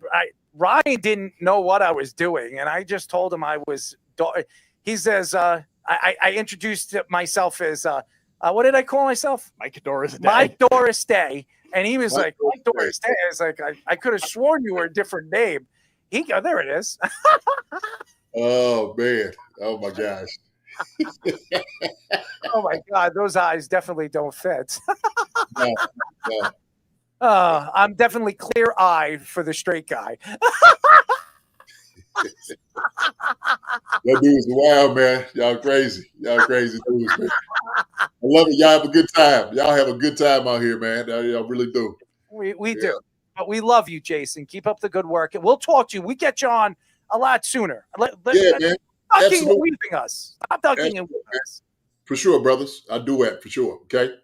All right, man. All right. Jason, thank you guys. All right. We'll see y'all. We love him. Fantastic. He's always fantastic. Great personality, straightforward, and he knows his football. And he is a Kansas City Chief guy, even though he played for the Eagles and doesn't want to give them credit. I'm just kidding. We love you, Jason. Credits. Speedy, you have to wipe your ass, you know? I did wipe my ass earlier without you knowing. I have no job. I'm not using any dude wipe. If that's true. You don't use dude wipes? wipes and taking care of my 2-hole, I'm good. No, but I did see it popped up when I was watching something, like a freaking commercial for Dude Wife. I'm like, oh God. You got to take care of that precious 2-hole, my man. He definitely needs to take care. Listen, I take care of it too much, and I start to bleed. If you know what I mean. Speedy, I don't like. You know what, Speedy? You should start using your hands and using the sink. What do you think? No thanks. Just rinse. Rinse. Spritz that 2-hole. You know what, Fish? Do you want to do the baseball thing, or do you want to just go to analytics and we'll do the baseball thing, next week? You want to do that? Yep, that's fine. We go right to analytics. All right, analytics, baby. Ladies and gentlemen, bring Owen. It's analytics. I want everybody together to go ahead and say penis, penis, penis, vagina, vagina, vagina. Guys, welcome back to another episode of Analytics, a quality educational experience. Guys, if you haven't stuck around to the end of the show, at the end of the week, we do this every week, and the rules of the game are very simple. Both Errol and Speedy are competing against each other in a mystery word game. The mystery term for Errol is going to be a sports analytical term that Errol's unaware of. Errol's more of a traditionalist, eye test type of sports connoisseur, as they say.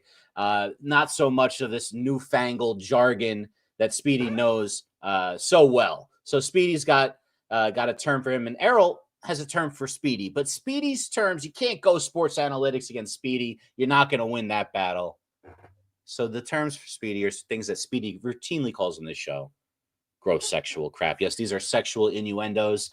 They both have 3 guesses to get it right with some hints. Whoever gets it right with the fewest amount of hints is the winner. But there is a catch. You do have to use it correctly in a sentence. Boys, you ready to play tonight's analytics? Yes. All righty. Let's go. Speedy, I'm going to put the music on, and I want you to reveal it for the wild guess round. The sports analytical term of the evening. We've done 2 straight weeks of baseball. We're skipping the football this week. All right, Speedy, repeat that. I think you just got muffled because of the sound coming in on StreamYard. CPOE. And it's baseball, it's football. Football term tonight. CP. What was that? OE? Oh. That's right. I remember you showed it to me earlier. All right, CPOE, Errol. Wild guess, football.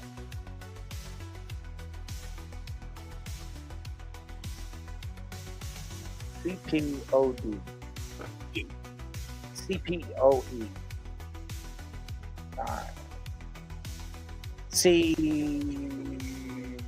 Collide. I don't know. I don't know, Steve. I don't know. No, it's not collide. Collide. I'm trying to. I'm just looking for a good sexual term right now because I didn't have one set up. So I got one. All right, Errol. All right, you ready, Speedy? What do we got? A rusty trombone.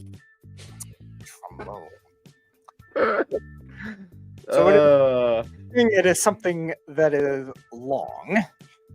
So I'm going to go with a penis that is over there's a foot in length.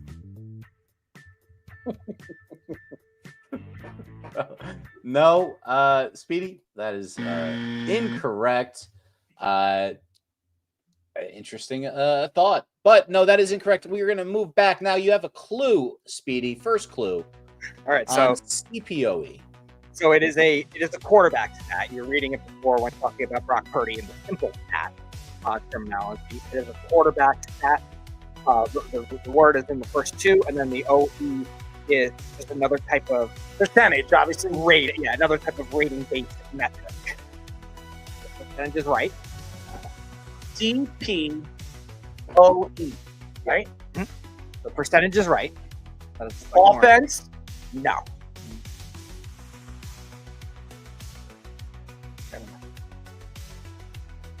I give up. All right. So how much of it did we get? We got percent? Percentage is the only word he definitively got right. All right. So 1 out of 4. Not there yet. Music is flipping. Errol, we need a clue for Rusty Trombone. She sits. She sits. She sits. That's not a great clue. So it's a At second all. clue. He didn't She give may me. not be sitting, depending on how tall. You want to give him a clue? Go ahead, give him a clue. No, I don't. It's just not a good clue. Do something that describes what's happening for Speedy. No, sounds because like that's the third. It sounds like it's. He's still not going to get it. Sounds like it has to do with a lap dance. He is. No, you're not even close. Man stands. That's as easy as it gets. All right. Not a lap dance. How is that as easy as it gets? All right, and then it's Speedy, you're gonna need a guess. Rusty trombone. Let's say it is a long,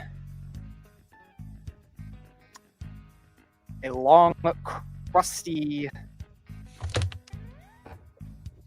penis. I don't know. Going on top of a woman.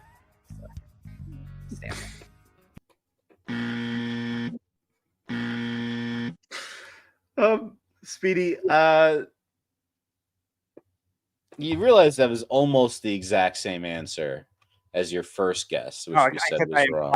And then you described how it would be on top of a woman, which I don't exactly understand what you mean by top in this situation. It could be the top of her head, like the best way to explain it. Okay, so the next one's going to be. I'm practically going to give him the answer. We'll see if he. Well, we'll see. Let's flip the script. Speedy, we got to get Errol closer on CPOE. All right, so your goal as a quarterback is for a lot of this particular stat. Otherwise, you're not going to move down the field. And then E is another term for something like that that's supposed to happen. So the same clue Speedy gave the last time this was one of the letters. I got the first one, completion percentage. Yeah, I got that one because he explained it. But the E, I have no idea. He has just used that exact description for E in other terms recently.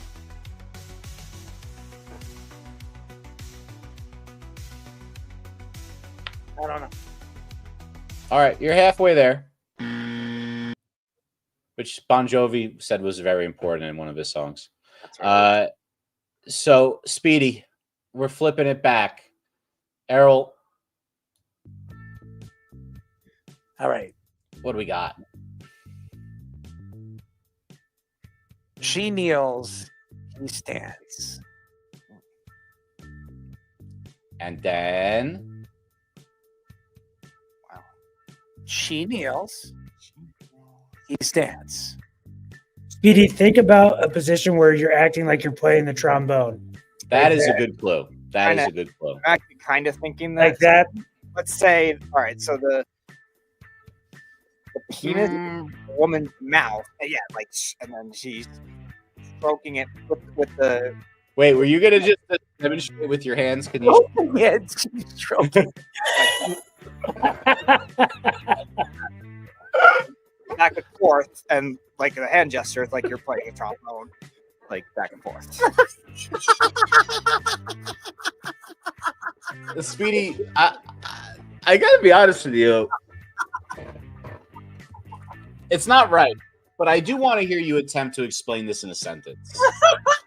Well, again, normally you would play any type of instrument, holding it like a brass instrument like this, except you play French horn. So instead of doing it with obviously an instrument, you're doing it with a penis. That's where you're actually wrong in this one. Think about at which point you got wrong for your last round. Let's flip it back. Last clue, Errol marks for CPOE. All right, so the O is another term for just a stat that's higher than you would. in comparison to a lower stat, which would be the opposite. It's a stat that you want to be above. Did you just say the clue is higher is opposite than lower? No, lower. Like I got it. I know. He just gave me the answer. So, and then the E. I still don't get the E. Yeah. The E is something that theoretically would happen in a neutral state. Something that is, in this circumstance, should happen. Well, you just gave me the answer for that one too. What is it? Over. Expected. Good. You got it. All right, so all together now, CPOE stands for completion over expectation. And I can't All put right. this in a sentence, so good luck. So, as always, I will give you a setup for a sentence. You gave me a good hint, so I'm going to give you a good hint on the other one. So don't worry. Zach Wilson's CPOE as a New York Jets quarterback. Finish the sentence, Errol. I don't know. I can't do it. Got better You under can finish bench. it any way you want. Was Zach shit. Wilson good? Was shit. Was shit. All right, Errol. What was shit is correct. Zach Wilson's CPOE as a member of the Jets. Owen was shit. Was it 40th among qualified quarterbacks? Was 40th out of 31 out of 32. Okay. We have one more chance. So Errol didn't really get the sentence right. He got it with an assist from the Steve Nash of the show, Owen the Tick Rickner, right here. Let's see if Speedy can come through in the clutch. Last clue. All right, here's the clue, Speedy. She's behind him on her knees. He's standing up, slobbering and pulling. Slobbering, pulling on her knees.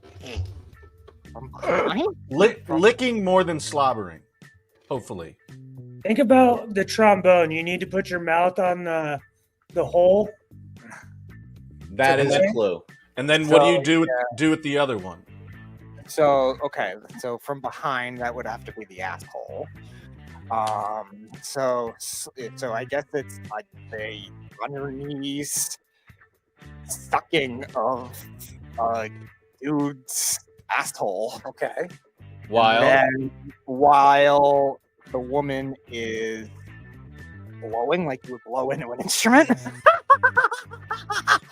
What is she doing with her hand? Wait. Are there three people here, Speedy? What is she doing with her hand? How can you be doing the first thing and the second thing at the same time? Hold on. What is it? With the friction of the trombone, I just don't know. Let's see. So maybe they're pulling their legs, I guess. I'm trying to think what you would actually have to hold on to for that. Well, if she's looking at the booty hole, what's he have left? So if the woman is licking the booty hole, she's playing the trombone. Hold on. What is it? So he has to. So the woman has to grab onto his butt cheeks while doing it, like a trombone.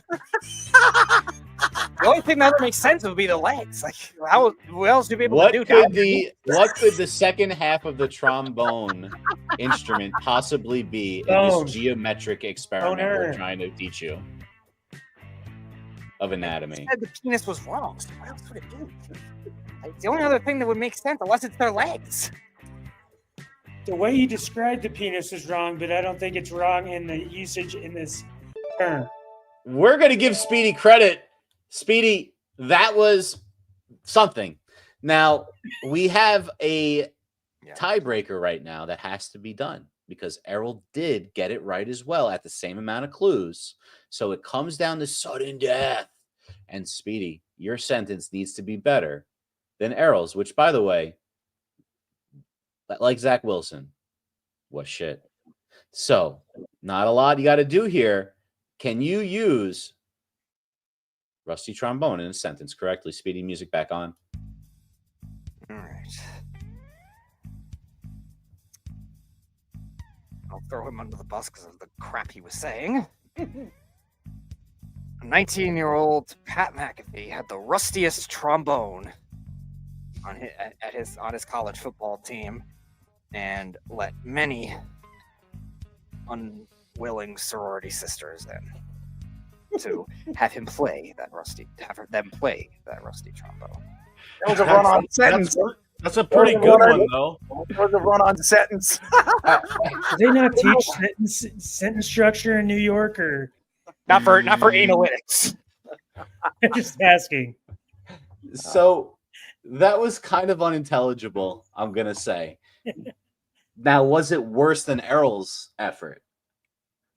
We're gonna have to turn this into a boxing scorecard. We got 3 judges here. I need to hear votes from both of you guys. Owen, who do you vote? Because I'm giving it to Speedy because at least he tried to put I knew they were going to go together a sentence where Errol just said, "I don't know." Java. He didn't even get it right. So He I put don't know together what a sentence. But he and never Fish even did got it 90% right. of your sentence for Fish just gave him the win. He didn't even. Speedy, what's a rusty trombone? I described it as What is it? The action of a woman on her knees, sucking the man's asshole while grabbing onto the penis and doing this like a trombone. Yeah, He's right. That's absolutely correct. 100%. You gave him the answers. So after 6 or 7 chances. Okay, you can give him the win. I don't give a shit. They haven't given him the win yet. We're doing. I already know Owen went with that way and Jabba's going the same way. Well, it's over. Game over. Are you forfeiting the judgment? I already know where they're going. I already know where they're Sounds going. like a sore loser to me. I'm not a sore loser. That's like when listen. you have like a hand in your like in like a poker movie and you just like throw the cards. I am not a sore loser. I didn't get as many chances like he did. I had to make the guess. Fish put together 90% of a sentence for you. I had to make one guess. You gave him like 6 or 7 guesses before he got it right. It's not about equality. It's about equity. That's what they say. I'll give you equity. You cheated. That's what you did. If 3 people were standing behind a fence and couldn't see a baseball game and they were different heights, that's pretty much what you guys did. Hold it out of your ass. That was absolute cheating. So, but whatever. I'll give him the win. He needs a win. He needs something, but you know what that means. Tonight's winner of analytics, Speedy Petey. Clap it up for him. Great job. Well, and that has been another quality educational experience. Java, if that ever does happen to me, I'll be sure that'll be my first purchase of dude wipes. Make sure you shower first before if you ever get in that situation. Are you happy? Happy you got one win out of that craziness? Yep. My first, I guess, not like no, it was your second. Actually, it was my first. It was my third ever. My first one the first since I think the third time we did it. That it wasn't just based on me like randomly doing things in a sentence. I would say this was the most accurate Speedy has been. With a lot of help. It's a lot of help. It takes a village. Hillary Clinton said it takes a village. It takes 3 of you giving him the answers to give him the village. Okay. Village people. Oh, God, it's a village. All right. Don't bring that up. Snuggle start singing their songs again. No, I don't. We don't need that. Singing that song. Snug, I could definitely tell you Snug was a big village people guy. 100% knew that. I think Snug is a village idiot. So Snug likes all disco music, but his favorite is dance. There's a bar. There's a bar out here in Long Island called the Village Idiot, and that's where Snug hangs out. So.